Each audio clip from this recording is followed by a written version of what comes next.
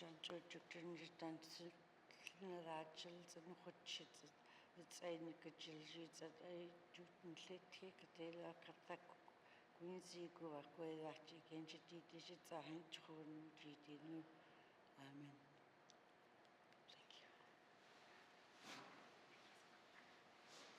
Thank you.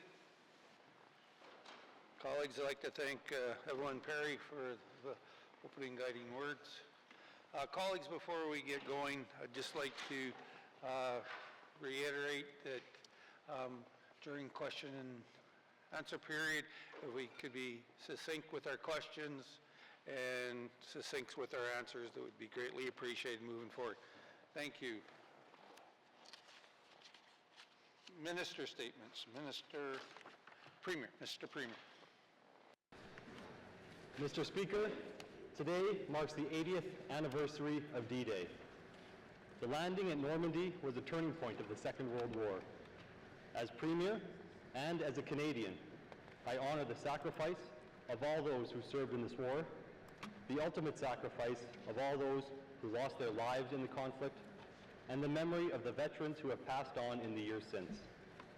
While I was not able to join the Canadian delegation for the commemoration ceremony taking place at Juno Beach today, I am grateful for the efforts of all participating nations to ensure the lessons learned through the last Great War and through the individual sacrifice of so many are never forgotten.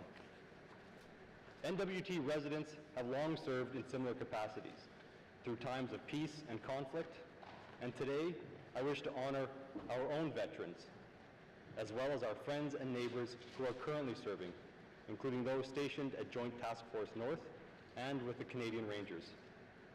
While many veterans are no longer with us, the memory of their service and sacrifice echoes through the generations. May that remembrance continue to guide us, lest we forget. Thank you, Mr. Speaker. Thank you, Mr. Premier. Minister statements. Minister of ITI. Mr. Speaker, art is powerful and art is beautiful, but it is far more than a thing of beauty. Art is a personal, local, and global connector. It connects people to themselves, to one another, and to people living across the world. Further, it connects us to culture, land, and elders, and it is critical to our well-being and to our shared and individual histories. Art is a conduit of healing. Art is foundational to how we educate our children, preserve traditions, feed community wellness, and build a strong and independent territory. The art sector plays a valuable role in the NWT, not only for its own sake, but also by upholding a diverse economy that provides artists with employment choices and income opportunities. With such a vast territory, artists are supported across all disciplines, from fine craft to jewelry, from spoken and written word to film productions, all of which are enjoyed by residents and visitors alike. As part of our mandate, this government committed to making GNWT programs and services more accessible to NWT residents through person-centered approaches that prioritize ease of access for residents over ease of administration. The decision to realign the various programs that serve the arts sector so that they are housed in one place within the Department of Industry, Tourism, and Investment is one way to deliver on this promise. This action brings supports for NWT artists of all types under one department for a single point of contact rather than spread between staff at different departments. I expect this work to build more capacity to deliver arts programs and result in a better service experience for all artists. Artists will no longer need to navigate multiple government departments to access funding, resources, and assistance. To ensure a smooth transition for artists and staff, the Department of Education, Culture, and Employment, along with Industry, Tourism, and Investment, are developing a structured change management process that ensures the full transfer of knowledge and processes. The departments are committed to advancing this change with input from all staff while maintaining open communication. Mr. Speaker, this shift excites me not only as it creates an easy-to-access single-service window for resident artists, but also because it allows the government to more effectively leverage the economic opportunities presented to the arts sector. The arts sector represents a significant component of Northwest Territories' economy. Cultural industries added up to over $100 million in gross domestic product in 2022. This number is likely an underestimate to the extent that some people involved in arts and culture do not formally identify as artists. Promoting the arts within a unified voice is expected to create more opportunities for artists to showcase their creativity to the world. Indigenous artists are gaining recognition and demand worldwide as they reach new audiences and sell their work to new consumers online. The film sector in particular has great potential to bring the North to the world and the world to the North, and shows the linkages between arts and tourism. Partnerships between artists and the tourism sector can lead to innovative cultural experiences for visitors, while collaborations with the film industry can promote the NWT as a filming destination. Such strategic collaborations will maximize the economic and cultural impact of the arts sector in our territory, Mr. Speaker. Mr. Speaker, by placing supports for artists in one spot, our government is empowering our public service to provide flexibility to deliver programs and services that work for residents. I look forward to sharing more details on these changes later this year. As we move forward, let us reaffirm our commitment to championing our arts sector to reach its full creative, cultural, and economic potential. Thank you, Mr. Speaker. Thank you, Minister of ITI. Colleagues, before we get into the next minister statement, I'd like to recognize Major Karen Hoff and her husband, Alan Hoff, and welcome to our assembly here. Thank you very much for being here.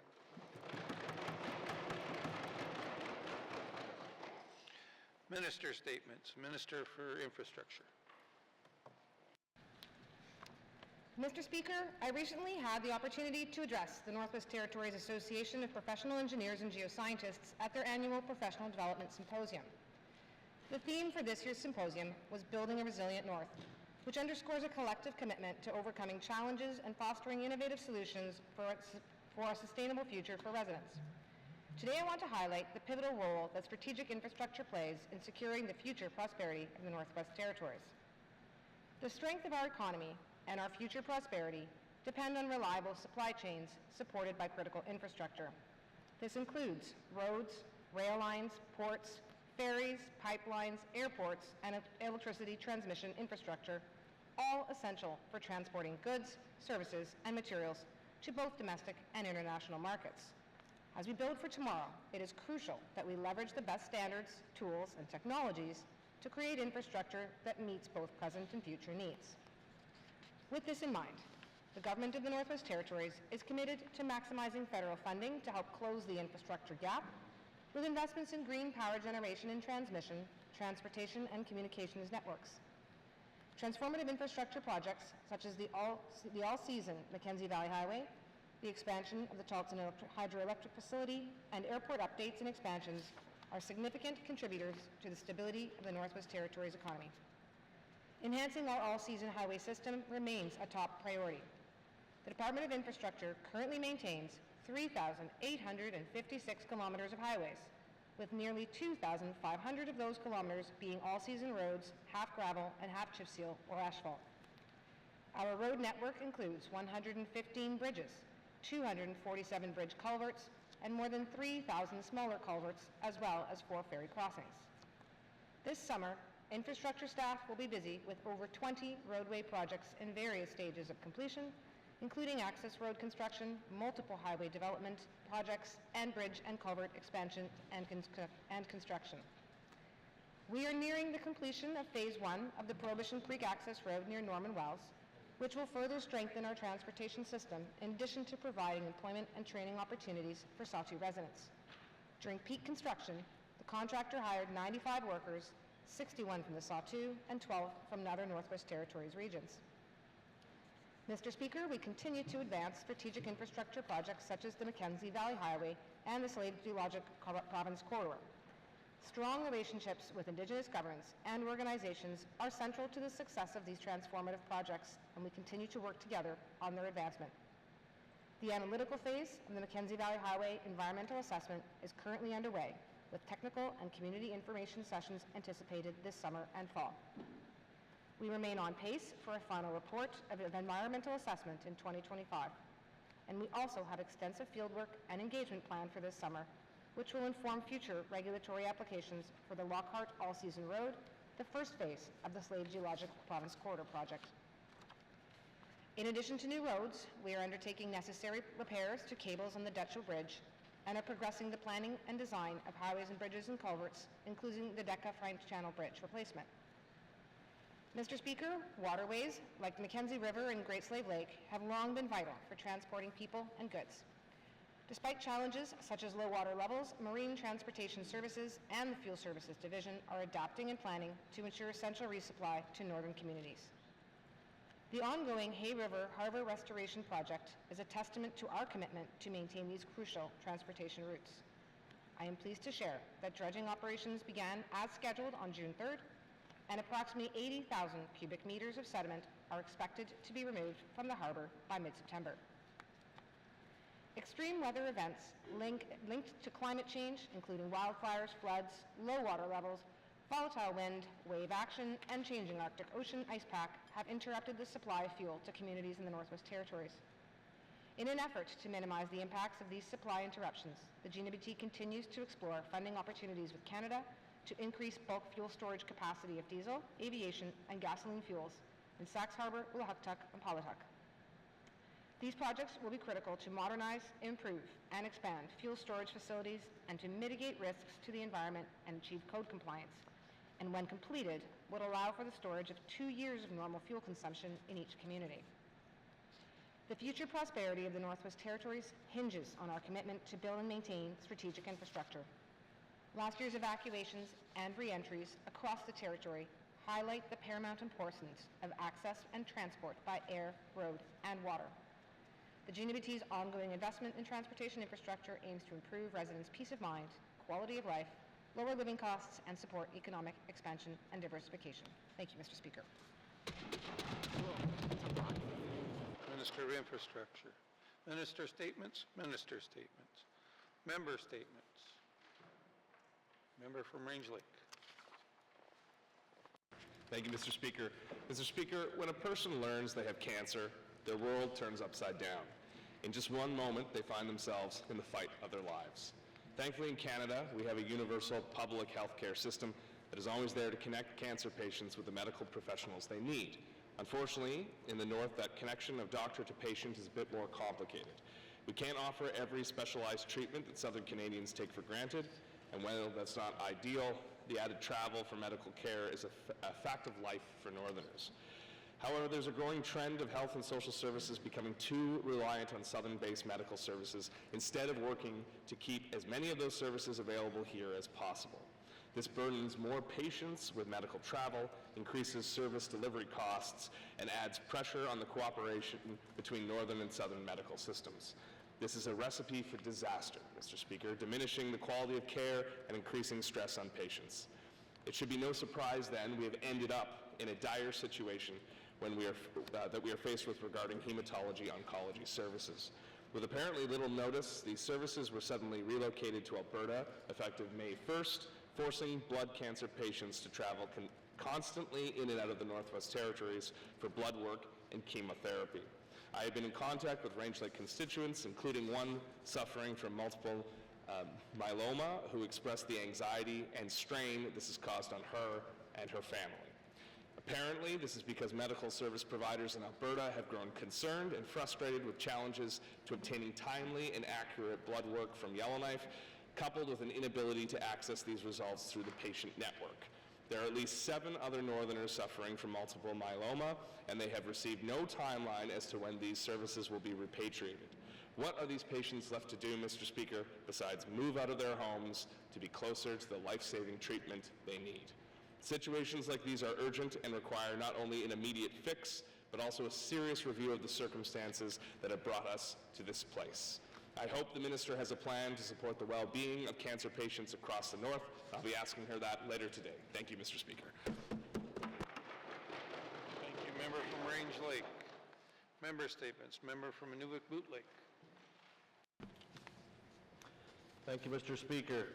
Mr. Speaker, today I would like to congratulate the 2024 high school graduating class of the Inuvik East Tree Secondary School. Mr. Speaker, this year's ceremony is extra special for me as my son will be among the graduating class. I would I would like to thank the incredible staff at East 3 Secondary School, and I would like to congratulate the families and mentors who helped the grade 12 students accomplish this milestone in their lives. Mr. Speaker, there are 27 students graduating this year, and they are Andy Albert, Olivia Amos, Kyra Britanna, Casey Campbell, Jared Day, Mila Eldridge, Isabel Firth Grubin, Sienna Gordon, Hope Gordon Thrasher, William Inglangasuk, Tamara Kaglik, Kaylin Keotuk, Derek Lenny Ipana, Zayden Mering, Samantha McCarthy Adams, Rowan McGinnis, Tatum Mistaken Chief, Drayden Natsy, Chase Nogasak, Sammy Rahman, Will Rogers, Bianca Rogers, Alexandria Rubin, Charlie Snowshoe, Connor Van Loon, Race Vitacroix Blake, and Ryland Wayman.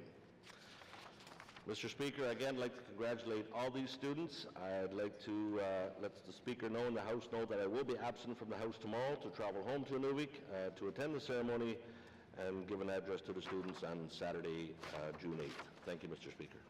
Member from Newfoundland, member statements. Member from Mackenzie Dalton.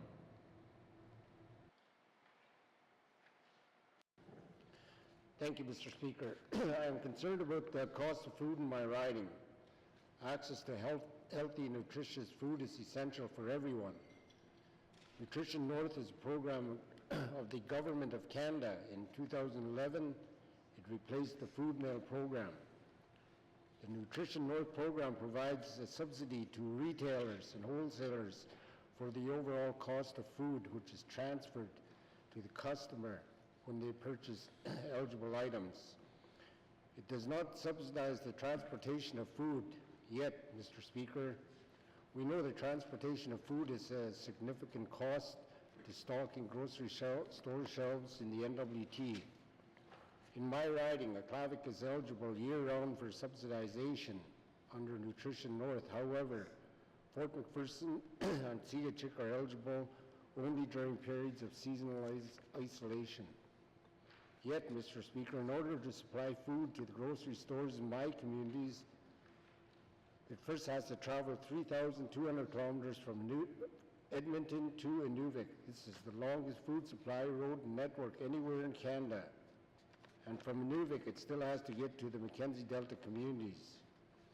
Food is expensive, and yet many residents in my region are on income support. The average family in my riding earns $50,000 less than the average NWT family. Paying for nutritious, healthy food is essential to our well-being, and this is something that many families can't afford in my region.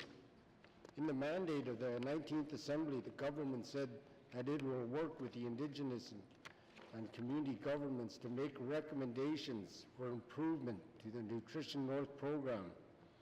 The Legislative Assembly also approved a motion for the GNWT to create a food security strategy. I will have questions for the Minister of Industry, Tourism and Investments later. Thank you, Mr. Speaker. Thank you. Member from Mackenzie Delta. Member statements. Member from Moffley. Merci, Mr. Speaker. Mr. Speaker, I'll do this in Klitschko for the intro.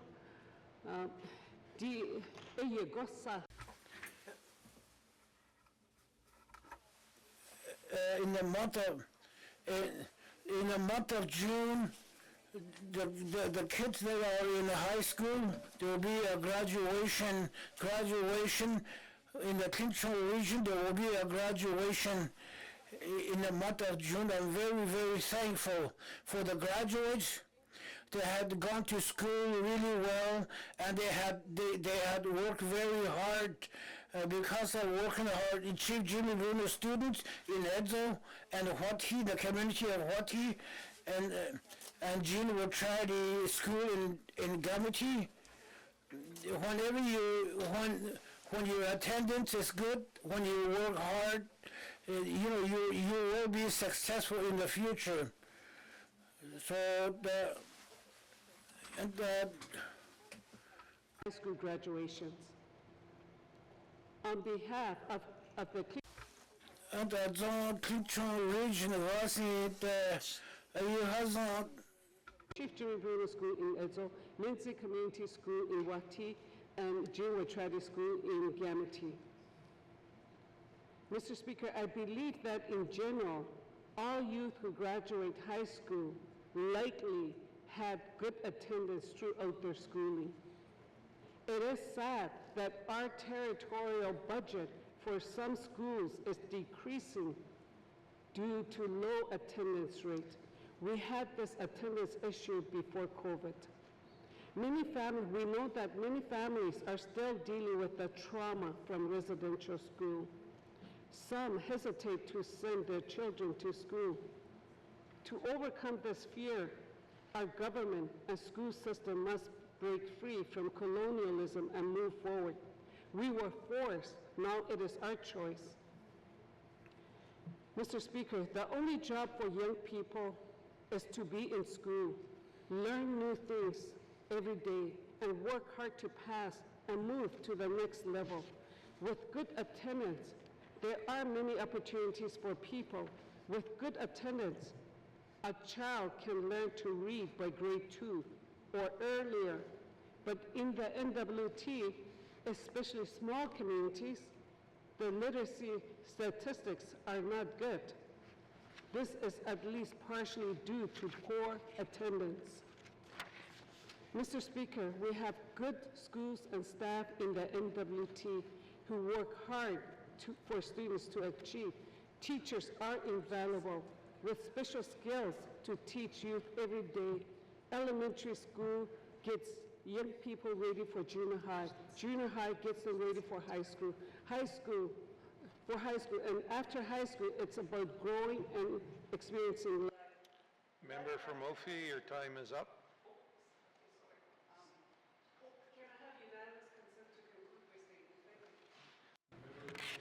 Give unanimous consent to conclude her statement.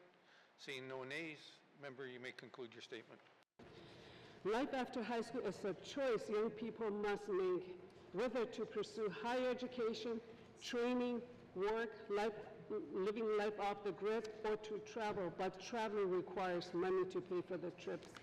Mr. Speaker, according to the statistics between 2017 to 2021, small community attendance rate for grade 9 dropped by 10 points from 79 to 69.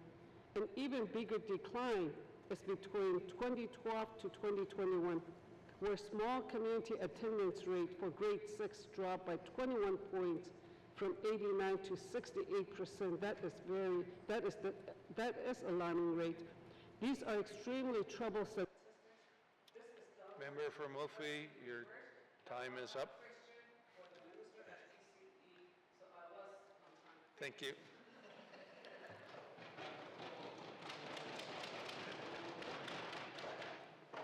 Thank you, member from Ophi.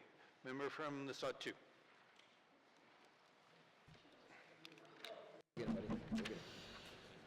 Thank you, Mr. Speaker. Thank you, colleagues, in my absence in the last couple of days there.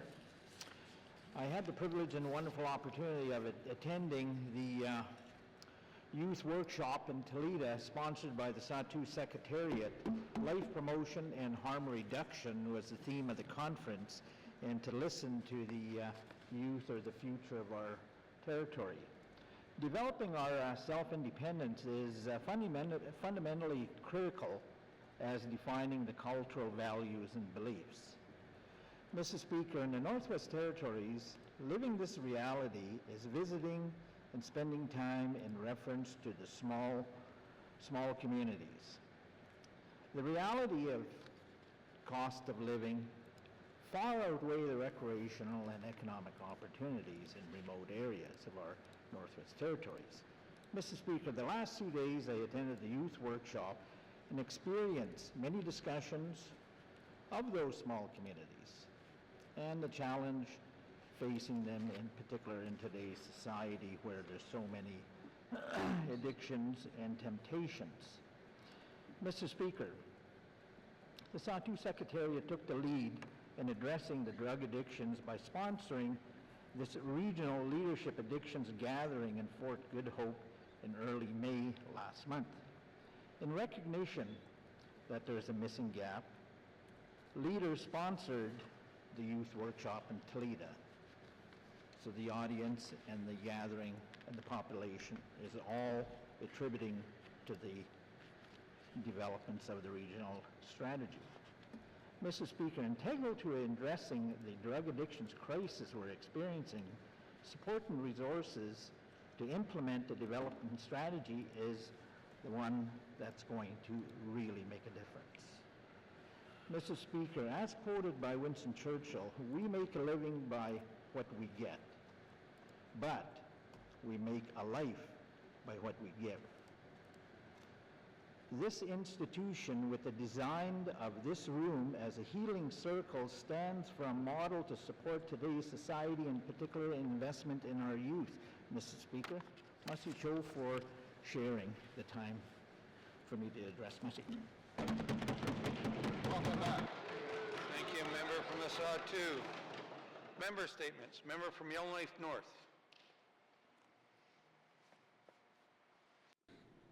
Thank you, Mr. Speaker. Mr. Speaker, today I want to speak about renewable diesel, which is a very promising clean energy technology that could be a game changer in reducing our greenhouse gas emissions and in helping us keep up with the global shift away from fossil fuel technologies. Roughly 80% of NWT emissions come from the use of diesel. Transportation, particularly transport trucks and mining equipment, account for almost half of our emissions. And it's just not realistic to think that we could ever electrify all transportation routes across our remote communities and remote mines in the north. The GNWT commissioned a modeling study last year which found that if the NWT wants to set a goal of net zero, biofuels will be absolutely necessary to get us there. So what is renewable diesel? To be clear, it's not the same as biodiesel. Renewable diesel is diesel made from vegetable oils and fats. It can be used in any existing diesel engine, furnace or boiler. You simply drop it in. No retrofits, no need to buy new equipment or vehicles. You can also blend it in any proportion with conventional diesel fuel. So you can start gradually, mix in small amounts, and every little bit helps to reduce emissions. It was first developed in the 1990s in Finland, and an Arctic grade has already been for sale in Finland since 2016 that can be stored down to -40. Global mining companies are also looking to this technology. De Beers is committed to be carbon neutral across all of its operations by 2030, and it has specifically committed to explore renewable diesel. Renewable diesel does cost more than conventional diesel, but if we compare it to other renewable energy projects we've already undertaken, the cost per ton of reduced emissions is 2 to 8 times lower than solar, LNG, wind, or hydrogrid expansion. The cost has been high because there's been very little production and little demand. But in early 2024, Canada's first renewable diesel refinery opened in Prince George, BC, and another is planned for Strathcona, Alberta. Mr. Speaker, I ask for unanimous consent to conclude my statement. I'm almost finished. Member from Yellowknife North has asked unanimous consent to conclude her statement. Any nays? No nays? You may conclude your statement. Thank you, Mr. Speaker. So the Yukon government is already planning pilot projects to evaluate renewable diesel for transport, heating, and power generation by 2025. If we join with them and other partners, such as the large mines, we could create enough demand to start the renewable diesel energy revolution in the north. Thank you, Mr. Speaker. Thank you, member from Yellowknife North. Member statements. Member from Yellowknife Centre. Thank you, Mr. Speaker. We all agree housing is a challenge, and sometimes we have to face the facts that we need to start doing things different by being innovative. Mr. Speaker, we cannot wait for others. That's the hallmark for failure. I say to the GNWT, to the Premier, it's time to be bold and innovative, because if politicians are acting like bureaucrats, who's leading the public service? Mr. Speaker, let's be fearless and be bold. Let's shake the system up and break free of this mediocrity. Mr. Speaker, stop pumping the brakes on innovation. I'm going to give two examples of how we can change the narrative or the story of housing here in the Northwest Territories. For example, Rock Hill, back in October 2018, burned to the ground. It's an unfortunate experience that affected 13 families. Mr. Speaker, that property is essentially sat vacant for years. I say, let's think outside the box, with some conditions based on public good, Mr. Speaker. I say give the property away. Let's be innovative. Let's create proposals and tell industry to come forward. Create an opportunity for people who do design of buildings, create homes, gives opportunities for families to live safely and grow.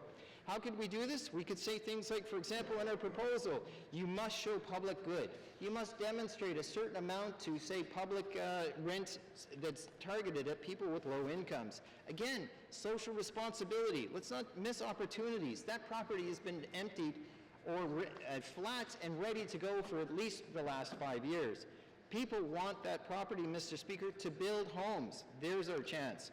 Mr. Speaker, the second idea, and I want to stress not in isolation without consultation, the GNWT could swiftly change its rules by eliminating permitting fees for buildings. And I say that because other areas in Canada have waived permit fees to stimulate the economy. The other aspect is automatic approvals. Mr. Speaker, I've got a lot more to say on this one, but time runs quickly on the member statement. But the important part is we need to set up conditions that work to get people building. If a building or property is designed that meets engineering and architectural and, of course, municipal zoning bylaw rules, it should be automatically approved. Mr. Speaker, these are just fresh ideas, but they're not new ideas. Let's be exciting and reach out and solve some of our housing problems by being part of the solution, not part of the problem. Thank you, Mr. Speaker. Member from Yellowknife Centre.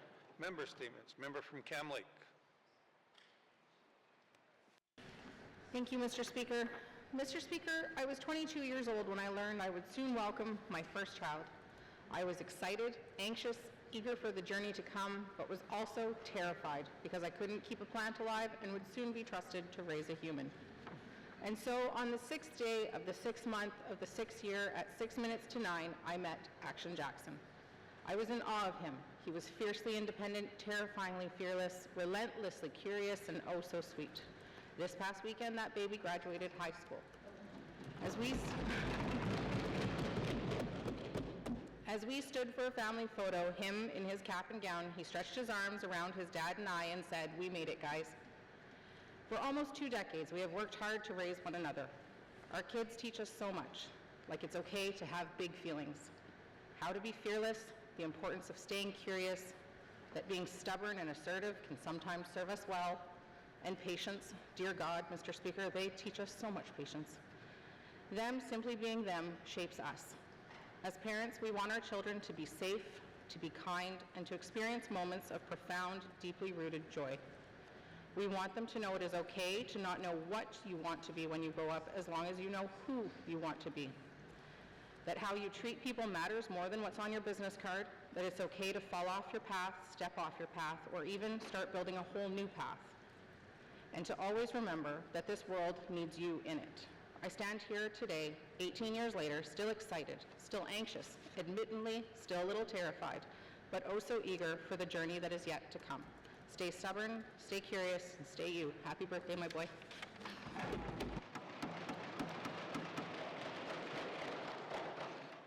Happy birthday to Jackson. Member statements. Colleagues,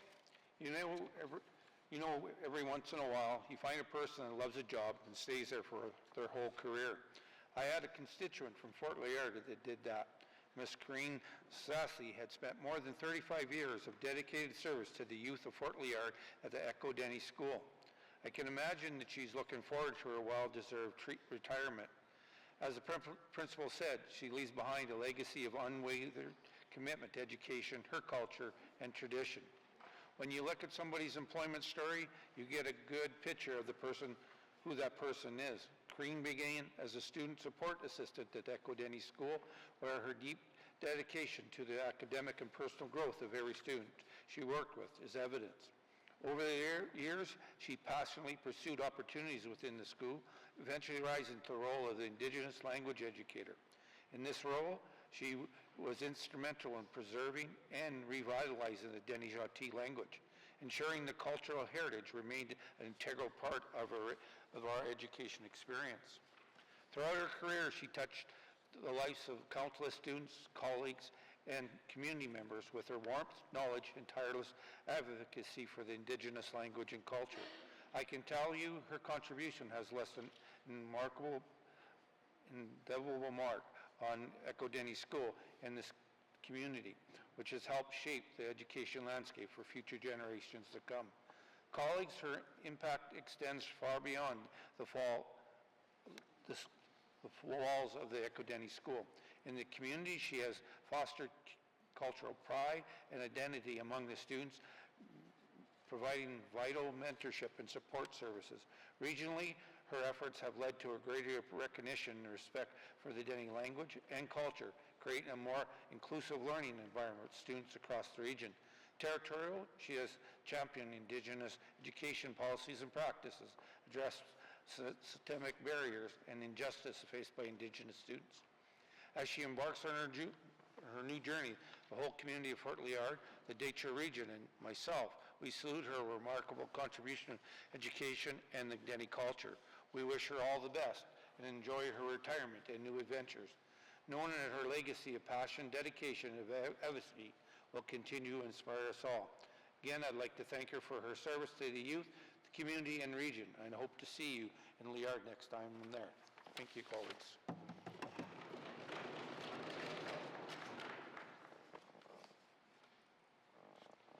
Member statements? Members. Oh, member from Deitcho.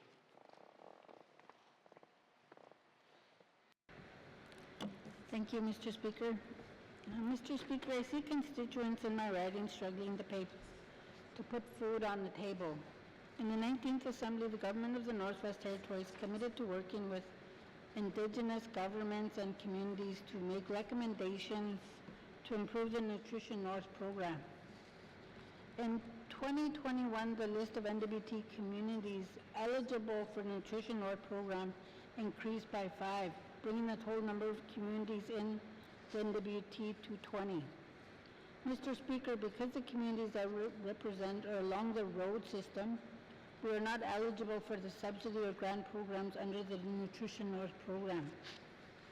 In 2018, the Bureau of Statistics showed that 26% of households in Fort Providence and 14 of homes in Enterprise are worried there is not enough money to pay for food. Mr. Speaker, we also know income is the biggest determinant of food security. If residents in the NWT do not have enough money to pay for food, what subsidies or other financial relief can be provided to help them feed their families? My concern, Mr. Speaker, is that the communities in my riding cannot access federal support programs to reduce the cost of living. There is support available through the federal government, but is out of reach for my constituents. Is the GNWT advocating to the federal government to consider more NWT communities for eligibility under the Nutrition North program? How is the GNWT working with Indigenous leadership to address food security in the NWT? I'll have questions for the Minister of ITI later today. Thank you. Thank you, member from Deitcho. Member statements? Member statements. Returns to oral questions, returns to oral questions. Recognition of visitors in the gallery. Member from Range Lake. Thank you, Mr. Speaker. Mr. Speaker, I'd like to recognize one of my constituents, Nancy Bees, who's not only a Range Lake constituent, but a multiple myeloma survivor. And I'll be asking questions on her behalf today and the others who are suffering from that disease in the Northwest Territories. Thank you. Recognition of visitors in the gallery. Recognition of visitors in the gallery. All those other visitors here, we thank you very much for coming to your house and allowing us to represent you here today. Recognition of visitors in the gallery. recognitions in the gallery. I just got a little note. Colleagues, including myself, please slow down. Sorry about that. Acknowledgements. Oral questions. Member from Yellowknife North. My computer just died. Sorry, going to the next, my computer just died. Okay, member from Rain Lake. Thank you, Mr. Speaker. Mr. Speaker, can the Minister of Health clarify the rationale behind Alberta Cancer Care's requirement that all blood cancer patients from the NWT travel to Alberta for blood work and treatment? Thank you.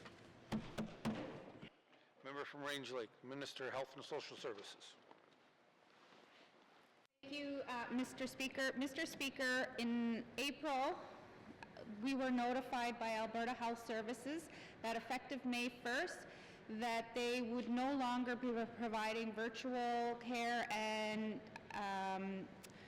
allowing for the hematology oncology patients here in Yellowknife to do their blood work. They, under the standard of practice, they felt that their patients weren't being able to be serviced virtually, and so they made the decision to have all of the patients have to go to Alberta and be serviced through their oncology department. Thank you. From Social Services. Member from Range Lake. Thank you, Mr. Speaker. It should come at no shock to anyone that this is a huge imposition on people who require this care. It's stress-inducing. It is jeopardizing their health further, potentially to make these trips. So what measures is the minister taking to address the concerns raised by blood cancer patients regarding this anxiety, exposure to potential germs, and logistical challenges, and possible job losses associated with frequent travel to Alberta for cancer care? Thank you. You, member from Range Lake, Minister of Health and Social Services. Thank you, Mr. Speaker. Mr. Speaker, first of all, I want to, say to the member, as soon as I found this out, this was a priority. This was something that I made sure that I had all the information as to what happened, and to direct the department to come up with what the resolution is. And I hear the member. I don't believe that it's, and I've heard from constituents and other constituents of other members that, this is not a sustainable, for them already having to go through cancer treatment and going through this process, adding on having to travel, some of them, and everybody is different, weekly. This is not sustainable for anybody, and so that I made sure that the department has come up with a plan. The plan is to work with Alberta Health, because they are the drivers of what needs to be put in place, and that is being done right now with the department and Alberta Health Services. Thank you, Mr. Speaker. Health and Social Services. Member from Range Lake. Thank you, Mr. Speaker, and I want to acknowledge the minister has been responsive to my constituent and the other constituents as well. I'd like to know more of the detailed work with, is this bringing an oncologist to the north? Thank you. Thank you, member from Range Lake, Minister of Health and Social Services. Thank you, Mr. Speaker. Mr. Speaker, I think what it is there are approximately there's about 50 residents that are impacted and 11 residents receiving active cancer care. All of their plan of cares are different, and so what the ask is that because of the, and we've all heard it in this house, the process of transferring blood work and records down to Alberta Health Services, well, their system doesn't speak to our system. That way the oncologists don't have the information, because when we send it down to them, it's not being entered into their system on a timely manner. So what they've done is they've asked to increase, to have a dedicated hematology oncology and to have a dedicated oncology nurse for this program in order for it to to be able to resolve the issue and then come up with a plan on how to make sure that we're running it again in the Northwest Territories. Thank you, Mr. Speaker. Member of Health and Social Service. Final supplementary. Member from Range Lake. Thank you. That sounds like what we need and what we're looking for. What is the timeline for this plan, Mr. Speaker? Minister of Health and Social Services. Speaker, and this is the question that I keep asking the department, what is the timeline? This is what I heard from your constituent, from many constituents, is I can't sustain doing this. We cannot, and put aside the medical travel, it's the like the things that you said, that the things that, the stress of having to travel, some people are still working and trying to do this, so there is recruitment, so the Alberta Health will have to recruit an oncologist, and then we will have to recruit an oncology nurse here in the territory to support that oncologist to ensure that this program is up and running again. I have asked to have it done as soon as it can be done, but I cannot push Alberta Health Services and how fast they can go. Thank you, Mr. Speaker. Minister of Health and Social Services. Oral question. Member from Yellowknife North. Thank you for everyone's patience, and Mr. Speaker. So my questions are for the Infrastructure Minister. Has the Minister looked into what the Yukon is doing in terms of piloting renewable diesel and considered possibilities of working together with the Yukon to get a pilot project off the ground here in the NWT? Thank you, Mr. Speaker.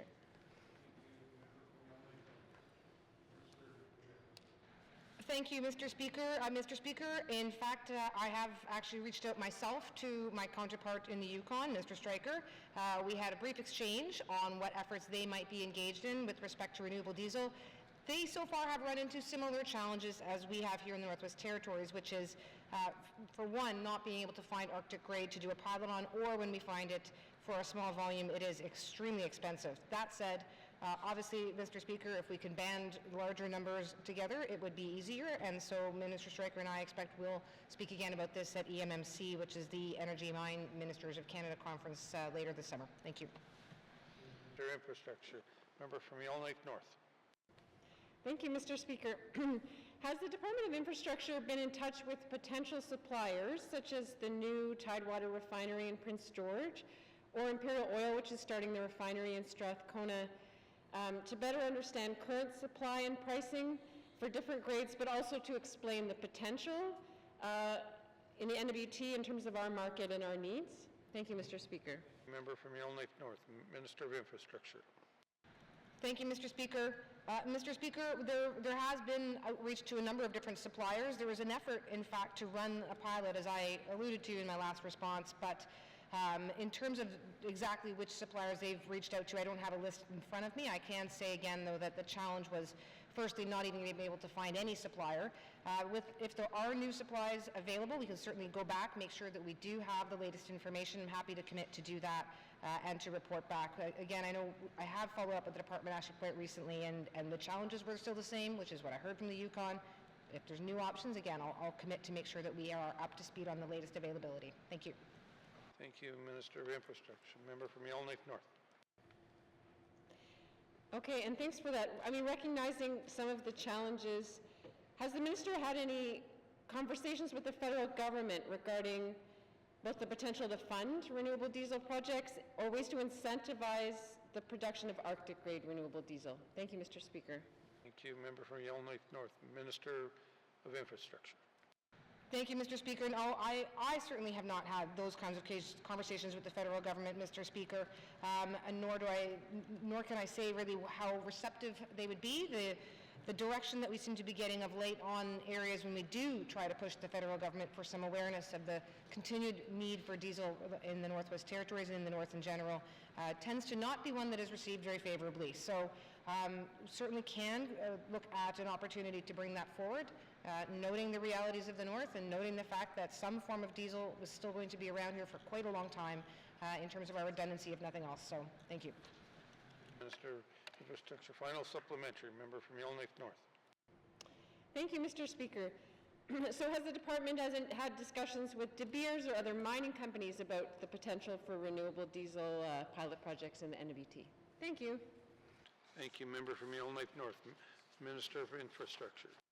Thank you, Mr. Speaker. Mr. Speaker, earlier, as was mentioned earlier, in this government, the member actually had put us in a room together with a number of folks who are in this space, and it came up that De Beers was looking at this, so we have, as the department has reached back out to them. I understand that while that may have fallen off the radar for De Beers, there's been some further conversations now with some of their folks, so as I said earlier, if there's a larger coalition able to make to look for Arctic grade, not just winter grade and definitely not summer grade, but Arctic grade, it may be that we can A, find some, and B, find some at a better price. So we will continue those conversations with De Beers, possibly other large mines. I'll certainly commit to reporting back to the member on that once we have a sense of whether the situation on this area has changed or not. Hopefully it has. Thank you. Minister of Infrastructure. Oral questions. Member from Yellowknife Centre. Thank you, Mr. Speaker. Mr. Speaker, my statement, I talked about trying to be innovative, exciting, and maybe even in some ways courageous about trying to find housing solutions. I did point to two different types of ministers, which is, one could be municipal and certainly one could be housing, but I think I'm going to go to my favorite minister today, which would be the Minister of Housing. I'm saying today. So that said, Mr. Speaker, I'm going to focus in on the area that, in my statement that talked about Rock Hill. Mr. Speaker, the reason I specify that and this particular minister is pulling the land titles, which I'm creating economic development. I just spent the $4 to get the title. Mr. Speaker, it says NWT Housing Corp, or Housing NWT owns the property. Mr. Speaker, does the department have any particular plans with the property at this very moment? Thank you. Thank you. Member from Yellowknife Centre. Minister responsible for Housing NWT.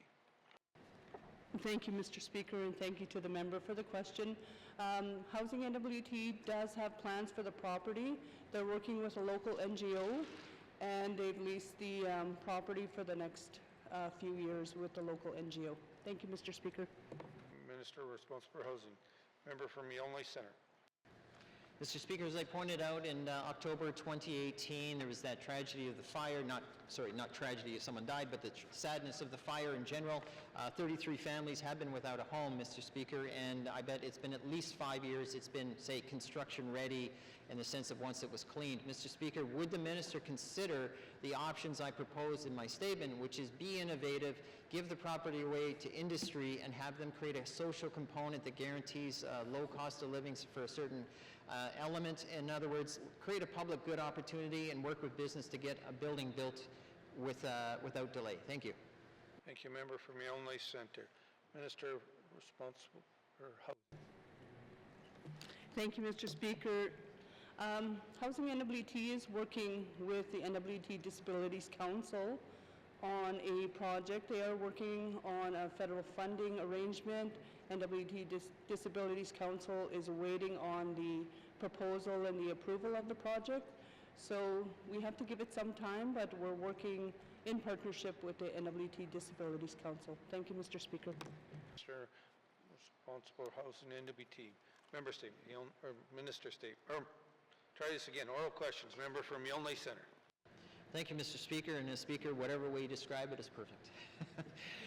That said, Mr. Speaker, my concern is, and this is not a strike against the NWT Disabilities Council, but I would rather see an agency that's designed to create leasing and housing opportunities to the core as their primary business and focus, take the opportunity to create something. So I'm asking the minister, would she perhaps revisit this issue, and I can talk to her more about it, but would she be willing to revisit this issue and maybe create, we'll call it a partnership, where industry works with the Disabilities Council or other types of appropriate NGOs, so we get an effective company or organization that runs it, that's designed, this is their business and format. Thank you. Thank you. Member from Yellowknife Centre. Minister responsible for Housing NWT. Thank you, Mr. Speaker. I'd be happy to have that conversation with the member, but I would not be able to revisit the issue until I talk to the NWT Disabilities Council and also to the President of the Housing NWT. Thank you, Mr. Speaker. Minister responsible for NWT. Final supplementary, member from Illinois Center. Mr. Speaker, I would have obviously hoped for a yes, but and I would have been fine. Is that my last question? But she did say something that has caused me some worry. Is there an agreement or contract or some type of formalization that they automatically get this property? Because I'm worried about not this being the first I've ever heard of it, and so if this has been worked behind the scenes, I'd like to know if this is formal. Is there a contract, an agreement, that type of thing, or anything similar in place at this particular time? Thank you. Thank you. Member from Illinois Center. Minister responsible for housing and NWT. Thank you, Mr. Speaker. And from what I've learned with Housing NWT, there is a term lease in place with the NWT Disabilities Council, and they have 4 years on that lease left. Thank you, Mr. Speaker.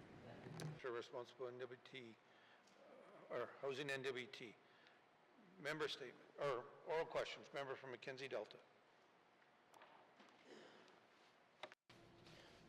Thank you, Mr. Speaker. My questions will be directed to the Premier. With the high cost of living in the Mackenzie Delta and throughout the Northwest Territories, in my region there's the community of Aklavik who's isolated year-round, and Fort McPherson and Sigachik are seasonally isolated.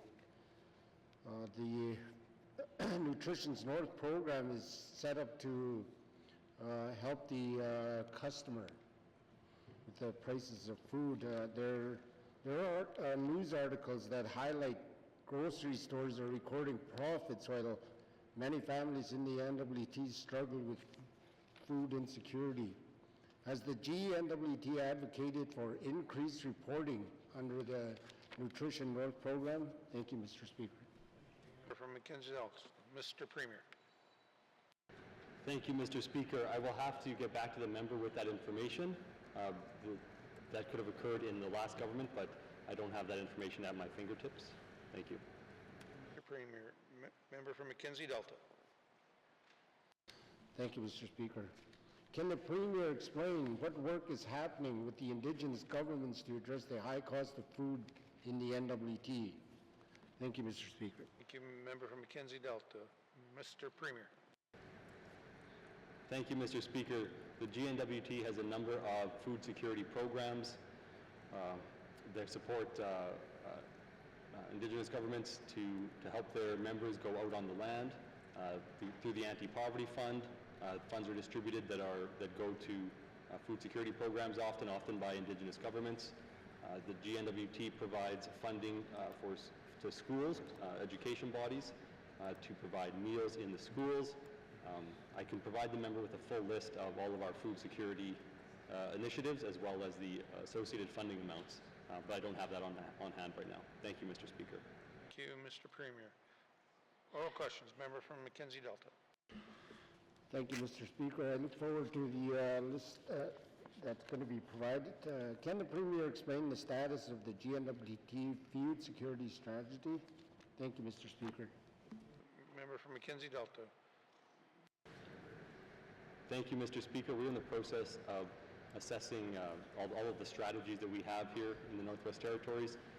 We have a number of them. Some of them sit on shelves, and they can be very labor-intensive to produce, and sometimes they're forgotten about. So we are looking at ways to limit the number of strategies we have and be more strategic with that, and I will get back to the member with an answer to his question. Thank you. Thank you, Mr. Premier. Final supplementary, member from Mackenzie Delta.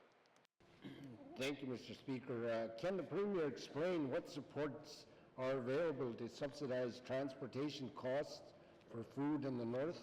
Thank you, Mr. Speaker. Thank you, member from Mackenzie Delta. Mr. Thank you, Mr. Speaker. Once again, I'll have to go back to the member on that. Thank you. From Mackenzie, thank you, Mr. Premier. Oral questions, member from the Satu.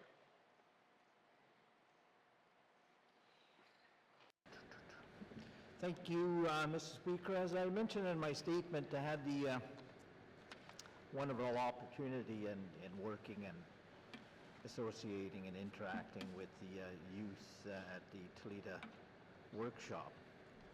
The ages were 14 to 18. My question to the Minister of Health and Social Services, and I know we've had some questions previous, but adding to that and targeting to the audience which just recently spoke out, can the Minister supply youth, identify and supply some information on youth support funding sources there? Thank you, Mr. Speaker. Member from the Sud-2, Minister of Health and Social Services. Thank you, Mr. Speaker. Mr. Speaker, the Community Wellness and Addiction Recovery Fund is an area where that can be targeted for youth. Also, we do have the Community Suicide Prevention Fund, and that can also be targeted to youth or adults in any communities, and those are currently taking proposals for programs. Thank you. Minister of Health and Social Services. Oral questions, member from the Sud-2. Thank you, Mr. Speaker, and thanks to the Minister for providing that knowledge. As we always say in the private sector, no funding, no project. So my next question is, can the Minister share her support on the, once the SSI has developed the drug and addiction strategy for the region, is the Minister willing to support a post-meeting between SSI and her department to look at the implementation of this strategy? Masi. Sud-2, Minister of Health and Social Services. Thank you, Mr. Speaker. Yeah, Mr. Speaker, you know, with all of the work that I've been hearing from the member that the Sud-2 is doing to try to provide wellness and the workshops that they're doing and the collaborating that they're doing, I really commend them for that, because you know we hear so many times that our leadership are not supporting our youth and our residents, and you know here we are, we're trying to work together, and they're working together. So I really appreciate that, and you know I know that we have a bilateral coming up with SSI, and you know I can, if there's further things that they want to with their moving forward with what they want, we do have the as SSI is a regional government, they can provide for multi-year funding. So if they have an action plan, the Community Wellness and Addiction Recovery Fund with the regional governments could apply for multi-year funding agreements to probably, you know, if they want to roll out what they want to target in their region. Thank you, Mr. Chair, or Mr. Speaker. Thank you, Minister for Health and Social Services. Oral questions, member from Decho.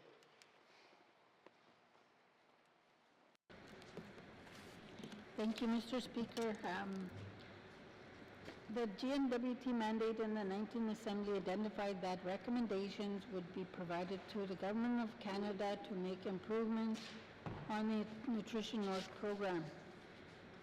Can the Minister commit to providing this House the recommendations that were provided to the Government of Canada for Nutrition North program? Merci. Thank you. Thank you. Member from Decho, Mr. Premier. Thank you, Mr. Speaker. I'll see what I can dig up from the last Assembly and provide it to the member. Thank you. Member from Decho. Thank you, and I look forward to that. Is the Minister aware of any further changes or improvements to the Nutrition North program to include other communities in the NWT? Thank you. Thank you, member from the Decho. Mr. Speaker. Thank you, Mr. Speaker. So the Nutrition North is, of course, a federal program, and they are currently undergoing an internal review.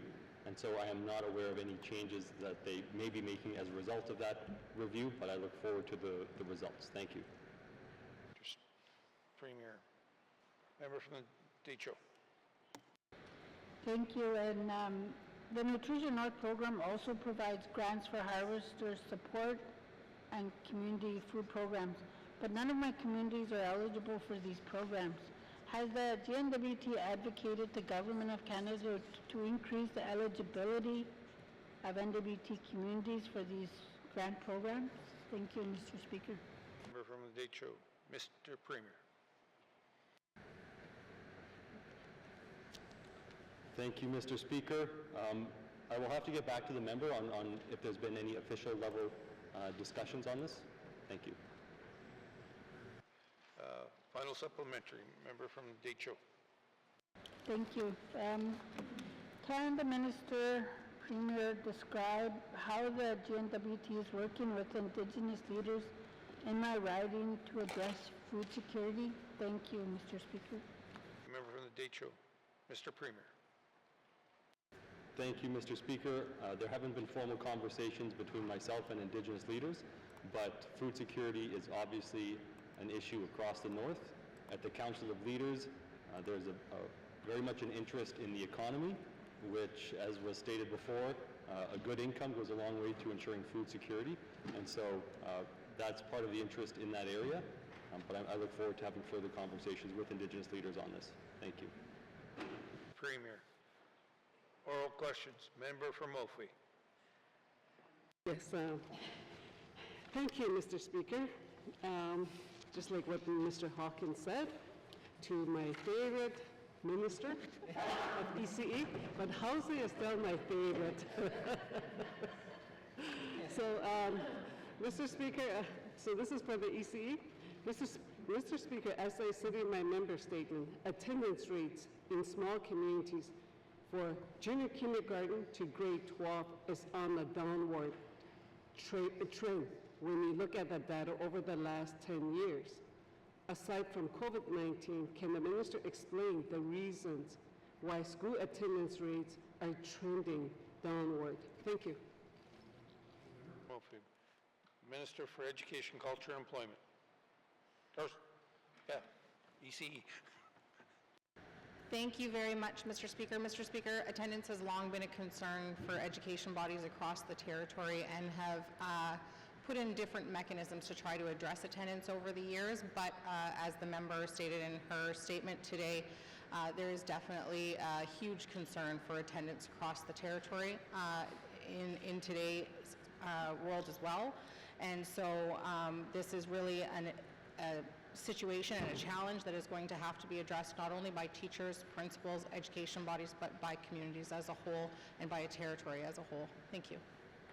Minister of Education, Culture, and Employment. Member from Mophie. Yes, thank you.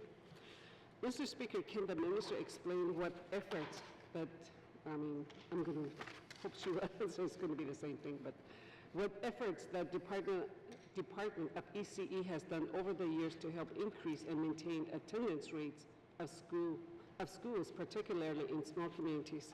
Thank you. Thank you, member from Mophie. Minister of Education, Culture, and Employment.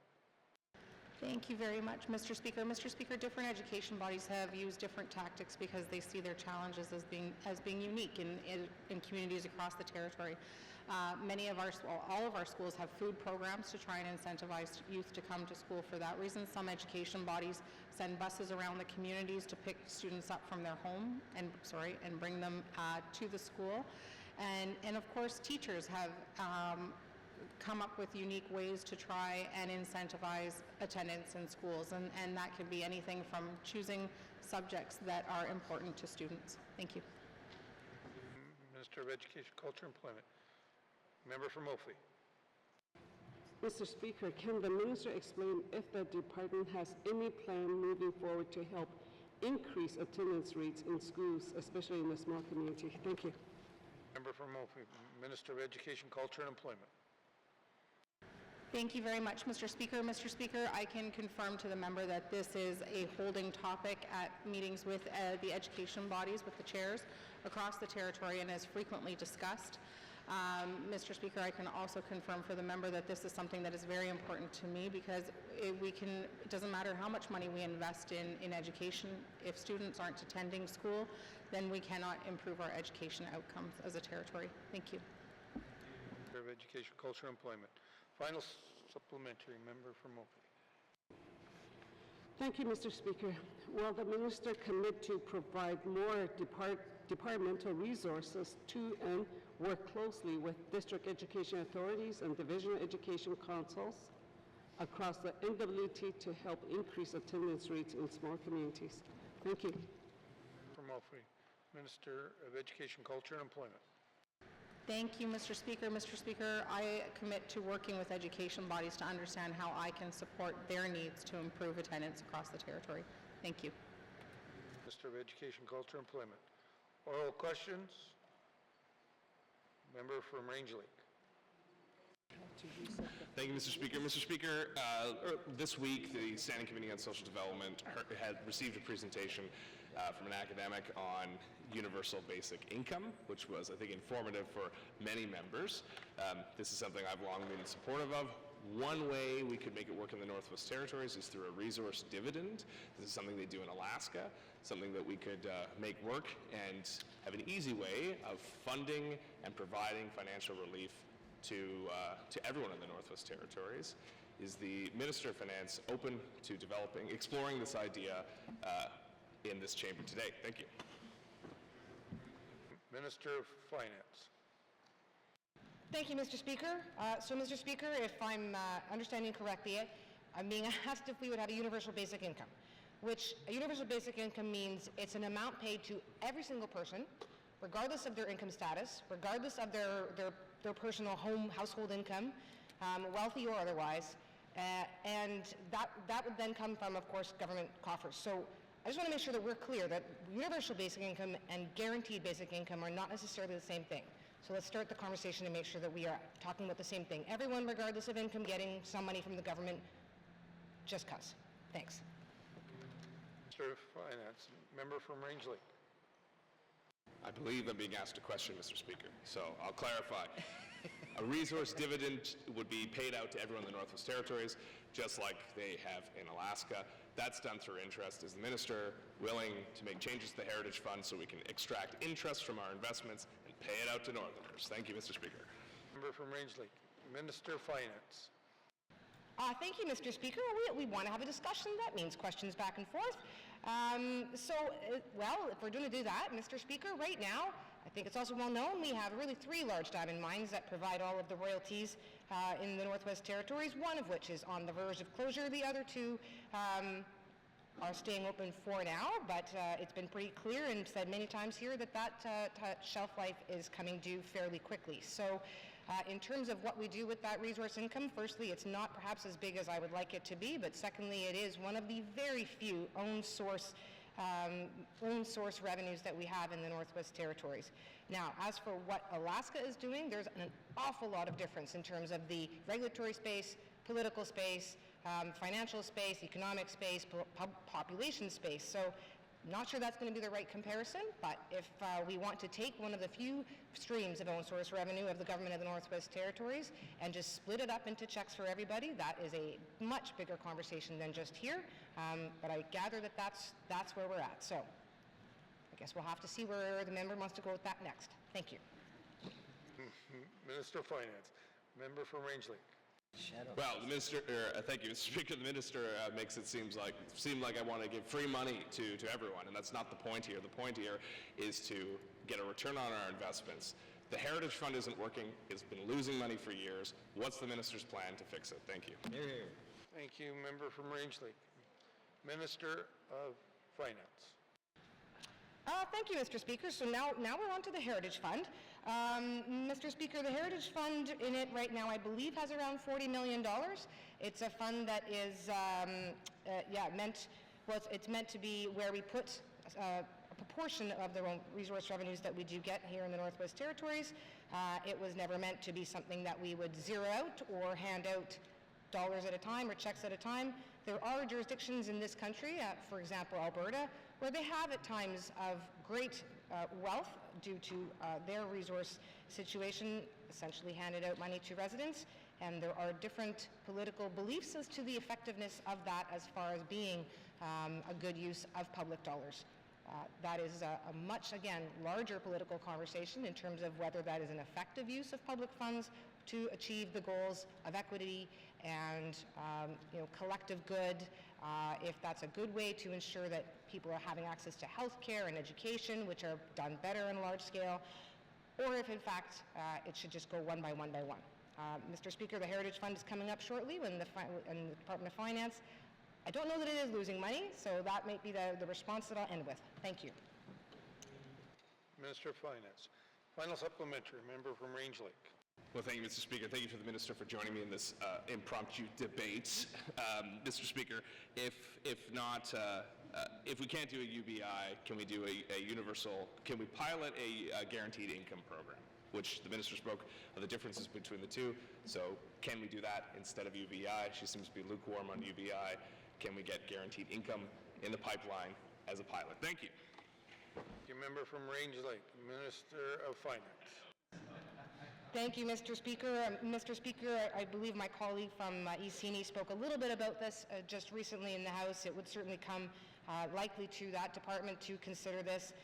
And there's a lot of change that has happened quite recently to the income assistance policies that make that system more akin to what a guaranteed basic income would be, but not necessarily fully the types of pilots that are happening elsewhere. And there's an awful lot already that's underway, and hopefully those changes make a big difference for those people who are experiencing them, and they can go through the process of an evaluation, which I think they might be on deck for through the GRI process, and we'll see how successful they are at this point. Thank you. Oral questions. Member from Yellowknife Centre.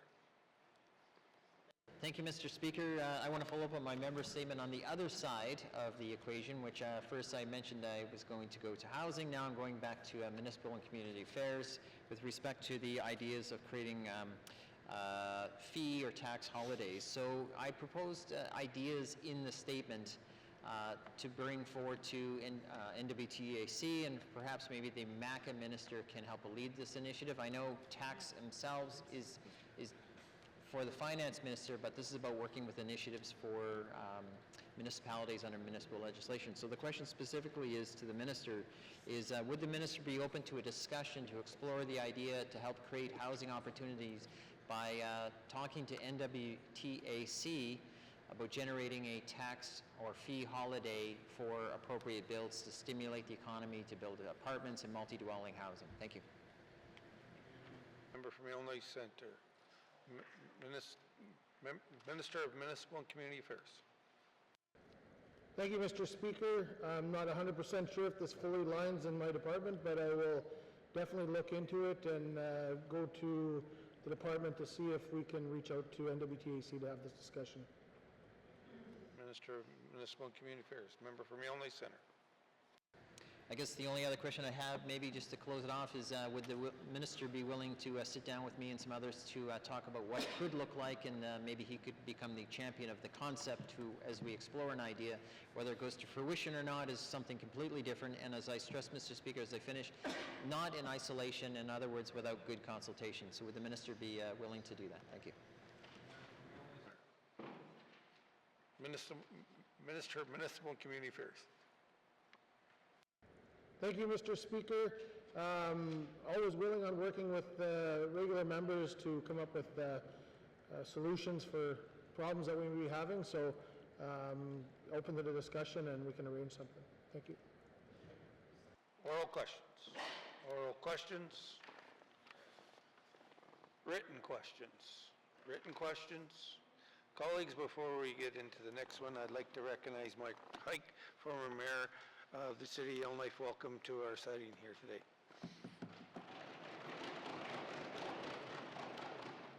Returns to written questions. Returns to written questions.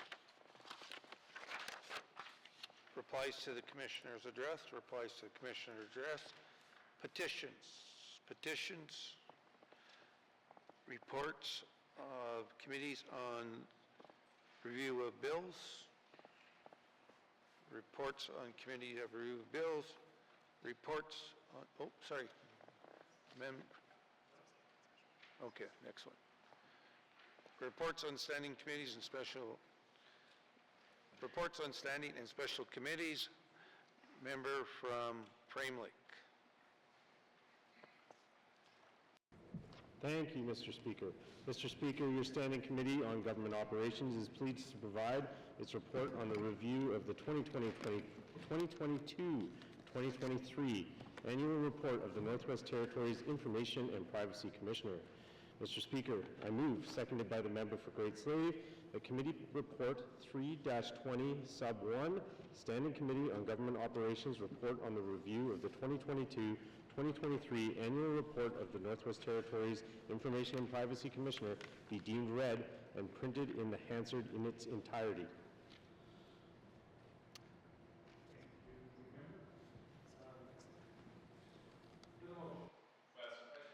Question has been called. All those in favor? Aye. Opposed? Abstentions? Motion passed. Member from Frame Lake.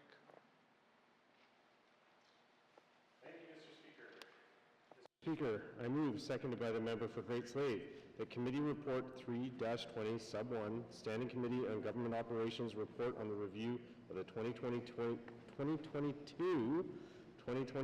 Annual Report of the Northwest Territories Information and Privacy Commissioner be received and adopted by the Assembly. Thank you, Mr. Speaker.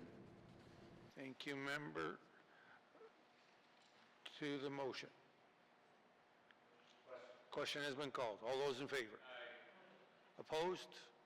Abstentions? Motion carried. Member from Frame Lake. Thank you, Mr. Speaker. Mr. Speaker, I move, seconded by the member for Great Slave, that pursuant to Rule 9.45A, that the Government of the Northwest Territories table a comprehensive response to this report, including all recommendations within 120 days or at the earliest opportunity subsequent to the passage of 120 days. Thank you, Mr. Speaker. Thank you, member. To the motion. Question has been called. All those in favor? Aye. Opposed? Abstentions? Motion passed. Member from Frame Lake. Thank you, Mr. Speaker. Mr. Speaker, your Standing Committee on Government Operations is pleased to provide its report on the review of the 2022-2023 Annual Report of the Northwest Territories Languages Commissioner. Mr. Speaker, I move, seconded by the member for Great Slave, that Committee Report 4-20 Sub 1, Standing Committee on Government Operations report on the review of the 2022-2023 Annual Report of the Northwest Territories Languages Commissioner be deemed read and printed in Hansard in its entirety. Thank you. Motion's in order. To the motion. Question has been called. All those in favor? Aye. Opposed? Abstentions? Motion passed. Member from Frame Lake. Thank you, Mr. Speaker. Mr. Speaker, I move, seconded by the member for Great Slave, that Committee Report 4-20 Sub 1, Standing Committee on Government Operations, report on the review of the 2022-2023 Annual Report of the Northwest Territories Languages Commissioner be received and adopted by the Assembly. Thank you. Motion's in order. To the motion. Question has been called. All those in favor? Aye. Opposed? Abstentions? Motion passed. Member from Frame Lake. Thank you, Mr. Speaker. Mr. Speaker, I move, seconded by the member for Great Slave, that pursuant to Rule 9.4 Sub 5 Sub A, the Government of the Northwest Territories table a comprehensive response to this report, including all recommendations within 120 days or at the earliest opportunity subsequent to the passage of 120 days. Thank you. It's in order. To the motion. To the motion? Question has been called. All those in favor? Aye. Opposed? Abstentions? Motion is passed. Member for Frame Lake. Thank you, Mr. Speaker. Just a few more of these. Mr. Speaker, your Standing Committee on Government Operations is pleased to provide its report on the review of the 2022-2023 Annual Report of the Northwest Territories Human Rights Commission. Mr. Speaker, I move, seconded by the member for Great Slave, that Committee Report 5-20 Sub 1, Standing Committee on Government Operations report on the review of the 2022-2023 Annual Report of the Northwest Territories Human Rights Commission be deemed read and printed in Hansard in its entirety. Thank you, Mr. Speaker. Member, motion's in order. To the motion. Question has been called. All those in favor? Aye. Opposed? Abstentions? Motion passed. Member from Frame Lake. Thank you, Mr. Speaker. Mr. Speaker, I move, seconded by the member for Great Slave, that Committee Report 5-20 Sub 1, Standing Committee on Government Operations report on the review of the 2022-2023 Annual Report of the Northwest Territories Human Rights Commission be received and adopted by the Assembly. Thank you. Motion's in order. To the motion. Question has been called. All those in favor? Opposed? Abstentions? Motion is passed. Member from Frame Lake. Thank you, Mr. Speaker. We're getting into a rhythm here. Mr. Speaker, I move, seconded by the member for Great Slave, that pursuant to Rule 9.4, Sub 5, Sub A, that the Government of the Northwest Territories table a comprehensive response to this report, including all recommendations within 120 days, or at the earliest opportunity subsequent to the passage of 120 days. Thank you. From Frame Lake, motion's in order. To the motion. Question has been called. All those in favor? Opposed? Abstention? Motion has passed. Member from Frame Lake. Thank you very much, Mr. Speaker. Mr. Speaker, your Standing Committee on Government Operations is pleased to provide its report on the review of the 2022-2023 Annual Report of the Northwest Territories Ombud and Special Report on recommendations for amendments to the Ombud Act. Mr. Speaker, I move, seconded by the member for Great Slave, that Committee Report 6-20 Sub 1, Standing Committee on Government Operations Report on the Review of the 2022-23 Annual Report of the Northwest Territories Ombud and Special Report on recommendations for amendments to the Ombud Act be deemed read and printed in Hansard in its entirety. Thank you, Mr. Speaker. Member from Frame Lake, motion's in order. To the motion. Question has been called. All those in favor? Opposed? Abstentions? Motion is carried. Member from Frame Lake. Mr. Speaker, I move, seconded by the member for Great Slave, that Committee Report 6-20 Sub 1, Standing Committee on Government Operations Report on the Review of the 2022-2023 Annual Report of the Northwest Territories Ombud and Special Report on recommendations for amendments to the Ombud Act be received and adopted by the Assembly. Thank you, Mr. Speaker. Member from Frame Lake. Motion's in order. To the motion. Question has been called. All those in favor? All those opposed? Abstentions? Motion has passed. Member from Frame Lake. Thank you, Mr. Speaker. I'm almost a little bit sad it's about to be over. Mr. Speaker, I move, seconded by the member for Great Slave, that pursuant to Rule 9.4 Sub 5 Sub A, that Government of the Northwest Territories table a comprehensive response to this report, including all recommendations within 120 days or at the earliest opportunity subsequent to the passage of 120 days. Thank you. Frame Lake. Motion's in order. To the motion. Question has been called. All those in favor? All those opposed? Abstentions? Motion is passed. No longer asking questions for member from Frame Lake. So reports on standing and special committees. Reports on standing and special committees. Tabling of documents. Minister of Municipal and Community Affairs. Thank you, Mr. Speaker. Nothing that exciting like my colleague across there, but I wish to table the following document, follow-up letter to oral questions 163-20(1), supports available for residents of Enterprise. Thank you, Mr. Speaker. Tabling of documents. Tabling of documents. Notice of motions. Member from Yellowknife Center. Thank you, Mr. Speaker. I give notice that on Monday, June 10th, 2024, I will move the following motion.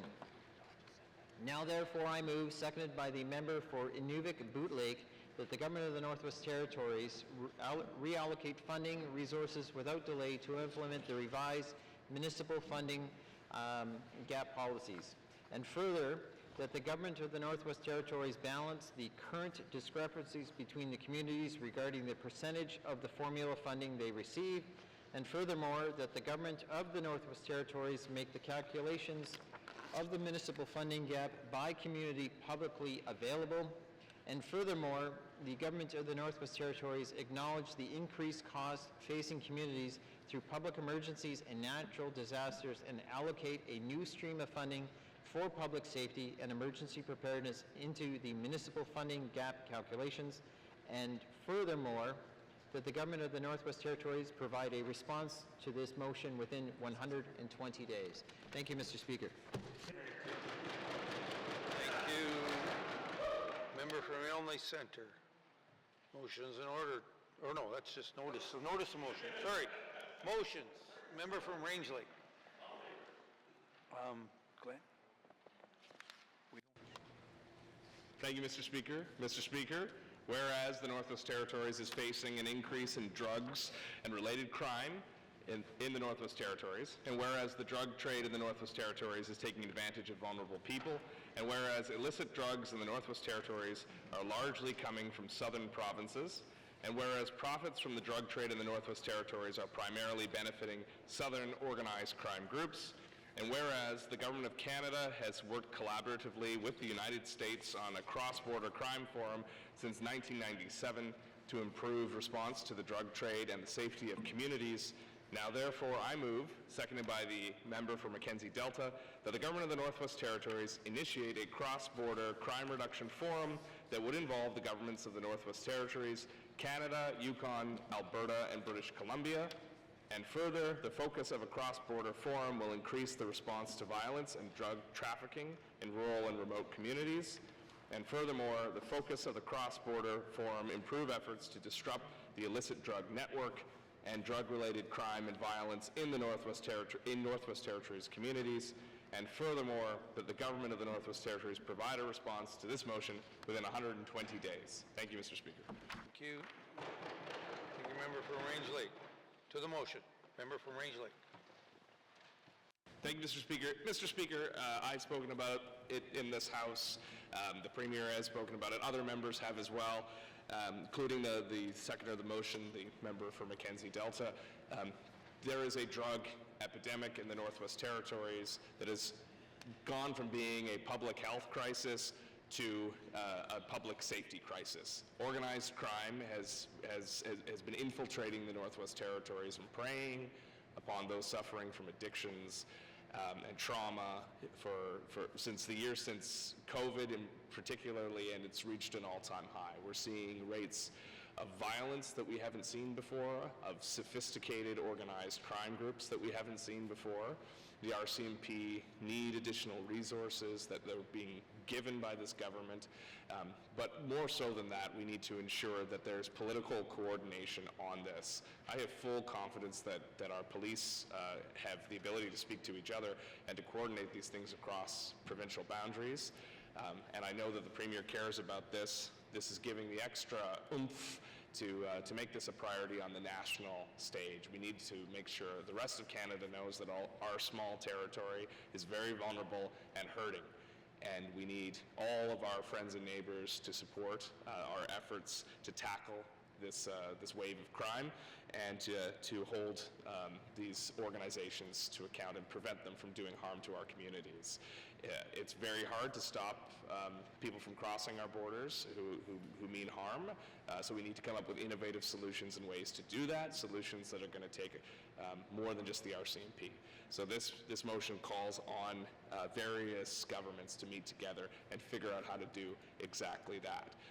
The motion makes reference to how the Government of Canada and the United States work together, because that is a successful model of cross-border collaboration to decrease trafficking of illicit goods and substances and cross-border crime.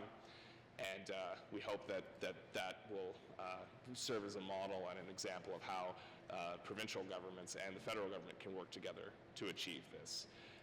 The motion also speaks particularly to rural and remote communities. Our small communities are the most vulnerable to these predators because we don't have the resources in them to respond quickly. So if there's an RCMP call in a rural and remote community, it takes time to get there.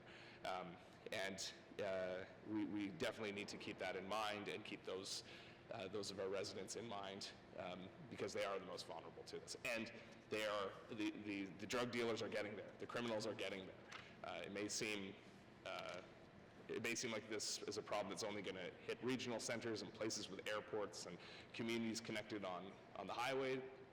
But I know from working with my colleagues here that there are very much rural and remote communities completely isolated that are seeing drugs and seeing crime and these people coming into their communities. So, like I said, we need all resources coming to bear to keep people safe. We have to draw a red line and make sure that things don't get any worse. Because if they do, this is going to have dire consequences for all of our residents and for all of our communities. So I encourage this House to support this motion and to bring awareness and collaboration where it's truly needed to tackle this scourge of organized crime from the southern provinces coming into the Northwest Territories. Thank you, Mr. Speaker. Range Lake. To the motion. Member from Mackenzie Delta. Thank you, Mr. Speaker. I seconded this motion mainly because it's having an effect on small communities, especially in my community. Fort McPherson is the first community you'll hit when you come over the border from the Yukon. There's a lot of trafficking of hard illicit drugs coming from the Yukon and also from southern Canada. We've seen a lot of violence within our small communities. We've witnessed people, strangers in our communities, because within our small communities, everybody knows each other. And then when you see somebody wandering around the community in the evening or late at night, they start to get suspicious, and they start calling people around the communities. But like my colleague stated, RCMP right now is they don't have the resources to deal with this crisis that we are in. My fear is we already have the marijuana that's already around the school-age children, and my fear is these hard drugs coming right directly into the school. And if that happens, we've lost the battle completely, because it's a fear that these children, they're in dire straits of, they're going to be lost. I fear for the communities. We've already had an uprising in two of my constituency communities, one in Aklavik and one in Fort McPherson, where the community members decided to take this into their own hands and address the situation, and the police couldn't do nothing. They just had to stand by and watch. So I figured this would happen sooner or later, and it did happen. It's just fortunate the drug dealers didn't have any firearms, or it would have been very, very bad. So the reason I second this motion is just for community safety, resident safety, safety of all Northerners. We have to take our communities back, and this motion will get that process started. Thank you, Mr. Speaker. From Mackenzie Delta to the motion, member from the Sawtooth. Thank you, Mr. Speaker. I too stand up to support the motion. It will not only send a message on passage and direction to the general public that we serve, but it will more importantly send a message if the cross-border meeting happens. It'll send a safety message and comfort to the public that we represent, that we are actioning and addressing and notifying and notice the the drug trade. And as mentioned, more importantly, send that message out, we are doing something. I see it dramatically, not only in the capital here, but throughout some of the communities I represent. To some degree, I'm just shocked at the volume and the magnitude that this problem is creating in and out of the hospitals, in our health centers, tearing families apart. I've heard shocking and emotional statements here at our recent couple of drug workshops we had in the Sawtoo. So I applaud the leadership of the Sawtoo, and I applaud the motion that, yes, enough talk, let's take some action. Merci. The Sawtoo to the motion, member from Nuvik-Boot Lake. Thank you, Mr. Speaker. Mr. Speaker, I'll be brief. You've heard me make comments in this House about the fact that these illicit drugs are destroying our communities. I support the motion. If I could support it twice, I would. And I think anybody in this house should feel the same way. Thank you. Thank you. Member from Nunavut Lake. To the motion. Member from Decho. Thank you, Mr. Speaker. I too am rising to support this motion. Since we have no, since the ferry went out, the Merv Hardy Ferry in Fort Providence, and we now have a bridge, it seems like things are open 24/7.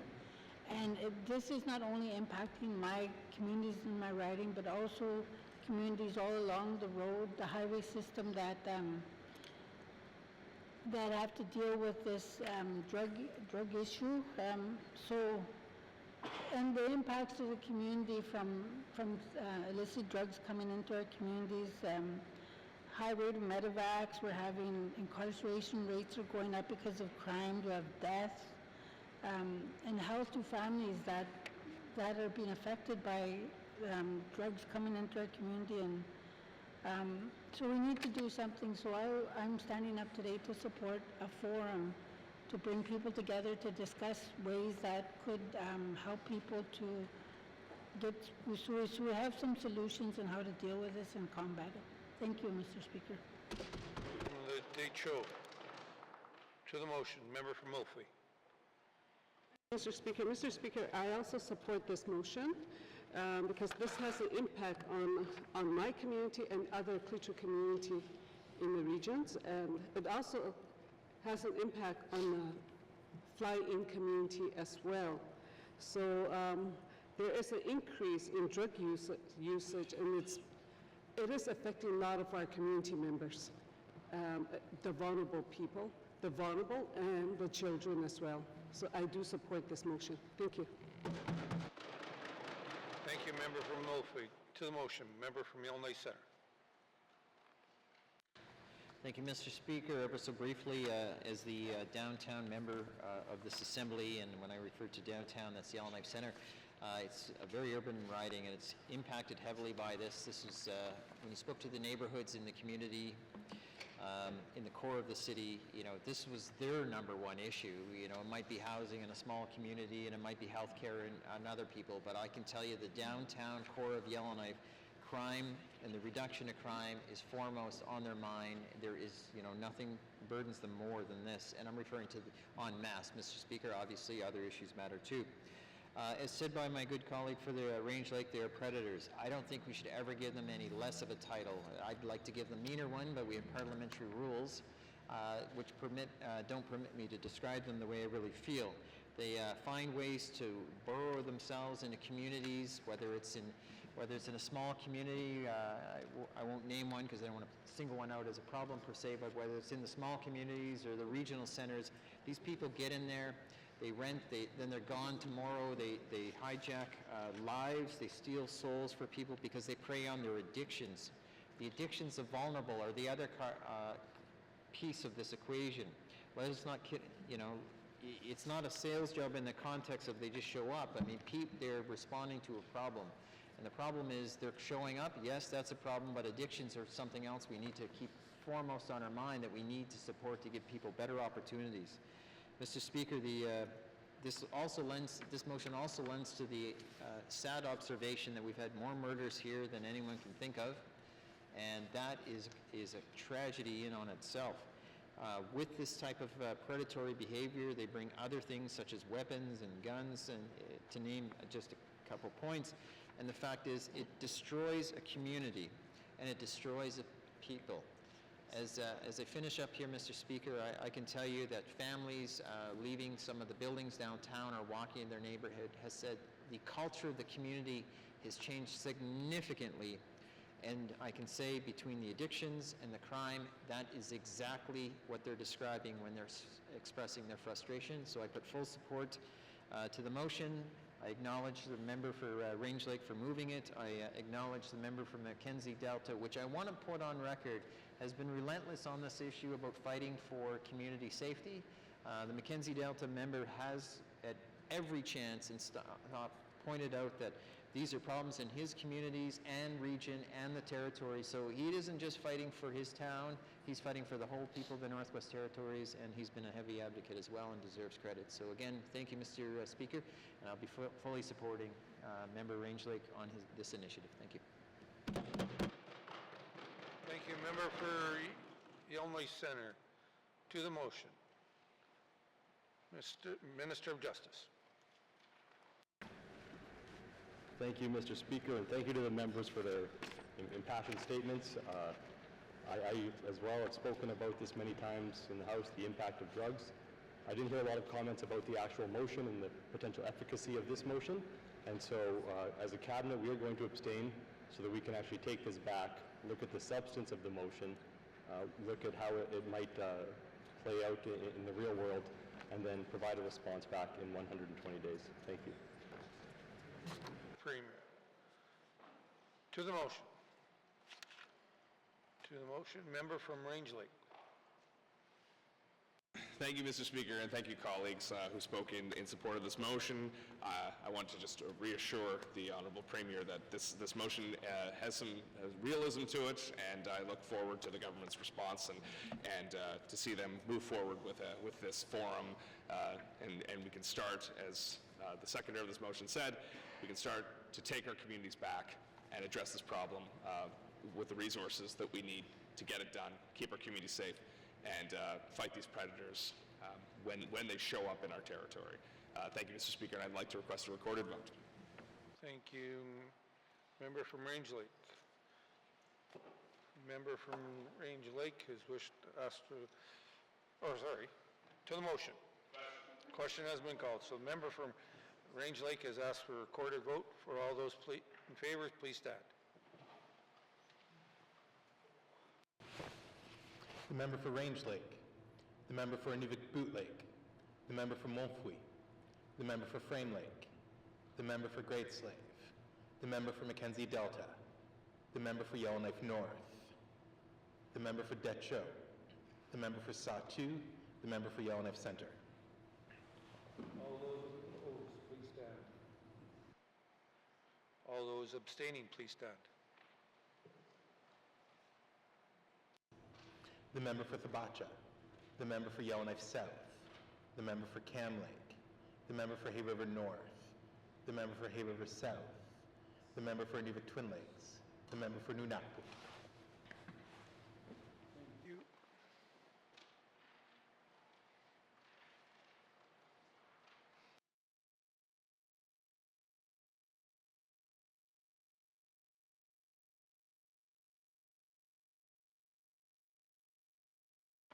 Colleagues, those in favor, 10, 0 vote no, and 7 abstentions. Motion has passed. Motions. Notice of motions for first reading of bills. Notice of motions for first reading of bills. First reading of bills. First reading of bills. Second reading of bills. Second reading of bills. Committee, consideration Committee of the Whole of bills and other matters. Bill 2. CR, what's CR? Oh, Committee Report 2-20.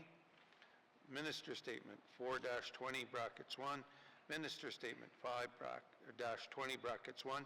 Minister Statement 17-20 brackets 1. Minister Statement 20-20, 24-20 brackets 1. Table Document 93-20 brackets 1.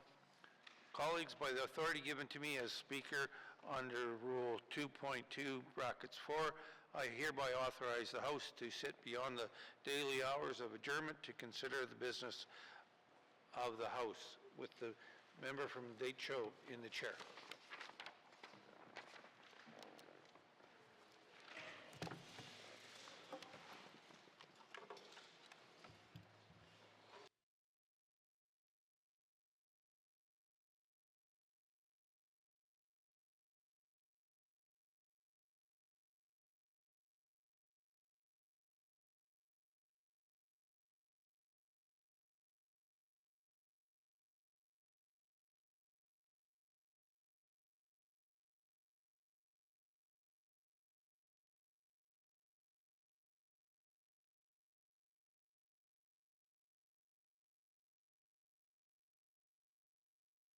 There's not all. Now I call the Committee of the Whole to order. What is the wish of committee? Member for Inuvik Bootleg.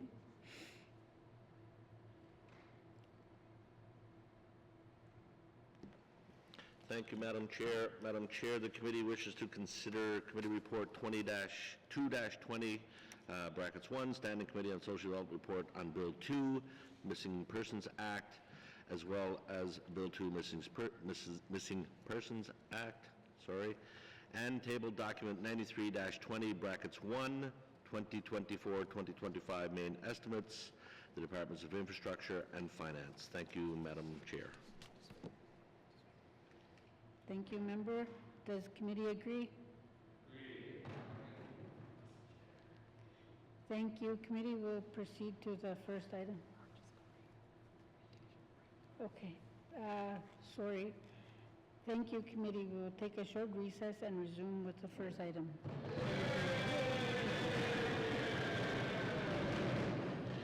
Okay, Mr. Everett.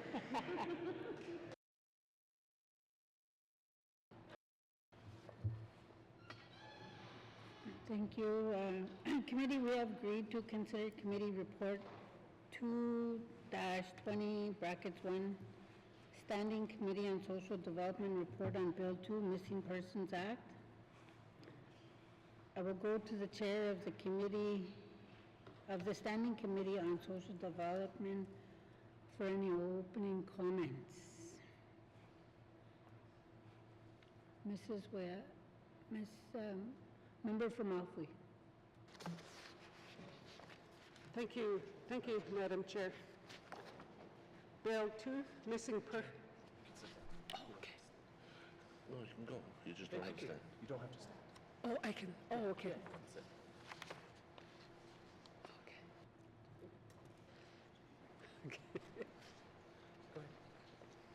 Okay. Thank you, Madam Chair. Bill 2, Missing Person Act was referred to the Standing Committee on Social Development on February 26, 2024. It was important to the committee that the bill be reviewed thoroughly, but also with urgency, as the committee has heard strong feedback that this legislation needed to be in place as soon as possible. Throughout the committee's review, the committee consistently received feedback that reflected two sides to the issue of missing person cases. On one hand, it was expressed to the committee that everything needs to happen as quickly as possible in a missing person investigation. On the other hand, it was emphasized as equally important to take the time to consider the privacy of people who are missing, especially in the event that some people might not want to be found if they are fleeing an abusive situation. The committee also heard consistent feedback on how to make sure missing persons investigations can be more effective, especially in small communities. Finally, it was made clear to the committee that those who interact professionally with missing persons cases, be they justices, police officers, shelter workers, or other roles, should be operating in a fashion that is trauma-informed and culturally responsible. The committee has made 9 recommendations to reflect the valuable feedback that was shared with the committee throughout the review. The committee would like to thank everyone who participated in the review. I would like to thank committee for their work on this review. Individual members may have additional comments. Thank you, Madam Chair. Thank you, member from Alfie. I will now open the floor to general comments on committee report 2-20, brackets 1.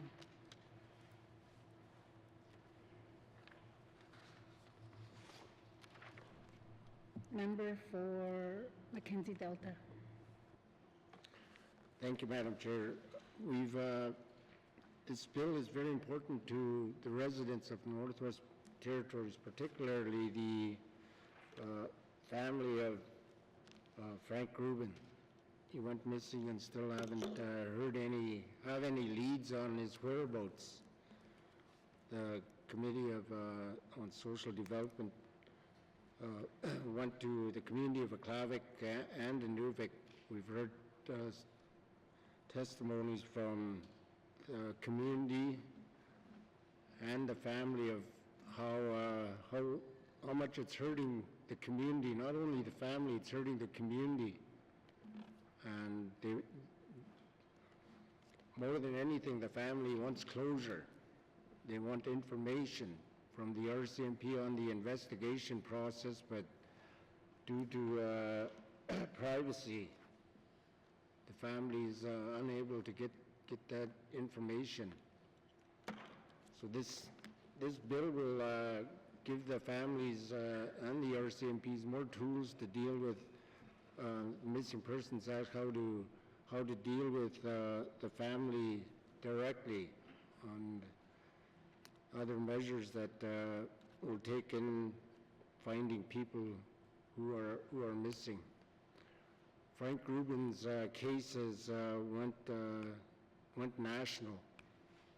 Everybody from the southern parts of Canada have been responding, pleading for any information that someone may have, that they come forward, but nobody has come forward, and hopefully this bill will give the RCMP and the authorities more tools to open up a wide range of proper investigation. So I'm really happy that this bill came forward, and like I stated, the community of Aklavik and the family expressed great remorse. The mother, Lori Stewart, spoke, and she ended up in tears. And I know at one time I saw his brother, Stephen, posted on social media that he's not getting any information from the government, from the RCMP, from any authority on to get, just to give them little closure. Not complete closure, but little closure, just so they can feel at peace and feel as a family again. And they weren't getting that, and he resorted that, they may take different action, legal action against the authorities, even against the government. And the views that he got and the responses that he got from the general public was overwhelming. And we're just hoping that this bill will bring closure to the family and the community. And I'm happy to be a part of this government that's going to try bring this bill to life. Thank you, Madam Chair. Thank you, member from Mackenzie Delta.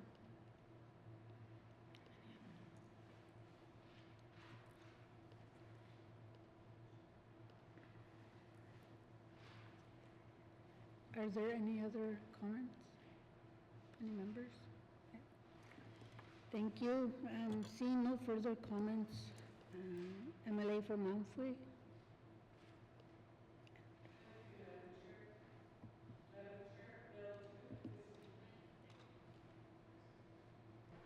Okay.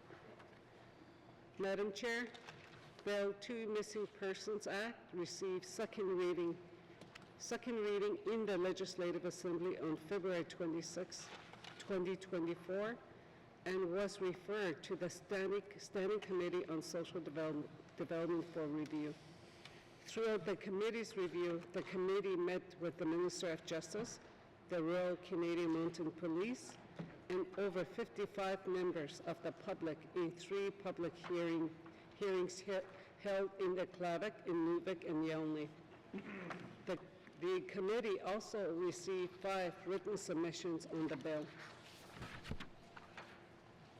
On May 28, 2024, the Standing Committee held its clause-by-clause review of the bill with the Minister of Justice.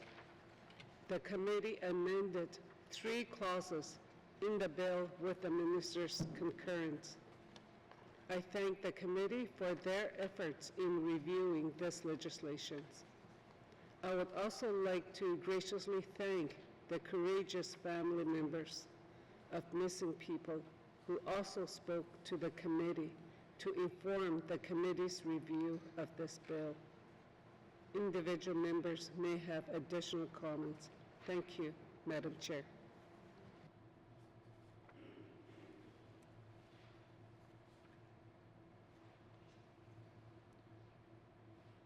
Member from Wolfley?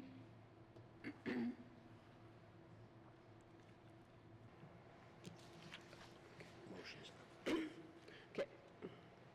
Committee motion.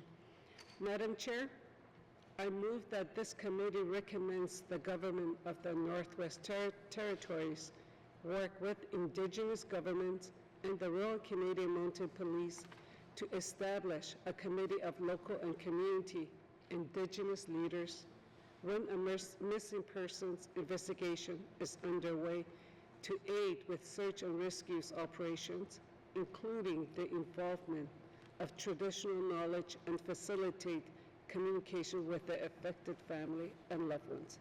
Thank you, Madam Chair. Thank you, Member from Moffey. The motion is in order. To the motion. Question is being called.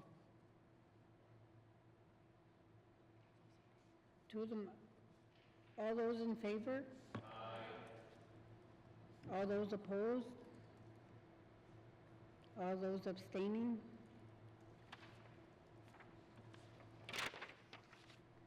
Motion is carried.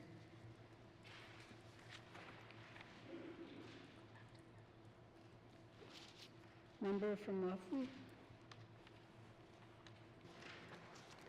Madam Chair, I move that this committee recommends the government of the Northwest Territories work with the Royal Canadian Mounted Police and justices to evaluate any cultural safety programming or training being offered to Royal Canadian Mounted Police members and justices to ensure it is trauma-informed and otherwise responsibly addresses those working with missing person cases in the Northwest Territories. Thank you, Madam Chair. Thank you, Member from Moffey. The motion is in order. To the motion. Question has been called. All those in favor? Aye. All those opposed? All those abstaining?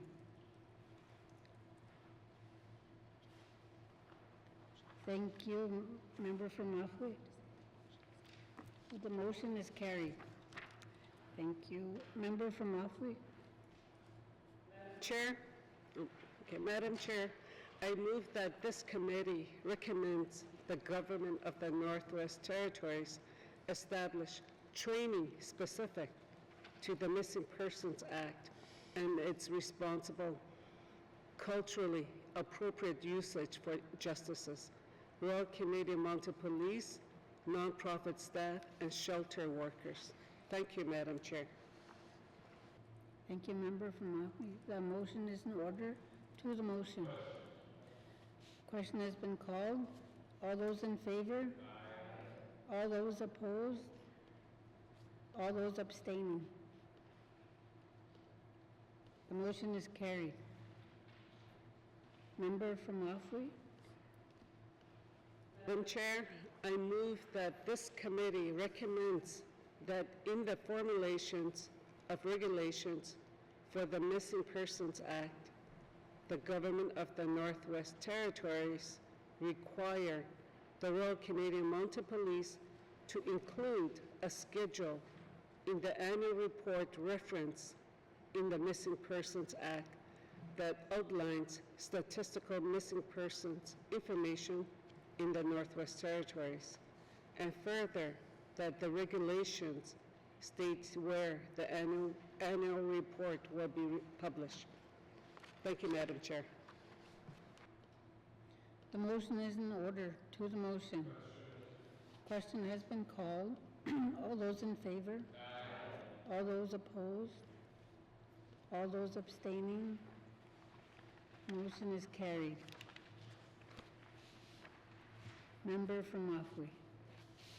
Madam Chair, I move that this committee recommends the House refers the matter of titling bills to the Standing Committee on Procedures and Privileges to review and consider the current conventions in the titling of bills and if those conventions should be expanded. Thank you, Madam Chair. Thank you. The motion is in order. To the motion. Question has been called. All those in favor? All those opposed? All those abstaining? Motion is carried. Member from Mafui.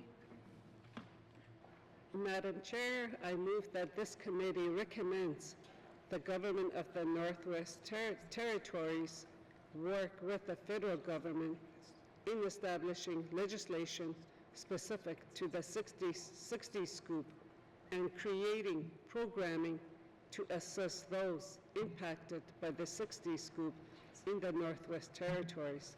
Thank you, Madam Chair. Thank you. The motion is in order. To the motion. Question has been called. All those in favor? Aye. All those opposed? All those abstaining? Motion's carried. Member from Mafui. Madam Chair, I move that this committee recommends the government of the Northwest Territories include specifics on record retention and destruction in the development of the regulations for the Missing Persons Act. Thank you, Madam Chair. Thank you. The motion is in order. To the motion. Question has been called. All those in favor? Aye. All those opposed? All those abstaining? Motion's carried. Member from Mafui. Madam Chair, I move that this committee recommends the government of the Northwest Territories incorporate the consideration of information that suggests that a missing person may not want to be located in the development of the regulations for the Missing Persons Act. Thank you, Madam Chair. Thank you. The motion is in order. To the motion. Question has been called. All those in favor? Aye. All those opposed? All those abstaining? Motion's carried. Member from Mafui. Okay. Madam Chair, I move that this committee recommends the government of the Northwest Territories provide a response to Committee Report 2-20-1, Standing Committee on Social Development Report on Bill 2, Missing Persons Act within 120 days. Thank you, Madam Chair. The motion is in order. To the motion. Question has been called. All those in favor? Aye. All those opposed? All those abstaining? Motion's carried.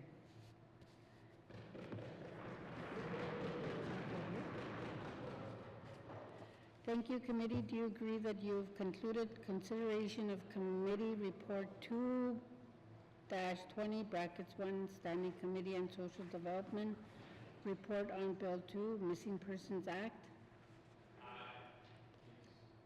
Thank you, committee. We have concluded consideration of Committee Report 2-20-1, Standing Committee on Social Development, Report on Bill 2, Missing Persons Act.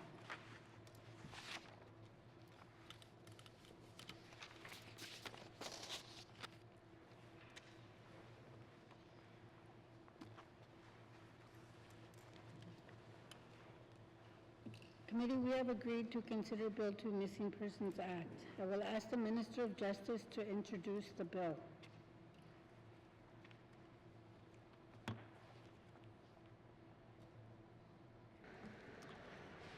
Thank you, Madam Chair. I'm here to present Bill 2 Missing Persons Act.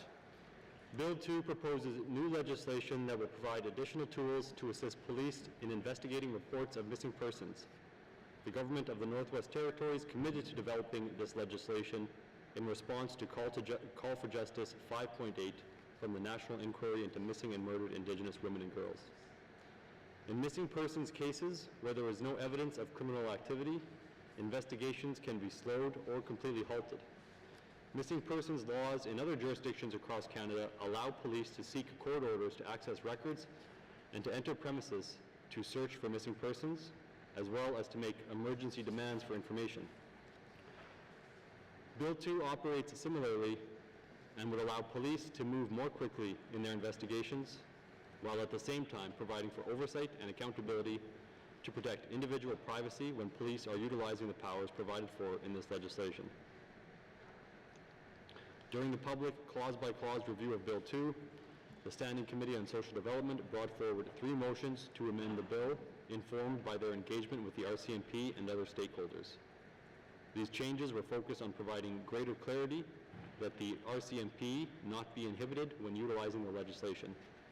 The Department concurred with these changes, and I would like to thank committee for their review. This concludes my opening remarks. Thank you. Thank you. Minister, would you like to bring witnesses into the chamber? Yes. Does the committee agree? Agree. Sergeant at Arms, please escort the witnesses into the chamber.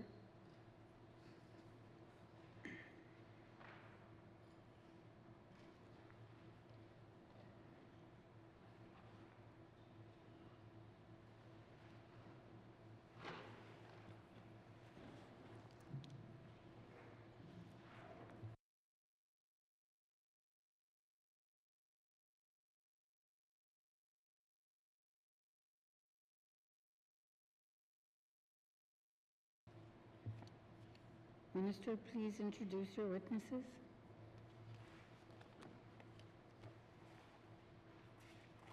With me today, I have Brad Patzer, Assistant Deputy Minister with the Department of Justice. Thank you. Thank you. I will now turn to the Chair of the Standing Committee on Social Development and the committee that reviewed the bill for any opening comments on Bill 2. Member from Northway.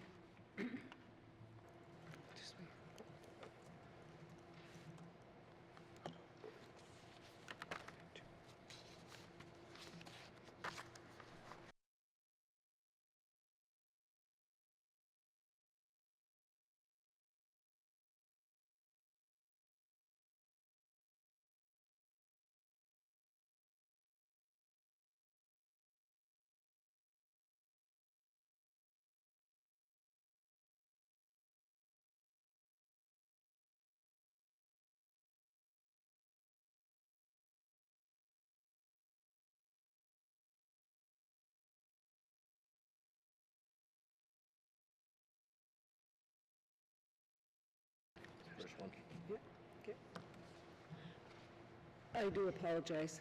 Thank you, Madam Chair. Madam Chair, Bill 2, Missing Persons Act, received second reading in the Legislative Assembly on February 26, 2024, and was referred to the Standing Committee on Social Development for review.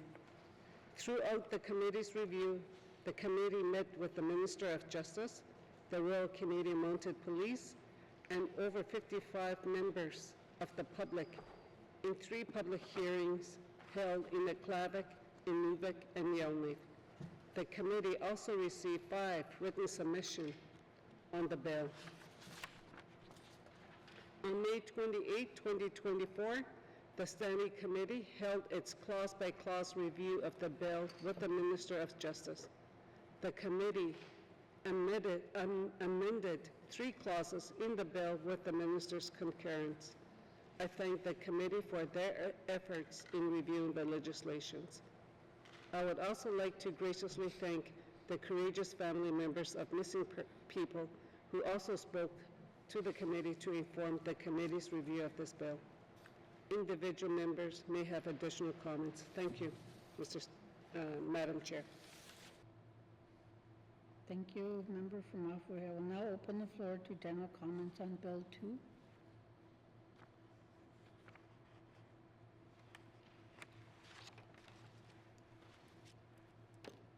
Is the committee agreed that there are no further comments? Can we proceed to a clause-by-clause review of the bill? Committee, we will defer the bill number and title until after consideration of the clauses. Please turn to page 1 of the bill. I will call the clauses in groups. Clause 1 to 5. Does the committee agree? Clauses 6 to 10. Does the committee agree? Clauses 11 to 15. Does the committee agree? Clauses 16 to 21. Does the committee agree? Committee, we will now return to the bill number and title Bill 2 Missing Persons Act. Does the committee agree? To the bill as a whole, does the committee agree? Does the committee agree that Bill 2 Missing Persons Act is now ready for third reading? Thank you, committee. Does the committee agree that this concludes our consideration of Bill 2 Missing Persons Act? Thank you, Minister, and thanks to your witnesses. Surgeon at Arms, please escort the witnesses from the chamber.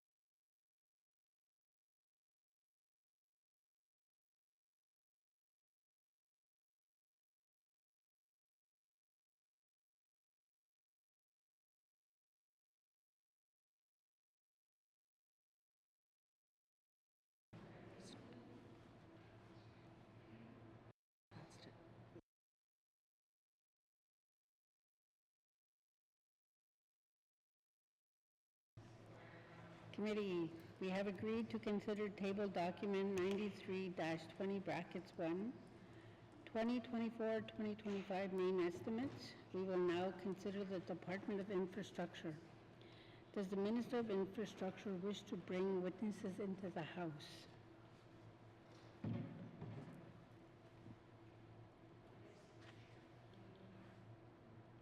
There we go. Yes, please, Madam Chair. Does the committee agree? Thank you. Sergeant at Arms, please escort the witnesses into the chamber.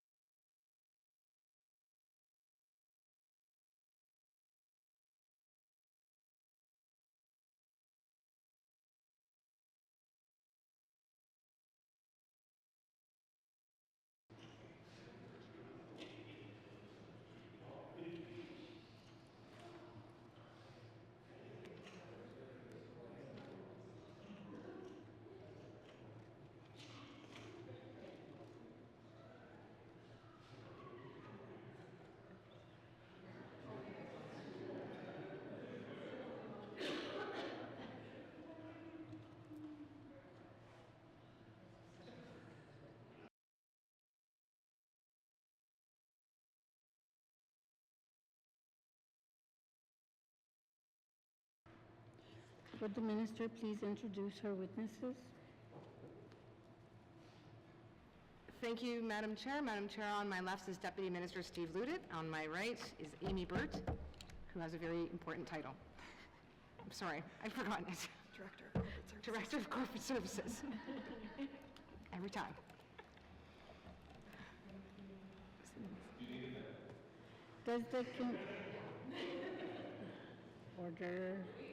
Does the committee agree that to forego general comments on the Department of Infrastructure? See no more general comments, does the committee agree to proceed to the details contained in the table document? Committee, we will defer the departmental summary and review the estimates by activity summary, beginning with asset management, starting on page 263 with information item on page 266. Are there any questions?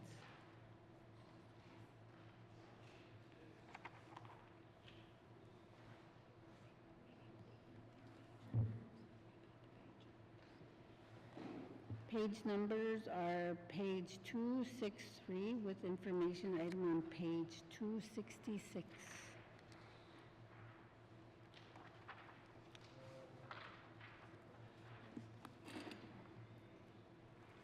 Member from Yellowknife North. Thank you, Madam Chair.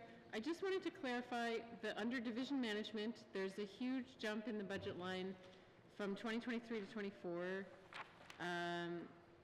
Well, the original main estimate's 361,000, and then by the end of last year, we had 6.5 million, and now this year we're looking at 7.265 million. Can the minister clarify what was the cause of this big jump in funding? Thank you, Minister of Infrastructure.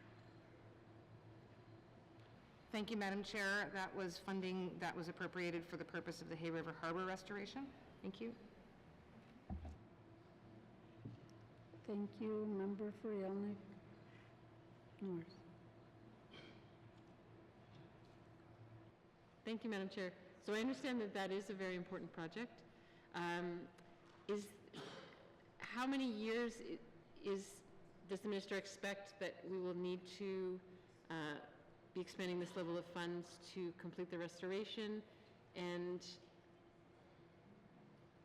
is it best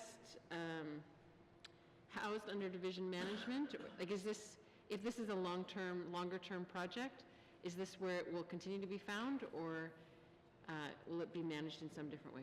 Thank you, Madam Chair. Thank you, Member from Yellowknife North, Minister of Infrastructure.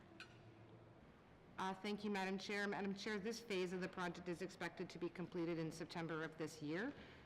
There may be future phases. This is something where for quite a long period of time when the federal government stopped providing this service, nothing was done, and it put us into the situation we found ourselves in. So as I say, there'll be some continuation of the work going forward, but this particular phase will end in September. Thank you.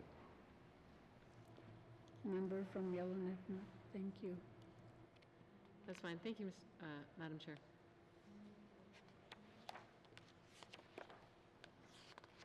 No further questions, please turn, sorry. Member for Great Slave. Thank you, Madam Chair. Madam Chair, can the minister please speak to, and I'll let them open up their business plan. I've got page 183. Can the minister please speak to whether or not the new highway conditions map and reporting system Drive NWT, which is an initiative spoken to in the business plan, will that piece be included in the NWT alert mapping program? Is there any desire to see that come together under one piece under the NWT alert? Thank you, Madam Chair. Thank you, Member for Great Slave, Minister of Finance. Thank you, Madam Chair. Madam Chair, that's an excellent idea, not one that I can say I can speak to whether or not right now.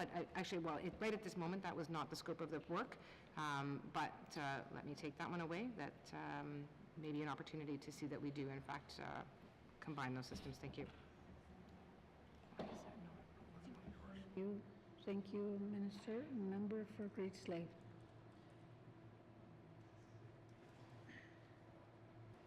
Thank you, Madam Chair, and thank you to the Minister for that.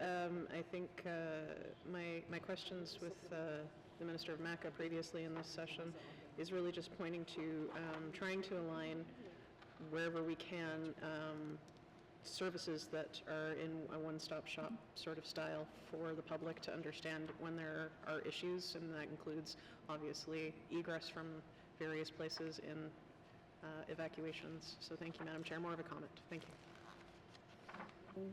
Thank you, Minister of Infrastructure. Thank you, Madam Chair. Just quickly, I wanted to note that there actually is already a meeting set up with MACA to have exactly this conversation, but I appreciate it being brought up and appreciate the member's comment. Thank you.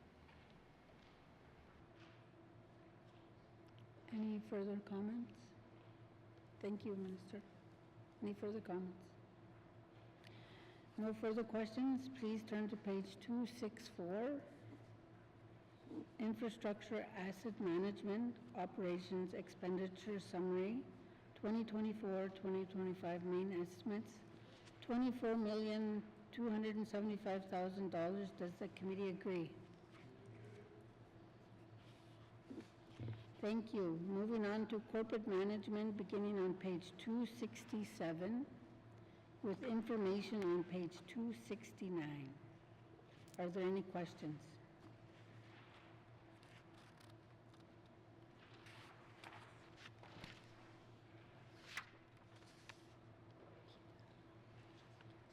Page 267 with information item on page 269. Are there any questions?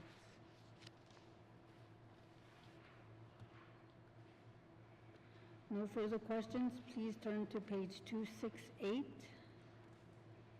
Infrastructure Corporate Management Operations Expenditure Summary 2024-2025 Main Estimates $8,614,000. Does the committee agree? Thank you. Moving on to energy and strategic initiatives, beginning on page 270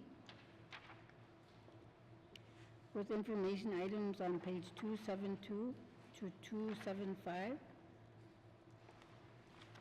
Are there any questions? Member for Range Lake. Thank you, Madam Chair.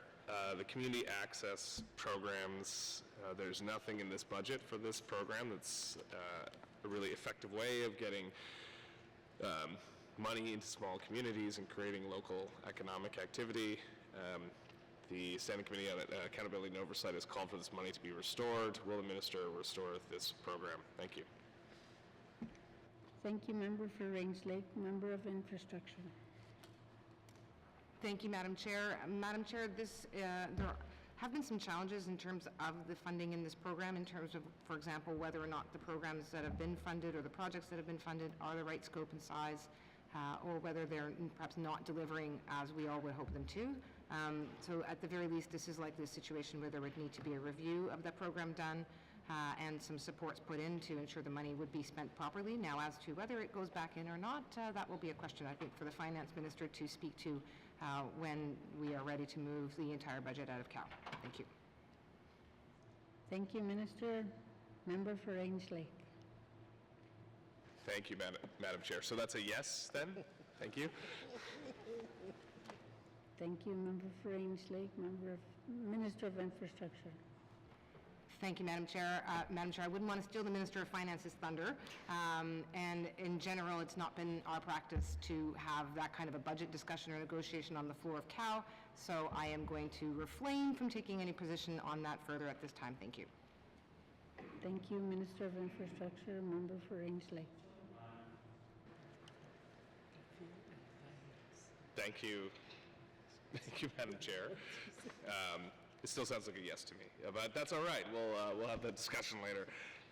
This also contains the energy programs for the energy programs that are funded. Can the minister speak to the overall energy strategy and where how the GWT is moving ahead with its energy plans, especially in the advent of mine closure. Thank you.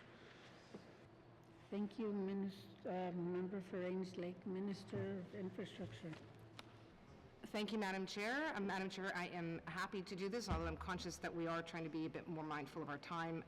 The energy strategy is up for a renewal, and last summer some significant progress was made in terms of having, for example, a large forum of engagement and significant other opportunities for engagement over the summer of last year, obviously with some challenges. There's work being done right now to draft up what that might look like. I know members of the Assembly have had a significant amount of interest in this particular area. I think we are expecting to be ready to go on this roughly in 25-26, around certainly the fiscal year of 25-26. But again, I expect that there's a lot of interest. I expect we'll be coming back to committee before anything is finalized. In broad terms, the energy situation in the Northwest Territories is one where we have over 20 disconnected microgrids. We are heavily reliant on diesel still, certainly for all redundancy. We have some hydro communities, we have independent hydro grids. This is a space where there is an opportunity for lots of opportunity, let's put it that way.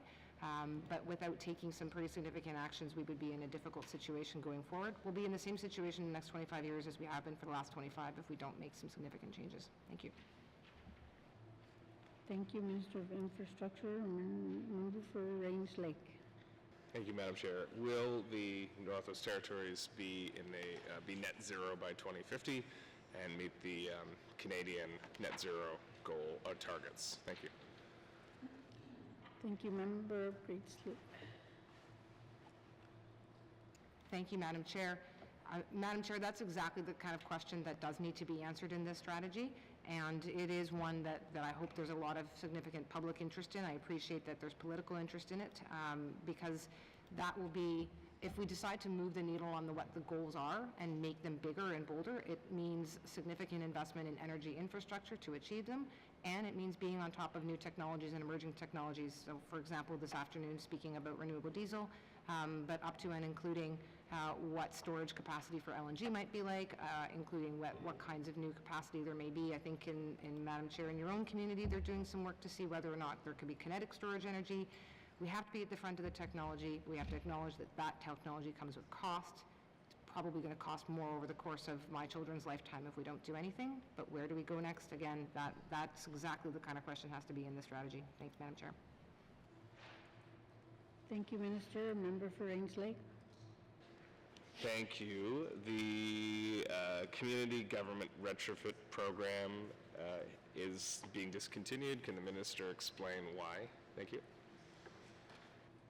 Minister of Infrastructure. Madam Chair, let me put that to the Deputy Minister, please. Oh, yeah. Deputy Minister Ludo.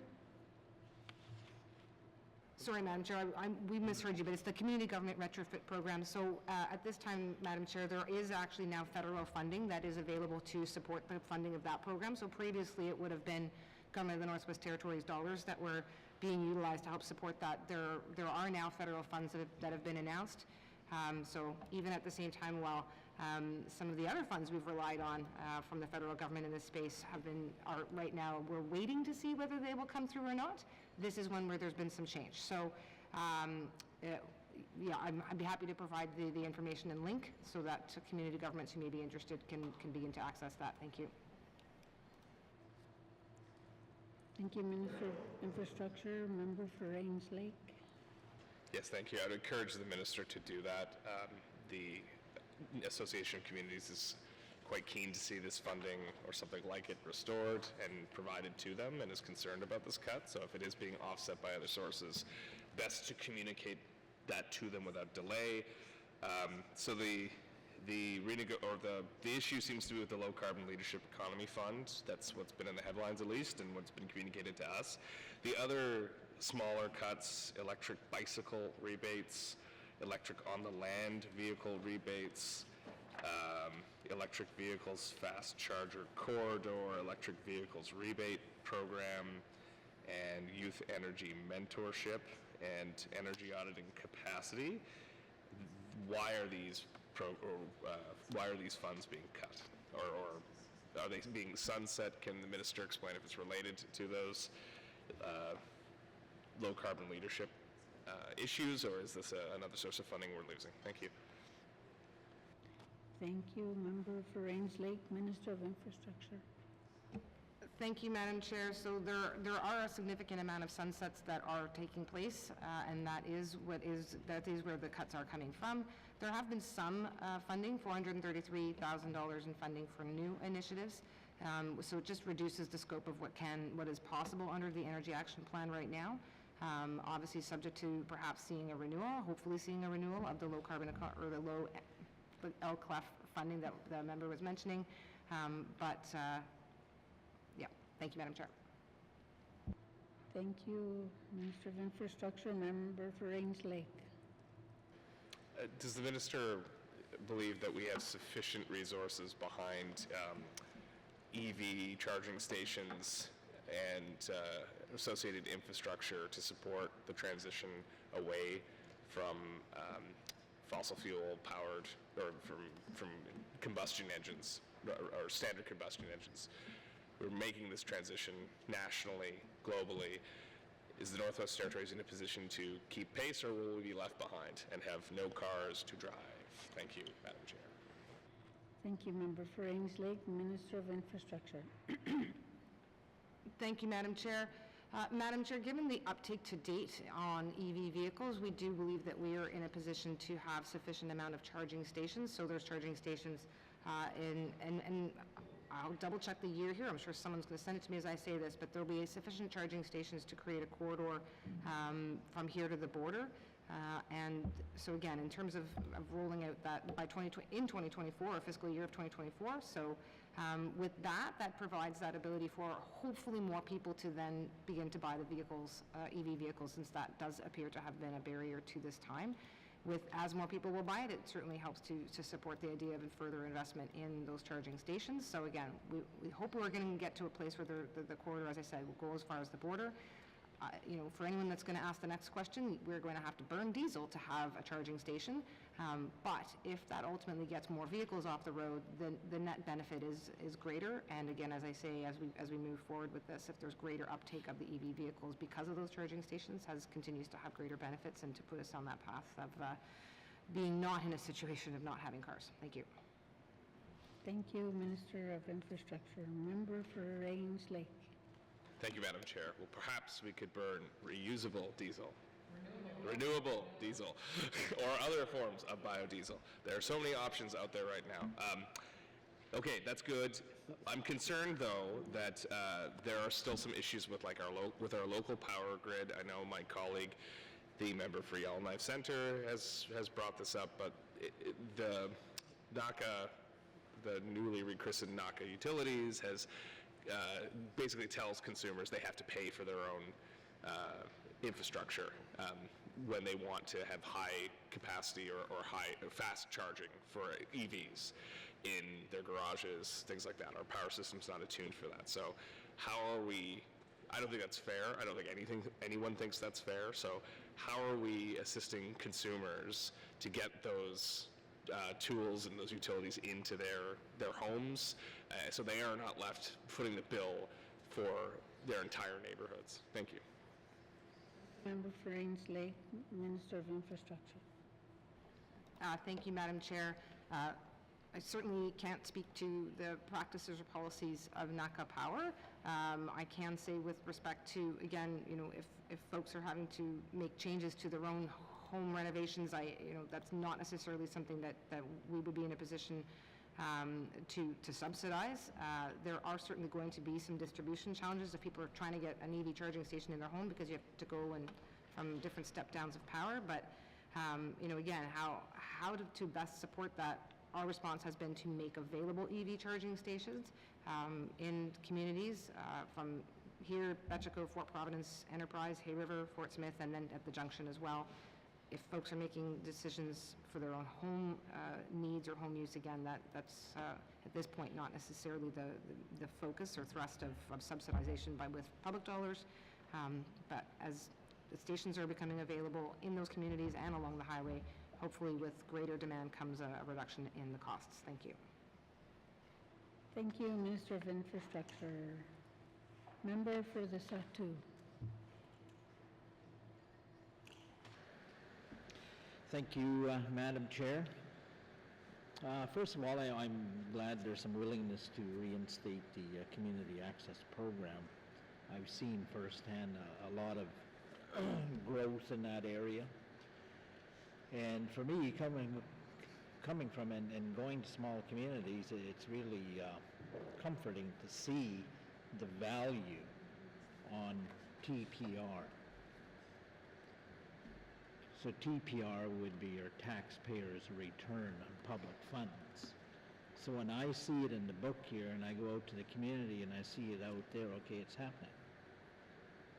And it makes me feel good that the government is doing something right by providing meaningful benefits. And looking at the business plan,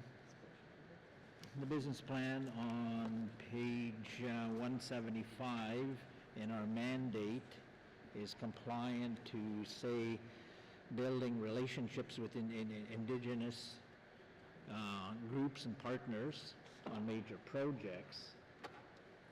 And when I see some of these, let's call it in-value capital projects. So when I go downtown Toledo and I look at the solar panel and I think of the millions of dollars that was spent on this piece of infrastructure in terms of the piling put in there and the gravel haul there and the solar panel itself, the mounting stations, and I wonder, are we seeing a return on that? Are we seeing some sort of benefit? If we can measure the benefits compared to maximizing other programs that this money can go towards.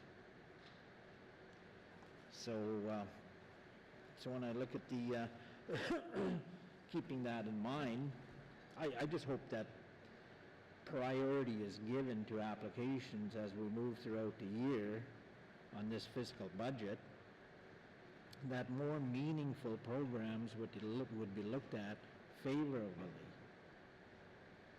not just another capital asset that ain't going to prove any benefits. We can say, okay, yes, it is providing a benefit. There's cost reductions on the energy rates going to the clients of Toledo. Then I can say, yes, it's working. But I yet have to hear of any benefits of that capital cost. Maybe that money could be better directed to other energy-saving initiatives, the Arctic Energy Alliance, subsidizing NWT energy-efficient projects. Is there any carryovers from the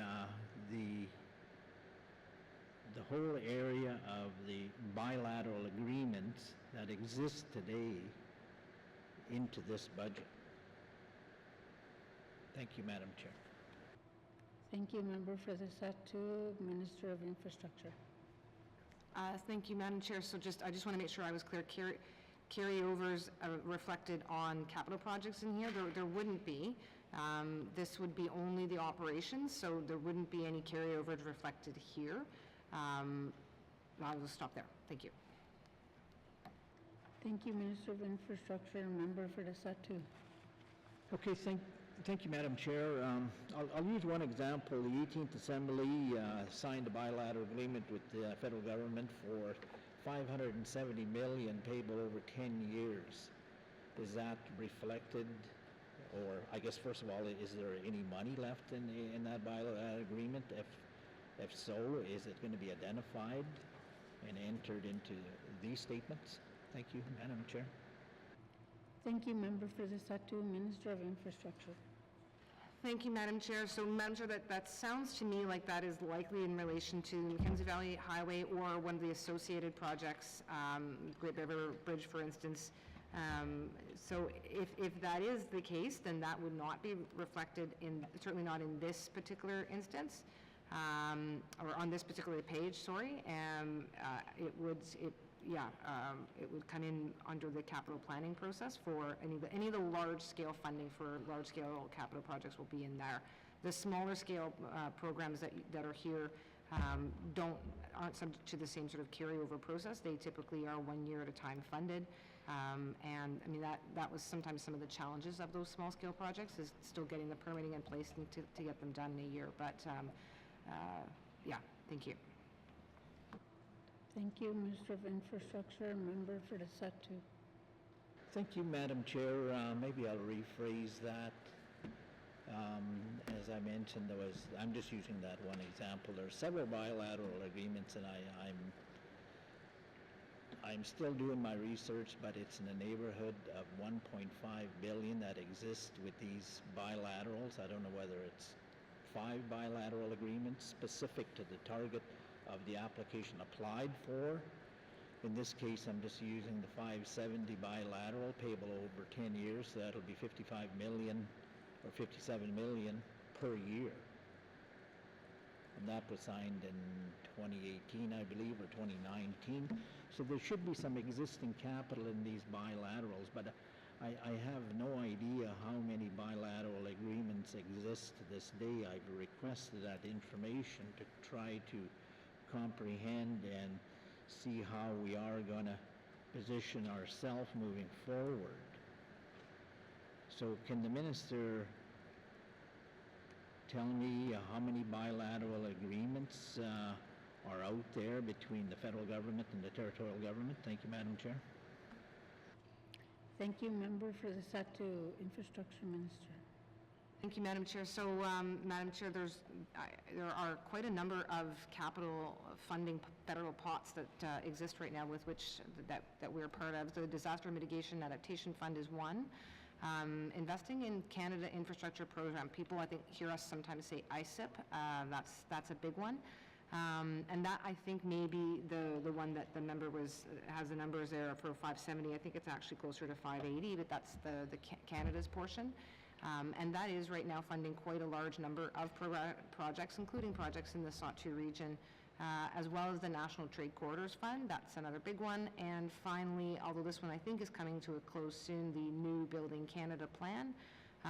There's certainly some new programs that are coming online as well. So REACH, for instance, is an area where, with respect to transmission technology and transmission line work that is coming in, that's a new one that we now are participating with the federal government on for electricity transmission. Those are all the ones that I have in front of me. If I've missed any, would certainly be happy to get back to the members. Thank you. Thank you, Minister of Infrastructure. Member for the Satu.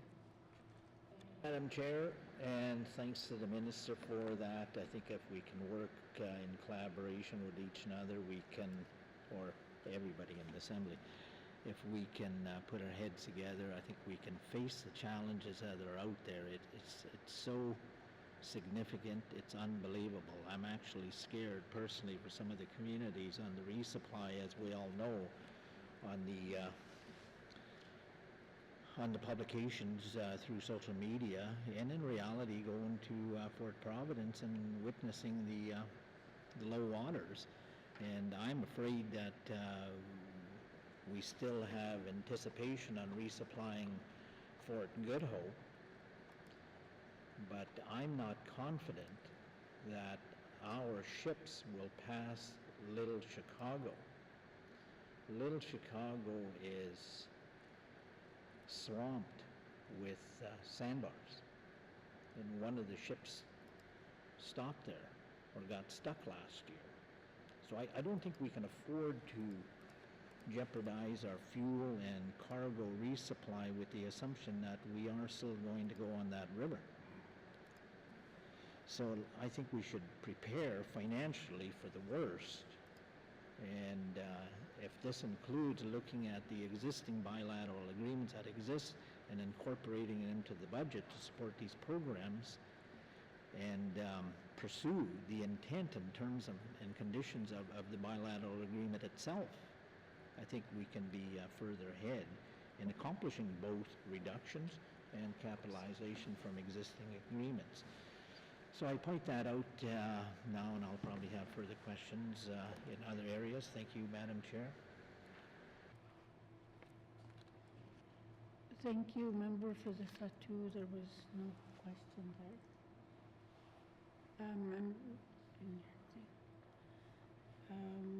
Okay. I didn't hear any question there, so unless the minister wants to respond. Madam Chair, just to note, I think I realize now when there's these large funding pots, when they are already committed to capital projects, they'll show up in the capital budget. Sometimes you'll see them coming in under the operations budget, but not when they're already tied to the capital projects. But still happy to draw that distinction here. It's a people don't necessarily outside this assembly wouldn't understand the division, so I appreciate the opportunity to clarify that. Thank you. Thank you, Minister of Infrastructure. Member for Great Slave. Thank you, Madam Chair. So on page 272, I need new glasses.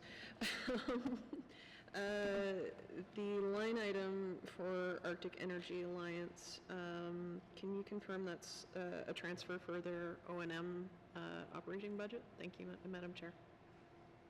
Thank you, member. Minister of Infrastructure. Thank you, Madam Chair. It is a contribution agreement with them in terms of the exact usage or specifics of it. I mean, there's a number of things they deliver on our behalf, so thank you. Thank you, Minister of Infrastructure. Member for Great Slave. Thank you, Madam Chair, and thanks for that clarification. I guess my follow-up question would be that number has remained static, and I understand a little bit static throughout time before what's actually reflected on this page for several years now. And I noticed too that it's going down by about $112,000. Can the minister speak to why that is? Thank you, Madam Chair. Thank you, member for Great Slave. Minister of Infrastructure. Thank you, Madam Chair. Madam Chair, the Arctic Energy Alliance is one area where we were looking at what options there might have been for some reductions in line with other opportunities, looking for reductions in other programs and projects, and this is one where there has been a slight reduction as a result of that review. Thank you. Thank you, Minister. Member for Great Slave. Thank you, Madam Chair, and I recognize that. I recognize we're in fiscal sustainability, and you know, it's unfortunate to hear that we're reducing funding to such a well-loved and well-subscribed program. I realize they operate arm's length from the government. They do rely quite heavily on the pieces that the GNWT funnels their way. So more of a comment than a question, but I guess I would like to if the minister would be so kind as to elaborate to what she sees as the value for our investment on Arctic Energy. Thank you, Madam Chair. Thank you, member for Great Slave. Minister of Infrastructure. Thank you, Madam Chair. Just to sort of clarify the point there that this was targeted for a very, and you can see from the number, a fairly specific reduction, and it was reflective of an operating surplus that was seen to exist. And it doesn't reflect on the fact that there's good work that is being done, but if there is an operating surplus in an organization that is a nonprofit, it was considered as an opportunity in the course of this obviously bigger concern around the ability of the government to continue to deliver all of the programs, including the energy programs, of what we could do. So it was really related to an operating surplus and not an intention to take away, but again, yeah. I mean, the value it provides, well, I mean, it does, as I say, quite a large number of activities. Everything from providing incentives directly to residents for various energy renewal systems or efficiency systems, to education around Arctic or renewables and GHG reductions and climate adaptation, to providing energy efficiency analysis and so on and so forth. So I'm certainly happy that it continues to exist, even without a surplus. Thank you. Thank you, Minister of Infrastructure. Member for Frame Lake.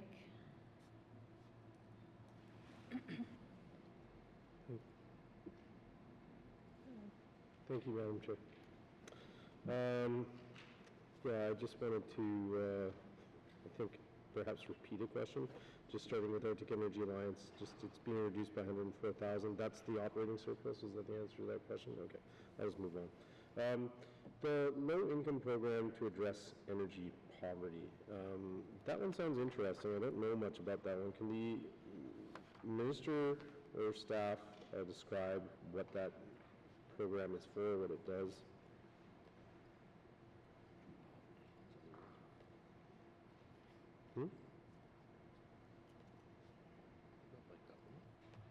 Thank you, Member for Frame Lake, Minister of Infrastructure. Thank you, Madam Chair. Madam Chair, let me turn that one to Amy Burt, please. Ms. Burt? To help lower-income households reduce energy costs. Director of Infrastructure, Member for Frame Lake. Thank you for the answer. I was maybe hoping for a little bit more information on what that really means. What does the program do? What does it provide people cash? Does it provide people rebates to replace heating systems in their homes?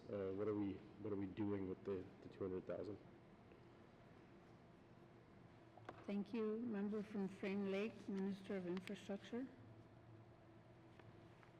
Thank you, Madam Chair. It does have a program to support folks with wood stoves or wood stove replacements. Thank you. Thank you, Minister of Infrastructure. Member for Frame Lake. Thank you, Madam Chair. So that one, I mean, the issue I want to highlight is I've got a lot of constituents who are effectively, on an older oil-burning furnace, paying exorbitant amounts of heating costs, aren't in a position where they can afford to switch to something more high efficiency or off of oil altogether, to get out from under carbon tax payments, et cetera, and just the general cost of oil. So I'm just wondering, is this program geared towards that? It's only $200,000. I mean, personally, I'd love to see us providing a lot more support for people on this. Just recognizing, we're collecting a fair bit of money related to carbon tax. The government hasn't entirely accounted for where all that money is going, and I think this is something that could be expanded. I think it would be a great program. I know it's something that a lot of people would be able to subscribe to if they were given assistance to upgrade their heating systems and make their homes a little more energy efficient. So I guess I'm really just encouraging the minister on that one, but maybe if I could get a response on that. Thank you, Member for Frame Lake, Minister of Infrastructure. Thank you, Madam Chair. Madam Chair, we are right now spending, in terms of talking about energy savings and energy rebates, the government of the Northwest Territories spends almost $8 million a year in terms of supporting territorial support, power supports. There's another several $1 million a year that goes to seniors' homes heating subsidies. There's $30 million a year that we've put to keep power rates low just recently, notwithstanding others. So, I mean, I don't disagree that getting folks to a position where they're not as reliant on diesel is certainly one that I think we all share, but getting there, in bits and pieces is hopefully not what we're going to have to do, and hopefully we can do so on a much larger scale. I don't yet have actuals for this program, and it's one that, to the extent that it's run through Arctic Energy Alliance, I would have to see where those actuals are at. Is this money getting out the door? Is it getting out to those that need it? Where is it going? Again, it's because it's administered by a third party, and I have confidence that they're trying their best to get it out the door, but I don't have that information, so I just can't speak to the degree or extent to which it's effective. I hope it is. I share the members' concerned. If it's fully subscribed, then certainly I welcome an opportunity to have a look at whether it's something that we do think has value. If it's not fully subscribed, then we want to look at, in the course of fiscal sustainability, if this is the right place to put public dollars. Thank you. Thank you, Minister of Infrastructure. Member for Frame Lake. Thank you, Madam Chair. That's definitely something I want to dig into a little deeper in the future. Moving to the Low Climate Economy Leadership Fund, or the LCLEF, I think we're calling it. I won't reiterate comments made by other members, but what I would like is a update from the Minister. I know there's kind of active negotiations and discussions going on with the feds. I'm wondering if there's any updates on that. I do want to encourage the Minister to really pursue this one. It's one that a lot of people are benefiting from and helping us kind of move in the direction of our climate goals. So I was hoping to get an update from the Minister on how we're doing securing that large amount of funding. I see a huge reduction between our grants and contributions and transfers between 2023-24 and this year. And this was good money that was going to good places from the feds. So hope to hear some exciting updates from the Minister in the near future on this one. That is also a question. Thank you. Thank you, Member for Frame Lake. Minister of Infrastructure. Thank you, Madam Chair. Madam Chair, we made the initial application process last summer.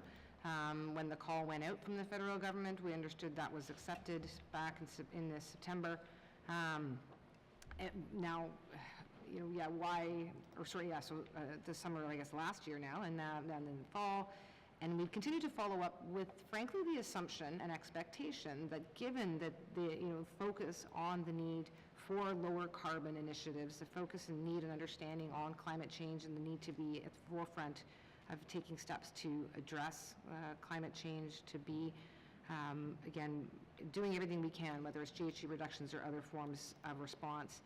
This, I agree, has some items here, whether it's Arctic Energy Alliance, whether it's greenhouse gas reductions, so on and so forth, that seems to align with what sound to be priorities coming out of the federal government to jurisdictions such as ours, where we are at the forefront of climate change, where we are paying huge amounts to run on diesel in a situation where no one wants to run on diesel, but we lack significant investment to make change. It was a surprise to me that here we sit in our own budget session and still don't have a response on this. There has been communications at the ADM level, deputy level. I mentioned it directly myself to my colleague or counterpart. I understand that a deputy minister or an assistant deputy minister is following up. I want to say weekly, and I hope I'm not lighting too much of a fire under him, but at one point it was weekly because we had hoped, quite frankly, to not have to put our main estimates forward without this money in them. Here we are. I'm honestly surprised. It doesn't really make sense. I'll keep at it. Thank you. Thank you, Minister of Infrastructure. Member for Rains Lake. Frame Lake. Thank you. It's okay. The other chair gets that one mixed up too. So does the speaker, for that matter. There's a lot of lakes in Yellowknife. Thank you, Madam Chair, and I'll just say, if the minister needs some comforting words, it can just be that, MLAs are putting a fire under her, and so she's feeling like she has to transfer that to the federal minister. Just want to kind of provide my encouragement also on that one. This is something that's important to our communities and our response to climate change. So thank you, Madam Chair. That's my comments on this page for now. Thank you. Thank you, Member for Frame Lake. Inuvik Boot Lake. Thank you, Madam Chair. Energy poverty. I can show my heating bills for the last 2 years if you want to talk energy poverty. But thankfully, IRC has taken a risk in developing some natural gas up there, so we may get some relief in the near future. That's not my question. I'm not trying to do a member statement, but it popped in my head when I saw the term energy poverty. I'm like, yeah. I got 10 minutes. It's all yours to use. All yours. All yours. I wish we had some clean natural gas somewhere near Inuvik we could access. It's not my question. I apologize. It's late. It's been a long week. I'd like to ask the minister, the $70,000 for the ARI energy projects, is that a sunset clause, or are we just done studying wind in Inuvik given the magnitude of our last windmill project up there? Thank you, Member for Inuvik Boot Lake, Minister of Infrastructure. Thank you, Madam Chair. I think there is still work happening. It's still in the budget. So I'm just trying to see if I have a detail on what the current, I don't have detail in front of me on what the exact programs or projects might be for the coming year, but there is still money in the budget ongoing for academic research related to, well, would be related to the 2030 energy strategy. I can certainly get details. Or, sorry, Madam Chair, I just want to make sure I'm looking at the right alternative. Is it the top line? Aurora Research Institute. Oh, there we are. Sorry, Madam Chair, I had the wrong one here. Just give me a moment. Aurora Research Institute. That one is not currently here, but I don't know that we're entirely done any of the work under the energy strategy. It's just a question of figuring out what the best usage of the funds would be. Thank you. Thank you, Minister of Infrastructure. Member for Nunavut-Boot Lake. Thank you. Sorry if I wasn't clear in my question, Minister. I apologize. No, it does say that it was to the testing of the wind potential of specific sites of interest to the JNWT, I guess is what that specific funding, that 70,000 was used for. So I guess my question was, this out of the budget, I didn't know if it was a sunset clause, if it was a grant, or if it was just we're done studying wind in the Nunavut because it's expensive to build windmills up there. Thank you, Member for Nunavut-Boot Lake, Minister of Infrastructure.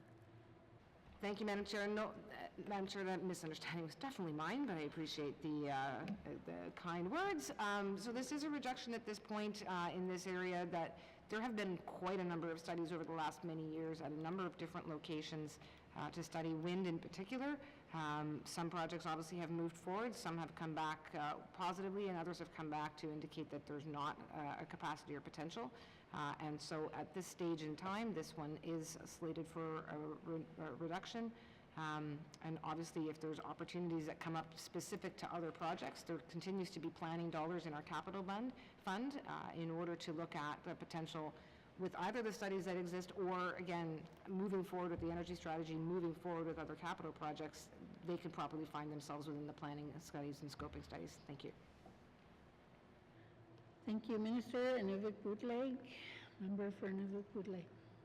Madam Chair, no further questions on this initiative, or activity, sorry. Thank you, Nunavut-Boot Lake. Member for Yellowknife Center.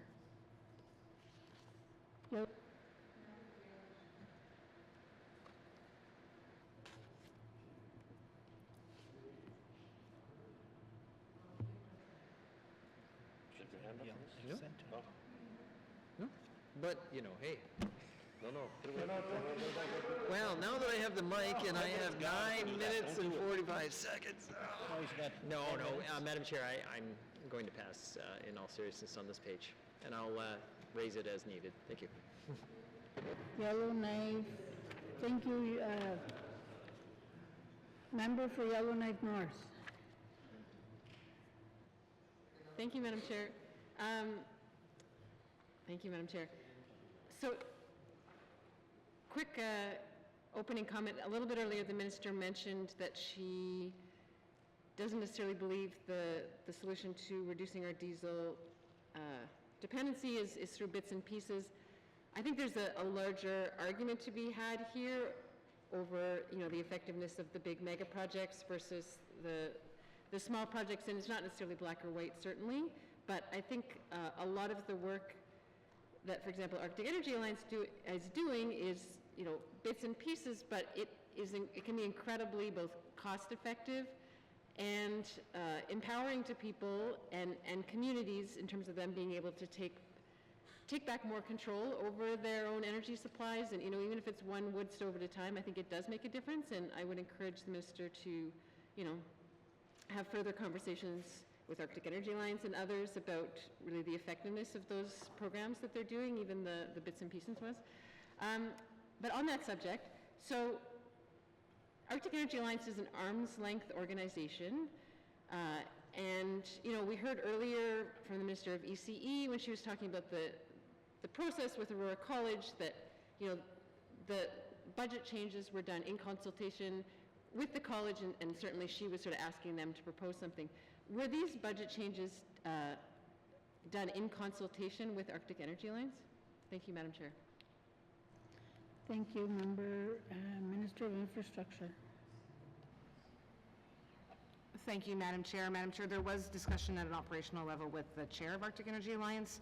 And Madam Chair, I know this wasn't part of the question per se, but let me just walk back a little bit, that in saying that there's, we don't want to do things in bits and pieces. As a government, we want to be strategic, but being strategic does include things like even putting in the single EV charger that has to run on diesel for now still has a value. So I do see that.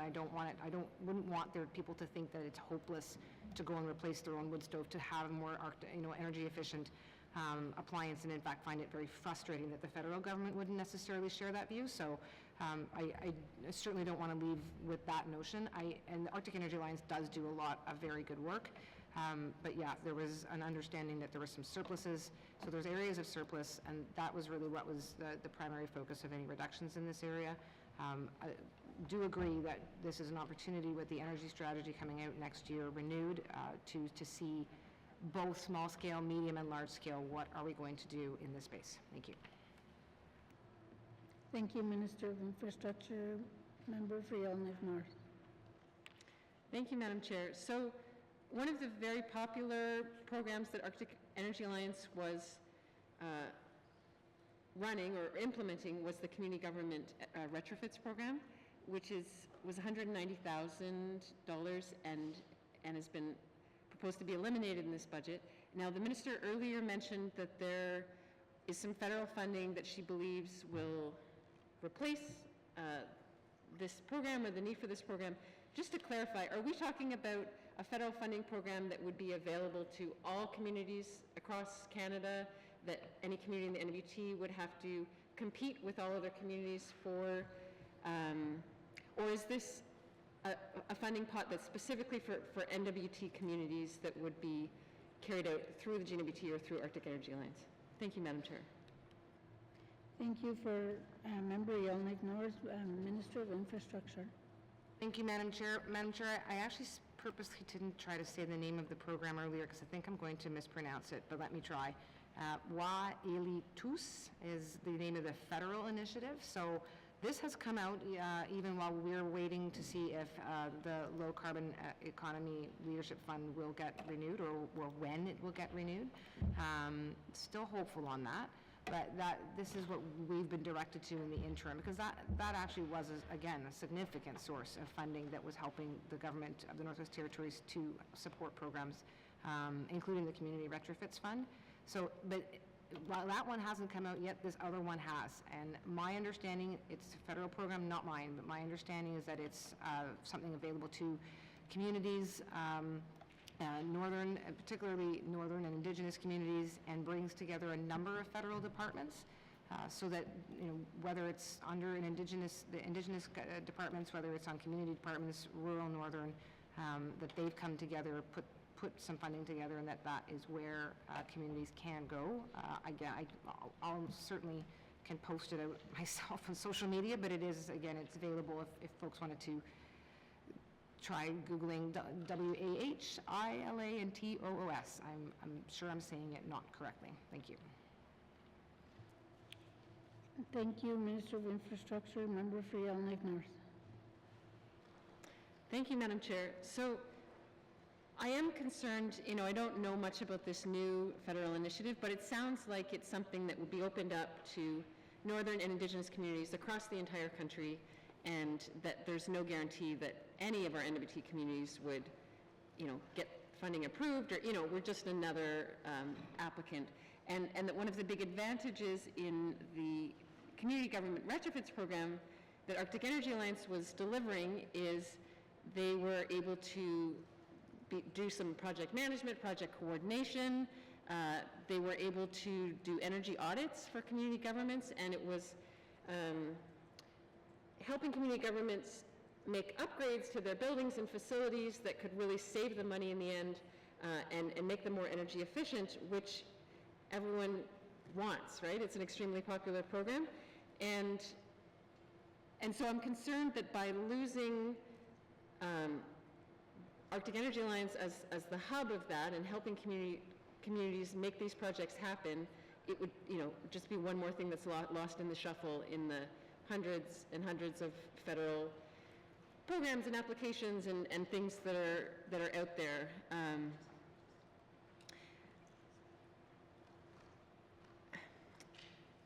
I wonder if the minister can comment on if she sees an advantage in having a specific territorial run program to provide these kind of community government retrofits over sort of more widespread federal initiative.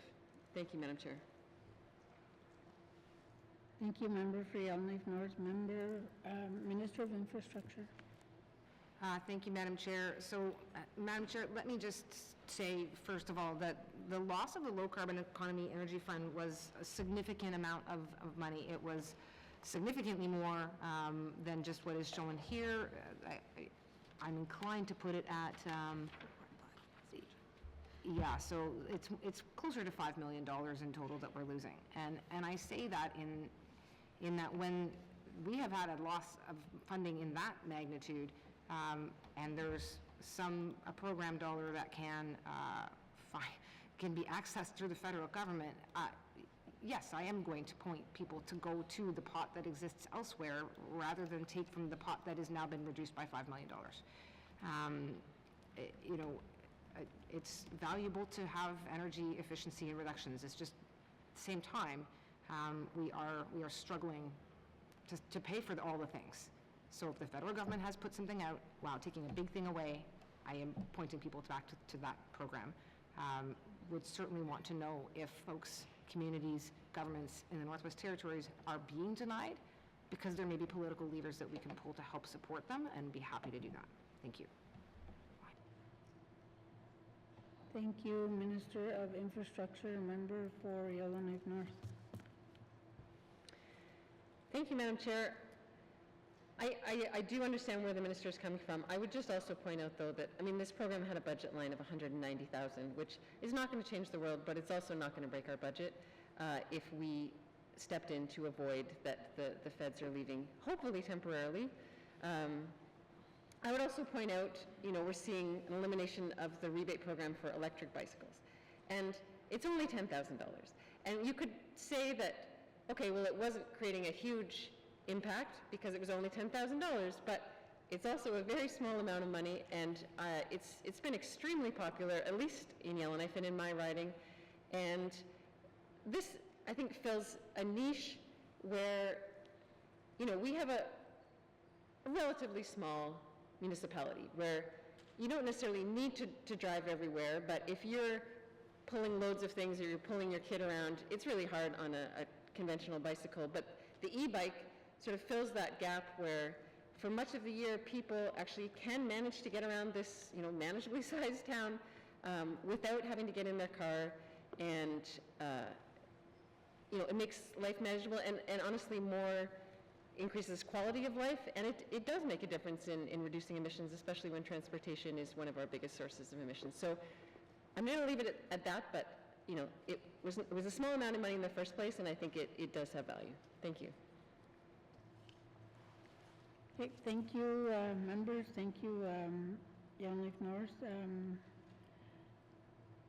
We've got no further questions. We'll turn to page 271.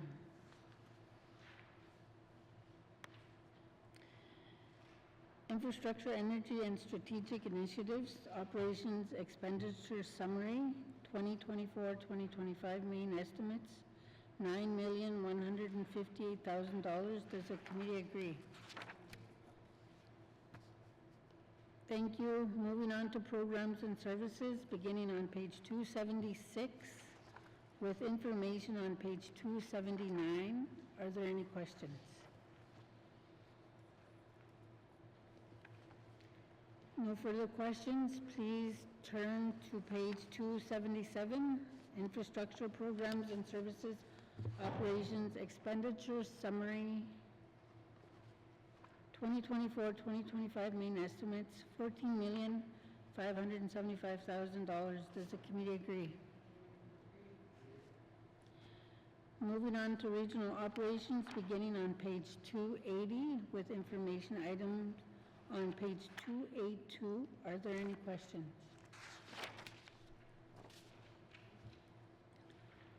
Member for Yellowknife North.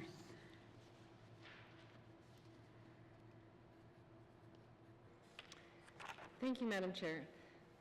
So under the highway operations budget, we've got 108 million for this coming fiscal year. Is any of that budget offset by federal funding? Thank you, Madam Chair. Thank you, Member of Yellowknife North, Minister of Infrastructure. I don't believe so, Madam Chair. Let's go with no. Thank you, Minister. Yellowknife North. Okay, thank you, Madam Chair. And so I believe that we get a significant amount of money from the Investing in Canada Infrastructure Program, the ICIP program.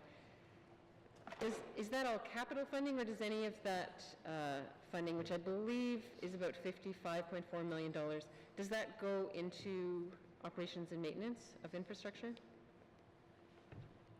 Thank you, Member for Yellowknife North, Minister of Infrastructure.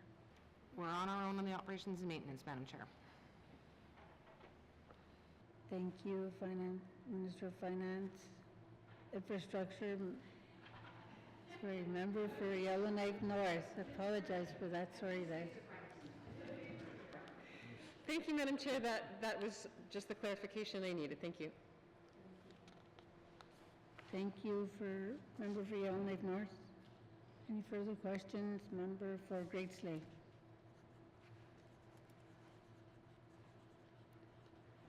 Thank you, Madam Chair. And just for funsies, I'm going to ask the Minister if she'll consider opening the DMV on Saturdays. Thank you, Madam Chair. Thank you, Member for Great Slave. Member, Minister of Infrastructure. Thank you, Madam Chair. I mean, I can certainly consider it, but it's probably not going to happen. Thank you, Member of Infrastructure. Member for Great Slave. Thank you, Madam Chair. Gotta keep things lively. I also just note that we're up ever so slightly from the previous means, so I was just hopeful that maybe that was a little bit of extra, human resource dollars being thrown at Saturdays. But if that's not the case, I'll be quiet. Thank you. Thank you, Member for Great Slave, Member of Infrastructure. Madam Chair, I just want to point out there's an awful lot that can be done online now, and hoping to continue to improve the online services that folks have available to them so that they can do their DMV-related work anytime, any day. Thank you. Thank you, Minister of Infrastructure. See no further question. Member for Great Slave. Thank you, Madam Chair. Although I appreciate that answer, and I think that's fantastic that more licensing opportunities are available online, I do not believe you can get your first NWT license online. So until that is the case, I'll keep asking for Saturdays in memory of the previous member for Yellowknife North. Thank you, Madam Chair. Thank you. I don't see a question there, so I'm going to go to member for Mackenzie Delta. Thank you, Madam Chair. With the climate change and winter roads going in later and closing earlier, is there any significant savings in this department? Thank you. Member for Mackenzie Delta, Minister of Infrastructure. Madam Chair, unfortunately not.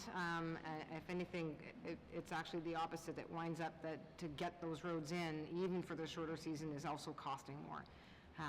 And then to maintain them through those seasons, through the season with the more volatile weather and greater number of storms, again, is actually also costing more. And in fact, I don't have numbers for actuals for this particular fiscal yet, but it is significantly more. Thank you. Thank you, Minister of Infrastructure. Member for Mackenzie Delta. Okay, how many winter roads do you fund within Northwest Territories, whether it's just an access across the road or one from Inuvik to right to Clavicle? How many roads do you fund in this category here? Thank you, Madam Chair. Thank you. Member for Mackenzie Delta, Minister of Infrastructure. Thank you, Madam Chair. Madam Chair, I want to say all of them, but that's not, I realize, a actual number that I can point to. So I'm just trying to see quickly if I can pull that number at my fingertips. If I don't find it and no one else does instantly, we will make sure and provide that to the member. Thank you. Thank you, Minister of Infrastructure, Member of Mackenzie Delta. Chair.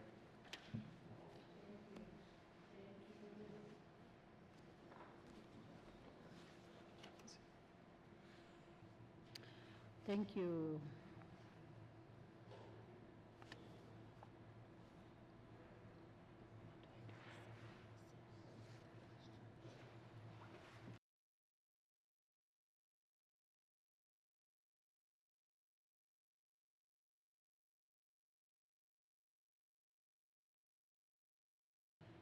Are there any additional questions?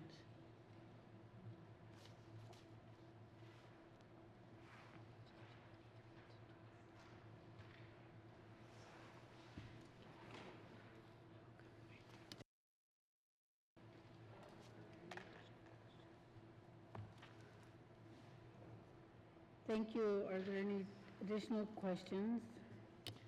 Items on pages 283 to 291. Are there any questions? Thank you, members. Please turn now to the departmental summary found on page 257 with information items on pages 258 to 262. Are there any questions? See no further questions. Okay.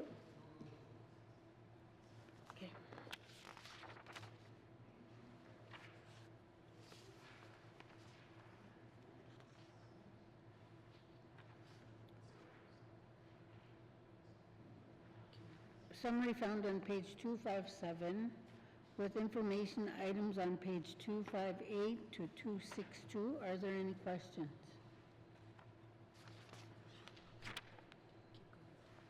Seeing no further questions, committee will now call the departmental summary infrastructure operations expenditures total department 2024-2025 main estimates $307,147,000. Does the committee agree? Member for Inuvik Boot Lake. I believe we are. We aren't deferring activities, we're only going to defer to department. Yes, this is the department. This is the department. We're there. I don't have a motion. Thank you. Madam Chair, I apologize. I move that this committee defer further consideration of the main estimates for the Department of Infrastructure at this time. Thank you, Mr. Chair. Madam Chair. Where's that?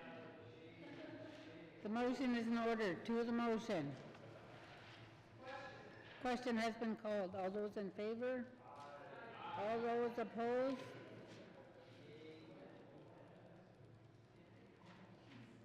The motion is carried.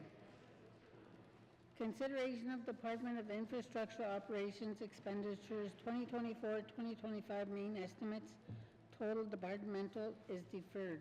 Thank you, Minister, and thanks to the witnesses for appearing before us. Sergeant at Arms, please escort the witnesses from the chamber.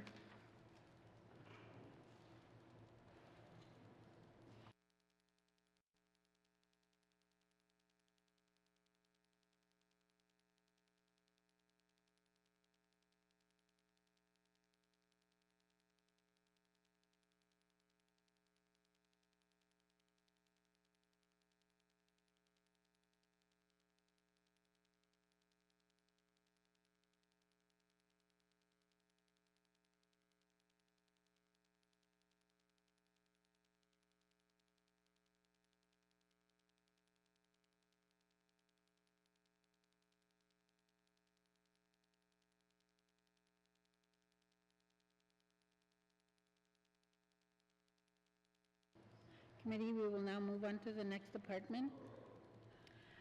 What is the wish of committee? Member for Nuvik Boot, oh, no, just hang on a sec, sorry.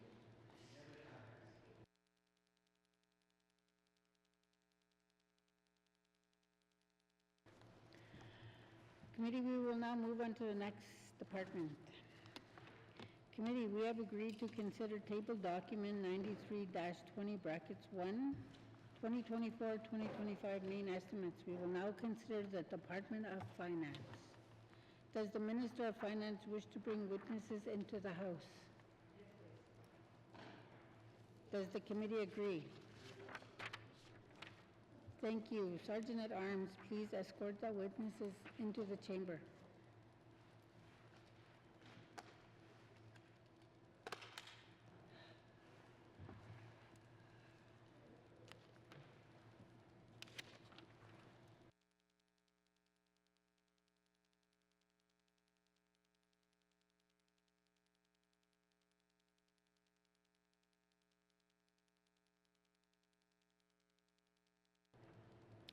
Would the minister please introduce her witnesses?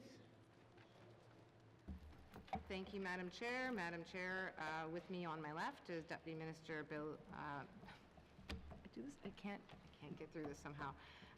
Sorry, Madam Chair. Deputy Minister Bill McKay, and on my right is Terence Coutre, the Deputy Secretary to the Financial Management Board. Thank you.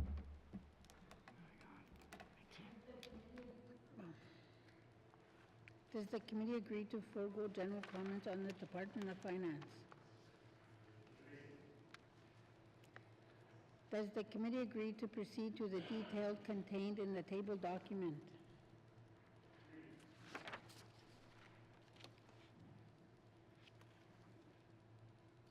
Committee will defer the departmental summary and review the estimates by activity summary, beginning with Directorate starting on page 156 with information items on page 159. Are there any questions?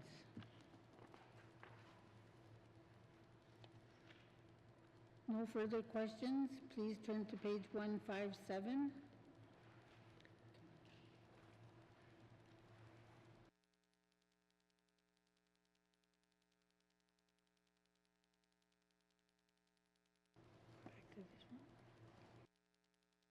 Starting on, I'm backing up here, starting on page 157 with information items on page 159. Are there any questions? Member for Frame Lake.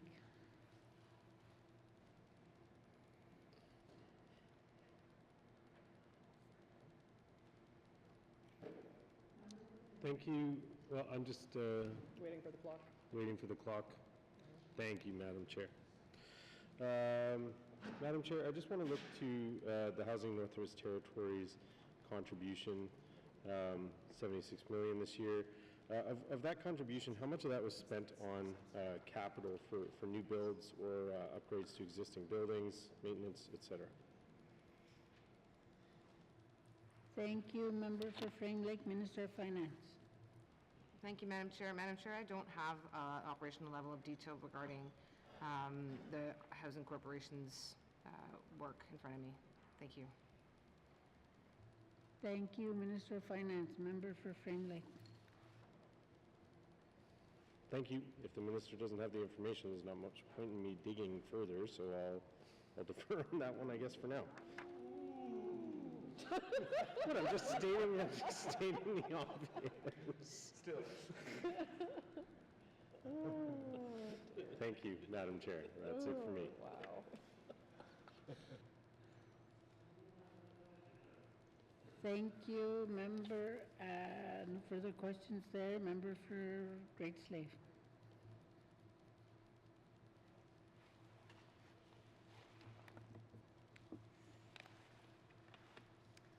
Member for Great Slave.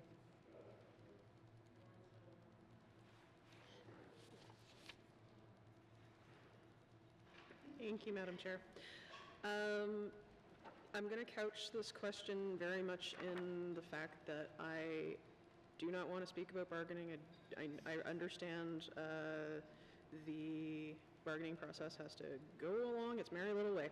But I do want to understand for the Public Service Act LP, how far along is that towards completion? Thank you, Madam Chair. Thank you, Member for Great Slave. Minister of Finance. Thank you, Madam Chair. I think it's as far along as it can be in the context of knowing that we certainly would never want to bargain in bad faith in a situation of then changing, you don't change the act when you're in the midst of bargaining. That would not be the appropriate thing to do. So it's as far as it can be in the circumstances, and then, whether it can be advanced further subject to conclusion of the bargaining process. Again, I'll have to just go back and see where that's at specifically, but it's certainly front of mind to me to see that we make some movement on it this Assembly. Thank you. Thank you, Minister of Finance. Member for Great Slave. Well, I note that the Minister and her department has aimed to see this bill passed during the life of the Assembly, and look forward to further updates when bargaining is complete. Thank you, Madam Chair. I don't see a question there. Okay. Thank you, Member for Great Slave. Member for the Satu. Thank you, Madam Chair. There on page 157, the contribution to the NWT Power Corporation. Maybe I can ask a little bit more detail on the increase. Is it related to the Paulson Hydro repair? Thank you, Madam Chair. Thank you, Member for the Satu. Minister of Finance. Thank you, Madam Chair. No, Madam Chair, it's not. This is very much directly related to the fact that there's been significant challenges. I mean, low water being probably top of mind on this one. It's not a capital. It's not related to capital. It's not related to the operations really of the organization. It's it was either that there's and I don't have the numbers top of mind, but there was a significant amount of diesel that was burned over this last while because of low water, and with high fuel costs, we had a pretty unfortunate combination of needing more diesel and high costs of diesel, and that has resulted in a situation where if our government, the GNWT, doesn't step in and provide this funding, then that gets dispersed onto people's power rates, which obviously at this point in time, there's, I think, little capacity for folks to be paying higher and higher power rates. So this is the government basically stepping in to provide this. Thank you. Thank you, Minister of Finance. Member for the Satu. I got nothing further there, Madam Chair. Thank you. No further questions. Member for Rains Lake. Thank you, Madam Chair. It's the evacuation travel support program. It's being sunset, hopefully for good reason, but is the minister confident that everyone who needs help from this fund has been helped, and there are nothing in the queue or things that are going to be harmed or going to not receive support by the sunsetting of these funds? Thank you. Thank you, Member Range Lake. Minister of Finance.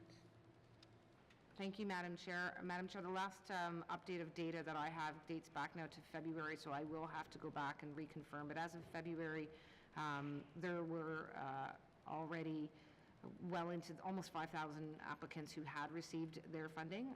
There was still at that time, which again I acknowledge is several months ago, but there was still at that time about 112 evacuee income disruption applications that were in process or being reviewed, and another 120 or so on the evacuation travel support that were in progress or being reviewed, often the same households or same applicant in these cases. The reasons for review can be anything from someone not having completed the application form or not having provided a document that may have been requested. Sometimes we had instances of people giving the wrong bank numbers, and so funding being not deposited or not able to be deposited. So that was the first part of the question. Second part of the question concerned if there was someone who was still in progress at this point, and I again expect those numbers have gone down. then would they be subject to not having money? No, Madam Chair. I'm fairly confident that at this point, if there's only a handful left after the many thousands process, that this could be funded somehow internally, and they would still get the funding if there is in fact someone still has an outstanding claim. Thank you. Thank you, Finance Minister. Member for Range Lake. Nothing further. Thank you, Madam Chair. Thank you. No further questions. Please turn to page 157. Finance Directorate Operations Expenditure Summary 2024-2025. Main estimates $113,351,000. Does the committee agree? Thank you. Moving on to Human Resources, beginning on page 160 with information items on page 162. Are there any questions? Member for Great Slave. Thank you, Madam Chair. Madam Chair, in the department's business plans on page 97, I'll give the minister and staff to flip to that a moment. One of the, oh gosh, what are we calling them?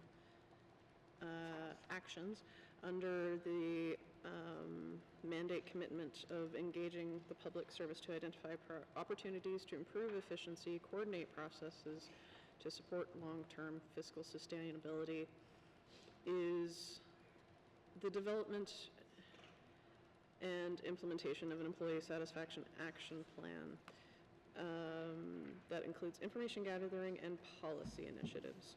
So I can see kind of why that was slotted under there. I guess my question to the minister is, is a more satisfied workforce a more efficient workforce? Thank you, Madam Chair. Thank you, Member for Great Slave. Minister of Finance. Thank you, Madam Chair. Madam Chair, I'm not sort of a technical expert, but I don't think it's going to take technical expertise to say yes. I'm more satisfied, is more efficient, more productive, easier to recruit because people want to go and work at a place that reflects those kinds of values. Thank you, Madam Chair. I'll see what the next question is.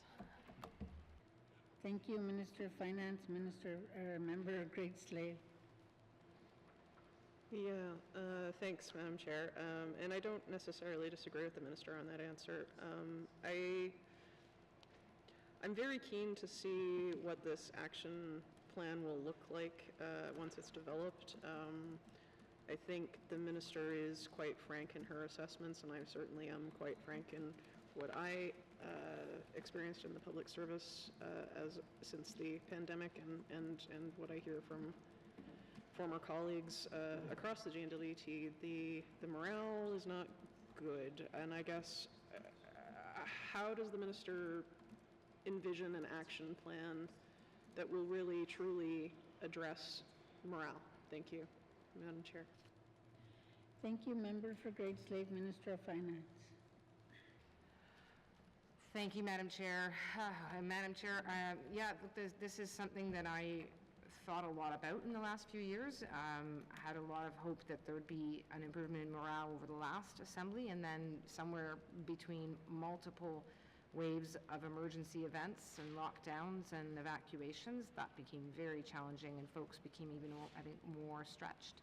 And we wind up in the last while with employees either unable to do their jobs because they can't go into their workplaces, then publicly getting maligned for that, and then in other cases being asked to do even more, even when they aren't in their normal work environment. So it's and being told they're not doing enough. So it has been a challenging few years. I am live to that. There's even survey fatigue, although I want to say I'm very grateful people do continue to fill out the surveys. I had asked why we had to do a second employee engagement and satisfaction survey when we had still not really rolled out a response to the first The first one was delayed because of COVID, so here we are. There are things that can be done. We did start to do the town halls. I've had already a town hall again since being in this role, this assembly. I want to do more of them. I think the member, in fact, has suggested to me that we should do some in person, and I think that's a great idea. Yeah, there has to be, across the board, a number of things that can happen, but, engagement and hearing from folks at the front lines, showing them that when we hear from them that we actually act on what they say. If I were to pick a few things as top choices, those would be them. Thank you. Thank you, Minister of Finance. Member for the Great Slave. Yeah, thank you, Madam Chair. And, I do appreciate the push and pull that I have had with the Minister of Finance on this prior to my even being an MLA. I do know that she genuinely cares about the public service, and I do want to, remark on that publicly because it's really refreshing to see, honestly. What I would suggest is more initiatives where you're seeking employee input, like the 1,800, 1,900 suggestions I think that you got is a good place to start. And really, having the direction that you're giving filtering down through to line positions that are front lines, that are middle management. It means a lot when people see you and they know that you're genuine, and I hope the minister does do those in-person pieces with staff. Thank you. That's more of a comment. Thank you, Member for Great Slave. Any further questions? No further questions. Please turn to page 161. Finance, Human Resources, Operations, Expenditure Summary, 2024-2025. Main estimates, $22,134,000. Does the committee agree? Thank you. Moving on to Management Board Secretariat, beginning on page 163, with information items on page 167. Are there any questions? Member for Great Slave.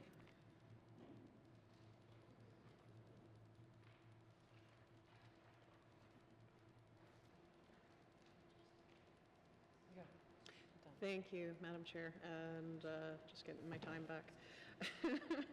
This is my favorite department, apparently. So, real quick question for the Minister. The item for the Bureau of Statistics, I understand it's static since the last fiscal year, but prior to that there was quite a significant reduction. Can the Minister speak to why that might be? Thank you. Thank you, Member for Great Slave. Minister of Finance. Thank you, Madam Chair. There was a temporary increase as a result of the need to do some survey work, and therefore there were some unfunded positions that were being, that was what resulted in that. Thank you, Madam Chair. Thank you, Minister of Finance. Member for Great Slave. Thank you, Madam Chair. And kind of continuing along those lines, but on a different line item, the Management Board Secretariat itself is seeing a reduction, and I believe it may be due to a position reduction, but can the Minister please confirm? Thank you, Member for Great Slave. Minister of Finance. Madam Chair, let me put that to the Deputy Minister, please. Deputy Minister McKay.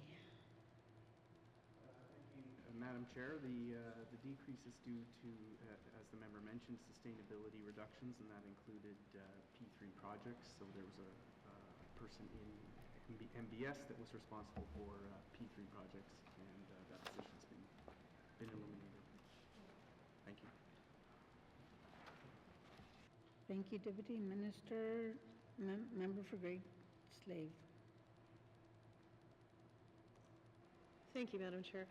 So, I'm not sure of the full complement of folks working for the MBS, but could the minister or the deputy minister please explain how many folks in MBS are working on GRI, please? Thank you, Madam Chair.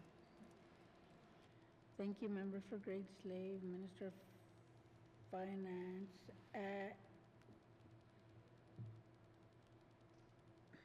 ADM Coutre. Thank you, Madam Chair. For the Government Renewal Initiative, we have 3 dedicated positions at the moment, not including the director or the ADM that also work on this file on a part-time basis. Thank you. Thank you, Mr. Coutre, Member for Great Slave. Thank you, Madam Chair. And how many of those 3 positions are fully staffed? Thank you. Thank you, Member for Great Slave, Minister, Member ADM Coutre. Thank you, Madam Chair. All 3 are staffed. Thank you, ADM Coutre, Member for Great Slave. Thank you, Madam Chair. And I because, you know, I know the department is familiar with my interest in this area. I'm curious how the evaluatory capacity across the GNWT will play into how quickly GRI can be fully envisioned. So I believe I asked the Minister of ECE the other day how many folks worked for their pre-unit. I think it's 7, if memory serves. And I believe the pre-unit in ECE is the only dedicated evaluation unit in the GNWT. And I'm just wondering what the vision for GRI expediency looks like in the Department of Finance. Thank you, Madam Chair. Thank you, Member for Great Slave, Minister of Finance. Thank you, Madam Chair. I believe that is correct, that ECNE is the only other department that has formal evaluators. I may be in error, but so what we are doing with respect to GRI is where needed in order to maintain the schedule and timeline that we have, is relying on contract dollars and having support from outside in addition to the internal staff that we've already mentioned. Thank you. Thank you, Minister of Finance, Member for Great Slave.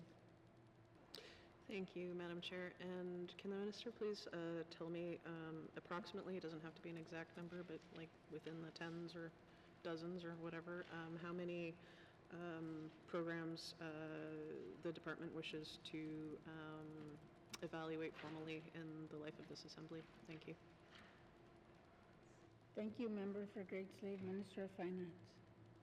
Thank you, Madam Chair. First, let me just correct myself that Health and Social Services does also have an evaluation separate and apart, and ECC is starting to look at that. I mean, which really is part of the vision of GRI, is to create that so that as programs have gone through a significant formal evaluation, they can then begin to do that on a more regular basis rather than having to do the large scale the first time. So that's some good news. We're looking at formal, fuller scale evaluations of 2 per each department. I do have a list of what is slated in terms of those priority areas by department. So for Department of Finance, for instance, under procurement shared services, the vendor complaint process is what's slated for us, and then secondarily information security, and happy to provide the full list to committee. The first round, or rather the full round of evaluations are expected to be completed by winter of 2026, Madam Chair.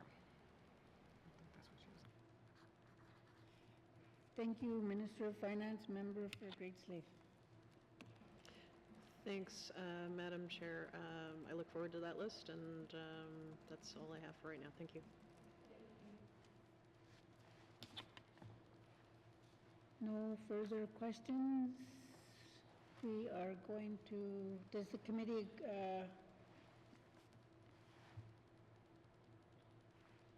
Finance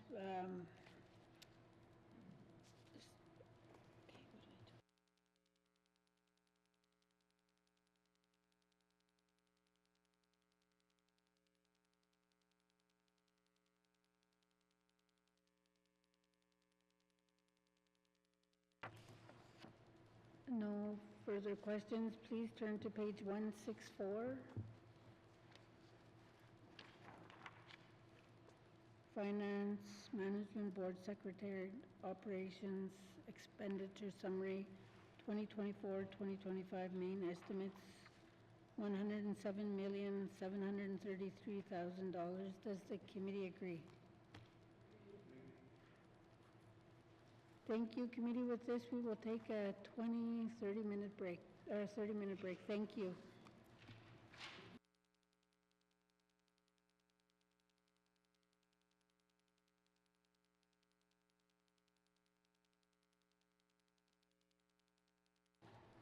Thank you, and welcome back, members. Thank you. Moving on to Office of the Chief Information Officer, beginning on page 168 with information item on page 170. Are there any questions? Seeing no questions, please turn to page 169.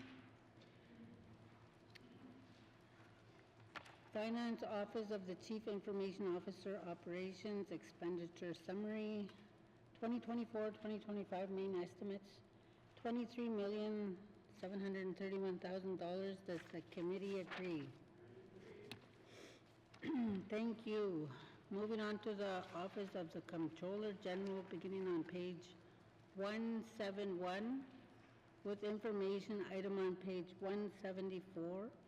Are there any questions? No questions. Please turn to Yellowknife North.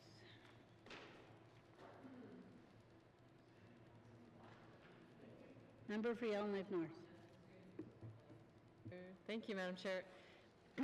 So the Territorial Power Subsidy Program, that's $7.15 million for this coming year, says a subsidy program for residential electricity consumers outside of Yellowknife. Is that a subsidy that's given directly to NTPC, or is it given directly to customers? Can you explain how that power subsidy program works?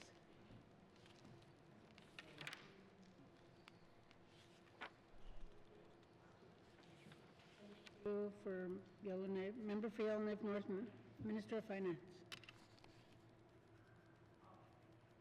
I'll get ADM Couture to answer that, please.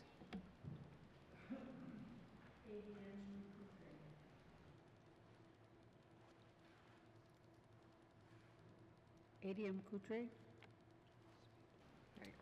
Thank you, Madam Chair. The TPSP program is a program that's applied directly to utilities customers' bills.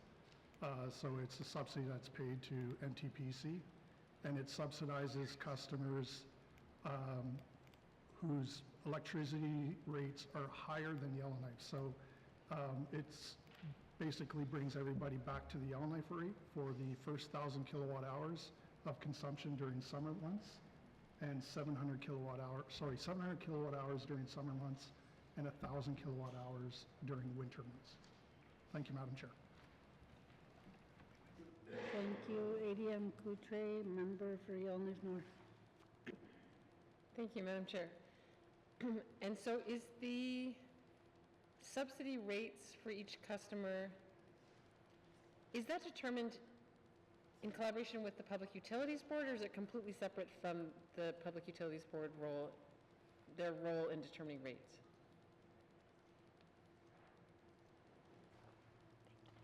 Thank you, member for Yellowknife North, Minister of Finance.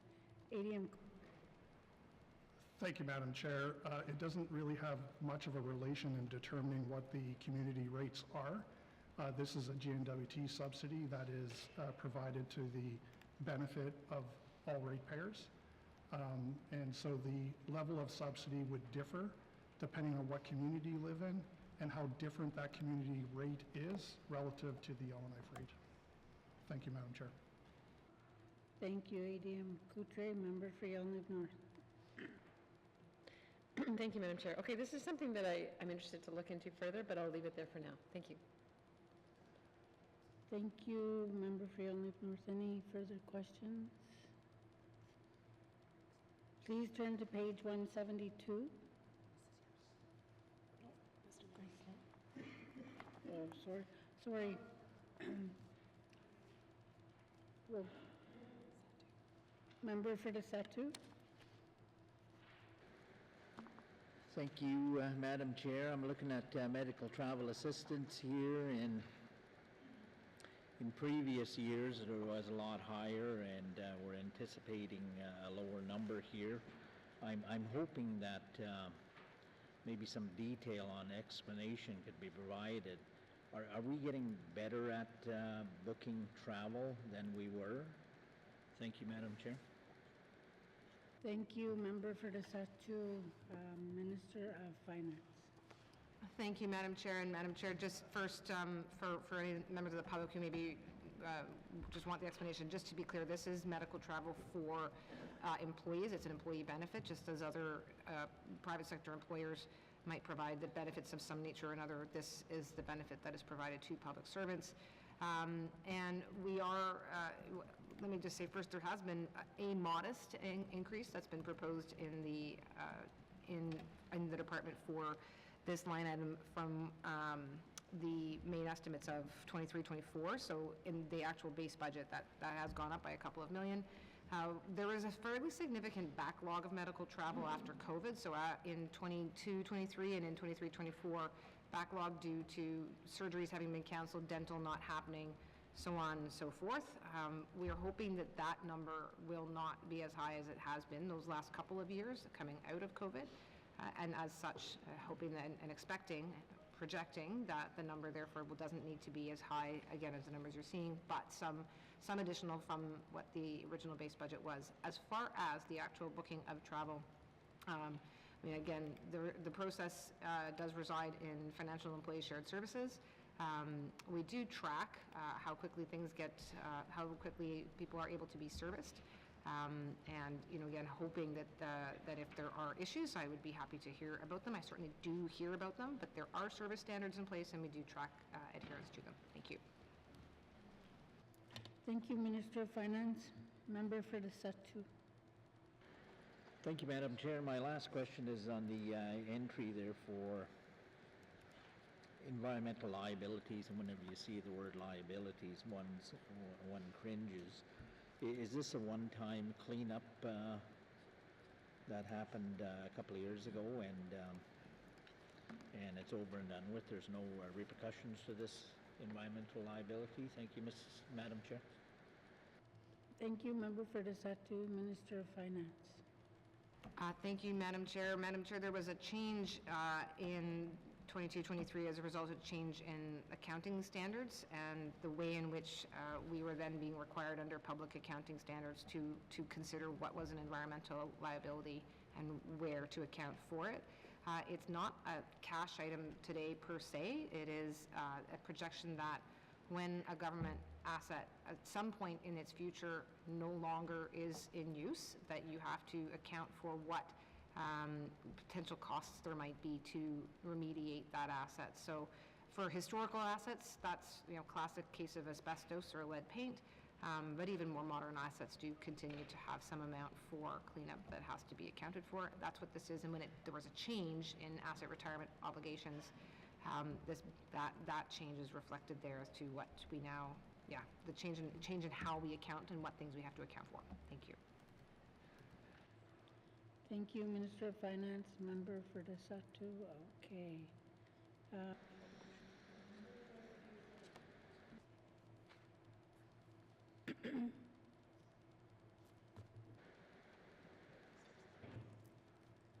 Member for Great Slave. Thank you, Madam Chair.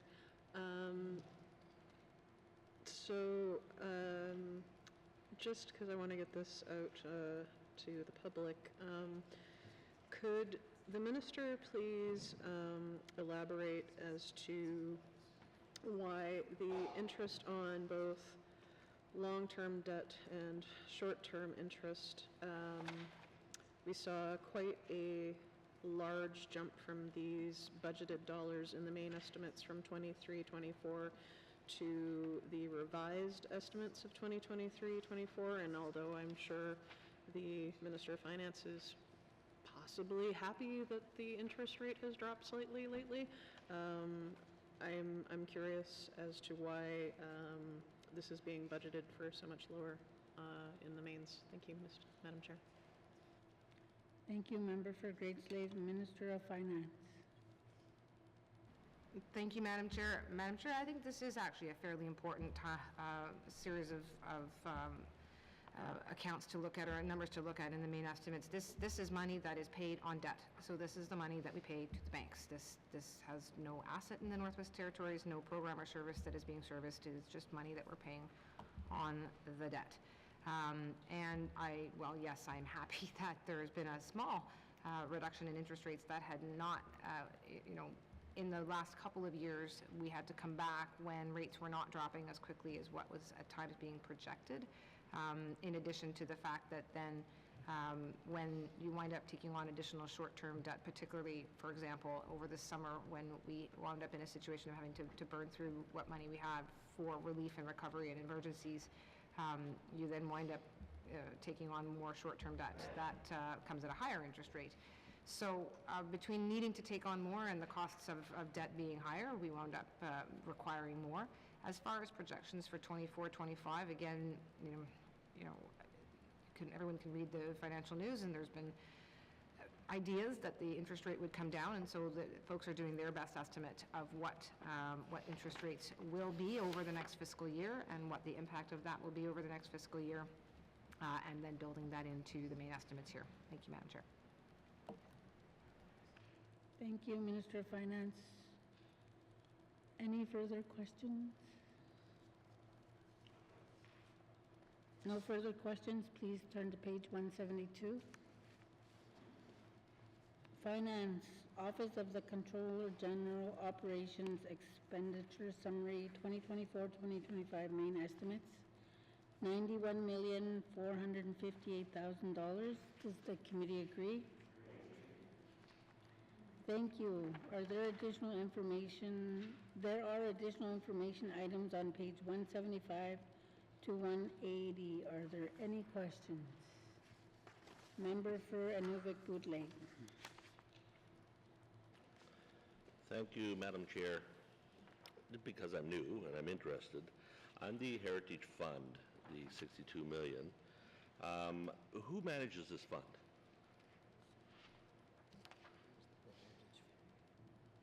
Thank you. Member for Inuvik-Bootleg, Minister of Finance. CIBC Wood Gundy manages it on our behalf. Thank you, Madam Chair. Thank you, Minister of Finance. Member for Inuvik-Bootleg. Is there an investment policy that, I don't know if it would be, if that would come to cabinet, is there an investment policy, and if there is, who sets that up? Thank you for Member for Inuvik-Bootleg, Minister of Finance. Thank you, Madam Chair. It is a financial management board policy. I don't have it in my main estimates briefing binder, but I can certainly try and pull it up if the member's interested to hear more. Thank you. Thank you, Minister. Member for Inuvik-Bootleg. I am, but you don't necessarily have to pull it up now. It's something I can get from you. Just interested on the policy, whether or not how, I understand if Wood Gundy is managing the fund, then obviously they would manage it based on our policy, and whether that we're looking at how it's tied to the indices, whether or not we look at unethical investments, so on and so forth. I assume that would be in the policy. And if the minister could commit, I would, if it's a document I could see, I would absolutely love to see the investment policy. Thank you, Member for Inuvik-Bootleg. Just a reminder, when people are talking, can you just wait till your light turns on before proceeding? Thank you. Minister of Finance. Yeah, Madam Chair, and let me also note there's the Heritage Fund Act and Heritage Fund regulations that go with this. So let me put some information together and see if that can provide the kind of clarity that the member is looking for. Thank you. Thank you, Minister of Finance. Member for Inuvik-Bootleg. Thank you, Madam Chair. And yes, no, I appreciate that, to be able to see that, to have a look. Yeah, thank you. No further questions. Any further questions? Member for Great Slave. Thank you, Madam Chair. Madam Chair, under the Technology Service Center chargeback, it details each department's chargeback recoveries to the TSC. Currently estimated at 24-25 just shy of 41 million. So I recognize, part of this is how we pay our hardworking TSC folks, and I'm totally happy that we do. But for the remaining approximately 28 million, that's quite a jump from the last main estimates, and I was wondering if the minister could speak to why it's gone up by just close to 6.3 million. Thank you, Madam Chair. Thank you. Member for Great Slave, Minister of Finance. Thank you, Madam Chair.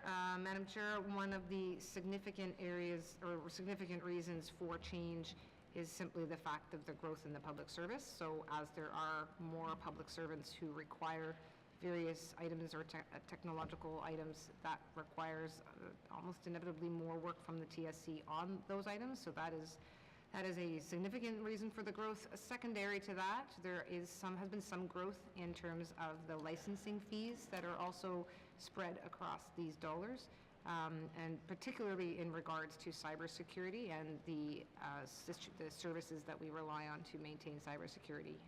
That has become a little more expensive, but probably money well spent in that particular regard. Well, it's all money well spent, Madam Chair, but particularly with cybersecurity, I do want to emphasize that there's, again, needing to look at the headlines is easy to see that the importance of having that as a government. Thank you, Madam Chair. Thank you, Minister of Finance. Member for Great Slave.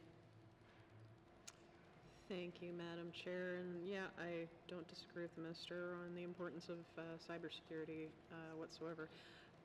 However, I think, if there is a way to find some economies and savings in this line item, I mean, it would mean more money for programs and services delivered to the public. Not that not having technology for our public servants isn't important, but just, I'm hopeful that the department can take a look at that and square that away. Thank you, Madam Chair. More of a comment.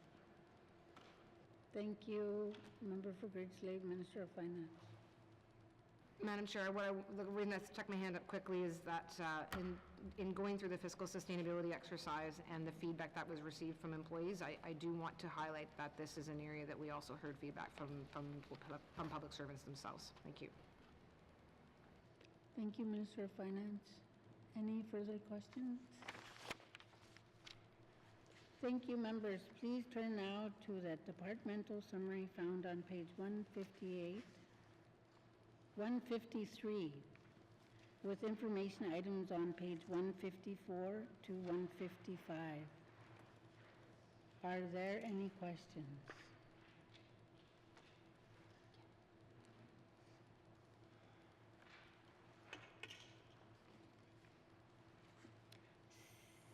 Seeing no further questions, committee, I will now call the departmental summary finance operations expenditure total department 2024-2025 main estimates $358,407. Oh, sorry. Hey, I'm going to go back. Sorry, member for Yellowknife North.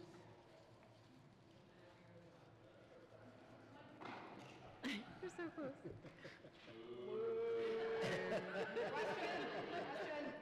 Okay, I have a question on the overall active position summary. So when I was looking at records, there was actually a CBC article about the growth in the public service since about 2018. I noticed in particular the Department of Finance in 2018 had about 357 staff, and then it grew to about 490 staff, And now it's sitting at, well, for this coming year, 563 staff. Can the minister give some explanation of why the Department of Finance has grown from 357 staff in 2018 to 563 now? Thank you, Madam Chair. Thank you. Member for Yellowknife North, Minister of Finance. Thank you, Madam Chair. I can. So one of the earliest amalgamations that is involved here is that of the Human Resources, which was previously out on its own and then joined in the Department of Finance, I think right at around 2018. Information Shared System Services was the next, so that was, which is now the Office of the Chief Information Officer. And now has grown further by bringing TSC's folks from infrastructure over to be all in one umbrella of Information Shared System Services. So information technology, essentially all under one umbrella, but all under the umbrella of finance.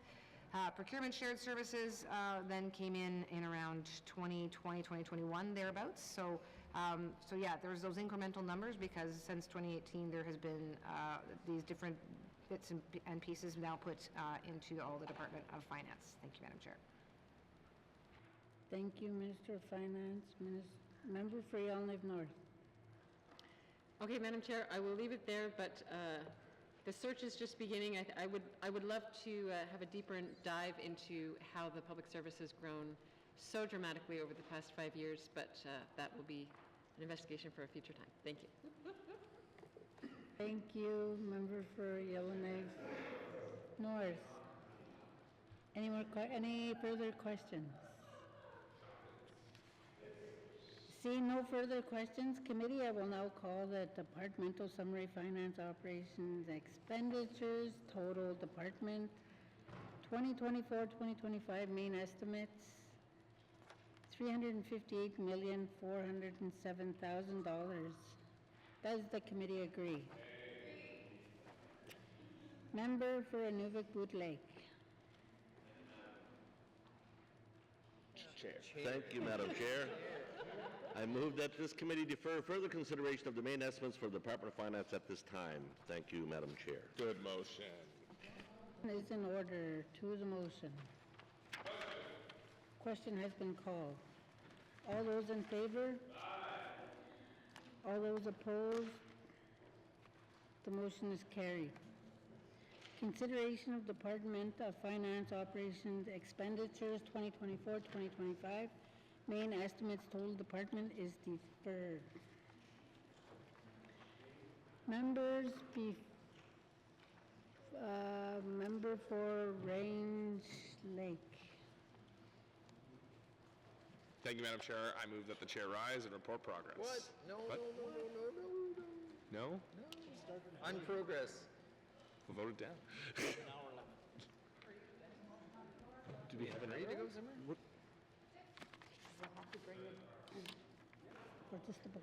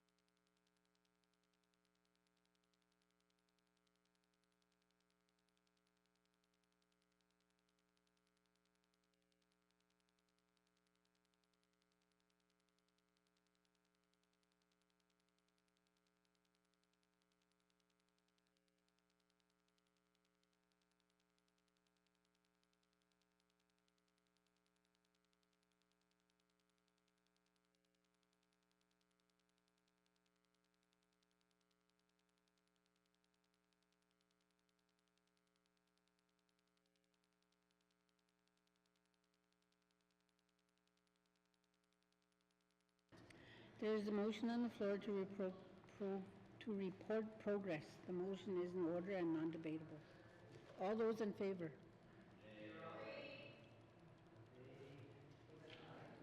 Members in favor raise hands. All those opposed?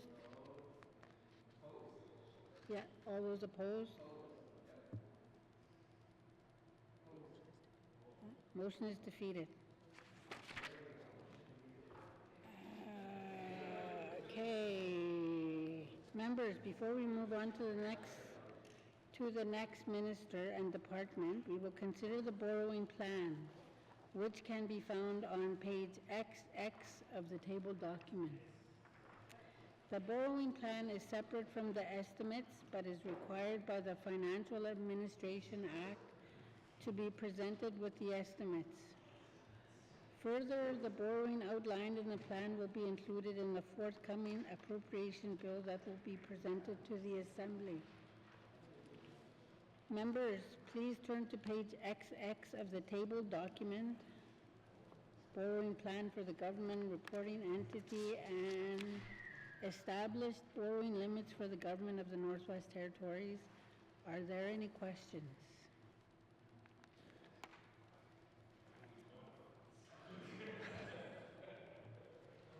See no further questions, committee will call the page borrowing plan for the government reporting entity and established borrowing limits for the government of the Northwest Territories. Total consolidated borrowing, $1,616,110,000. Does the committee agree? Member for Nunavut Lake. Thank you, Madam Chair. I move that this committee defer further consideration of the borrowing plan for the government reporting entity and establish borrowing limits for the government of the Northwest Territories at this time. Thank you, Madam Chair. Thank you. The motion is in order. To the motion. Question has been called. All those in favor? All those opposed? The motion is carried.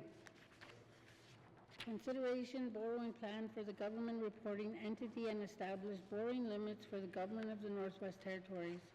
Total consolidated borrowing is deferred. Thank you, Minister, and thanks to the witnesses for appearing before us. Sergeant at Arms, please escort the witnesses from the chamber.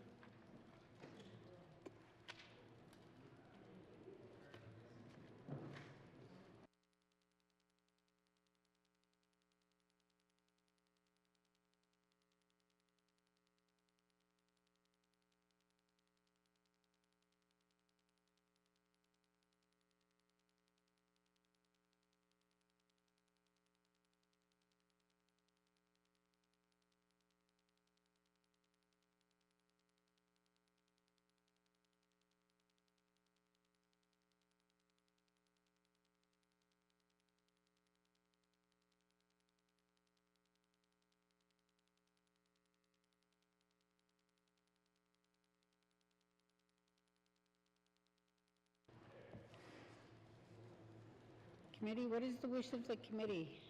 What is the wish of committee? Member for Nunavut-Bootleg. Thank you, Madam Chair. Madam Chair, I move that the chair rise and report progress. We got it right. Motion is in order. The motion is in order. The motion is non-debatable. All those in favor? All those opposed? The motion is carried. I will now rise and report progress. Hey.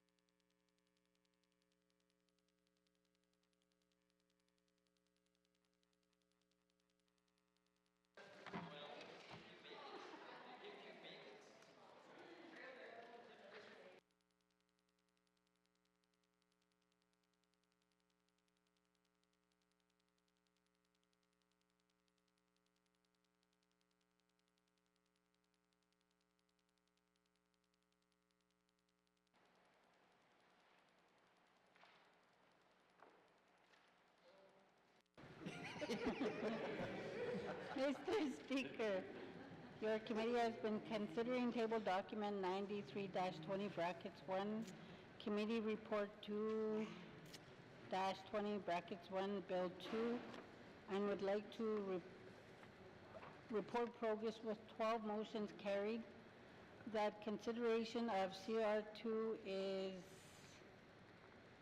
concluded, that bill 2 is ready for third reading.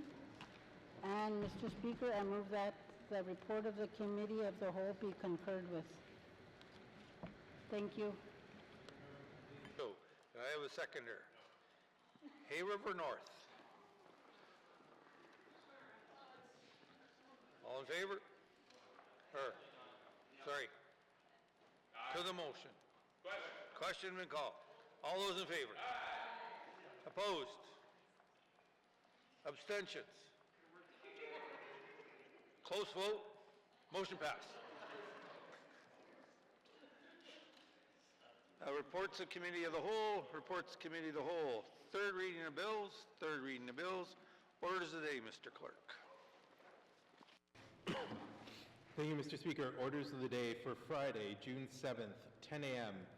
Prayer, minister statements, member statements, returns to oral questions, recognition of visitors in the gallery, acknowledgements, oral question, written questions, returns to written questions, replies to the Commissioner's address, petitions, reports of committees on the review of bills, reports of standing and special committees, tabling of documents, notices of motions, motion 32-20 bracket 1, notice of motion for first reading of bills, second reading of bills, consideration in Committee of the Whole of bills and other matters, Minister Statements 4, 5, 17, and 24, table document 93-20 bracket 1, report of Committee of the Whole, third reading of bills, Bill 2, orders of the day. Thank you, Mr. Speaker.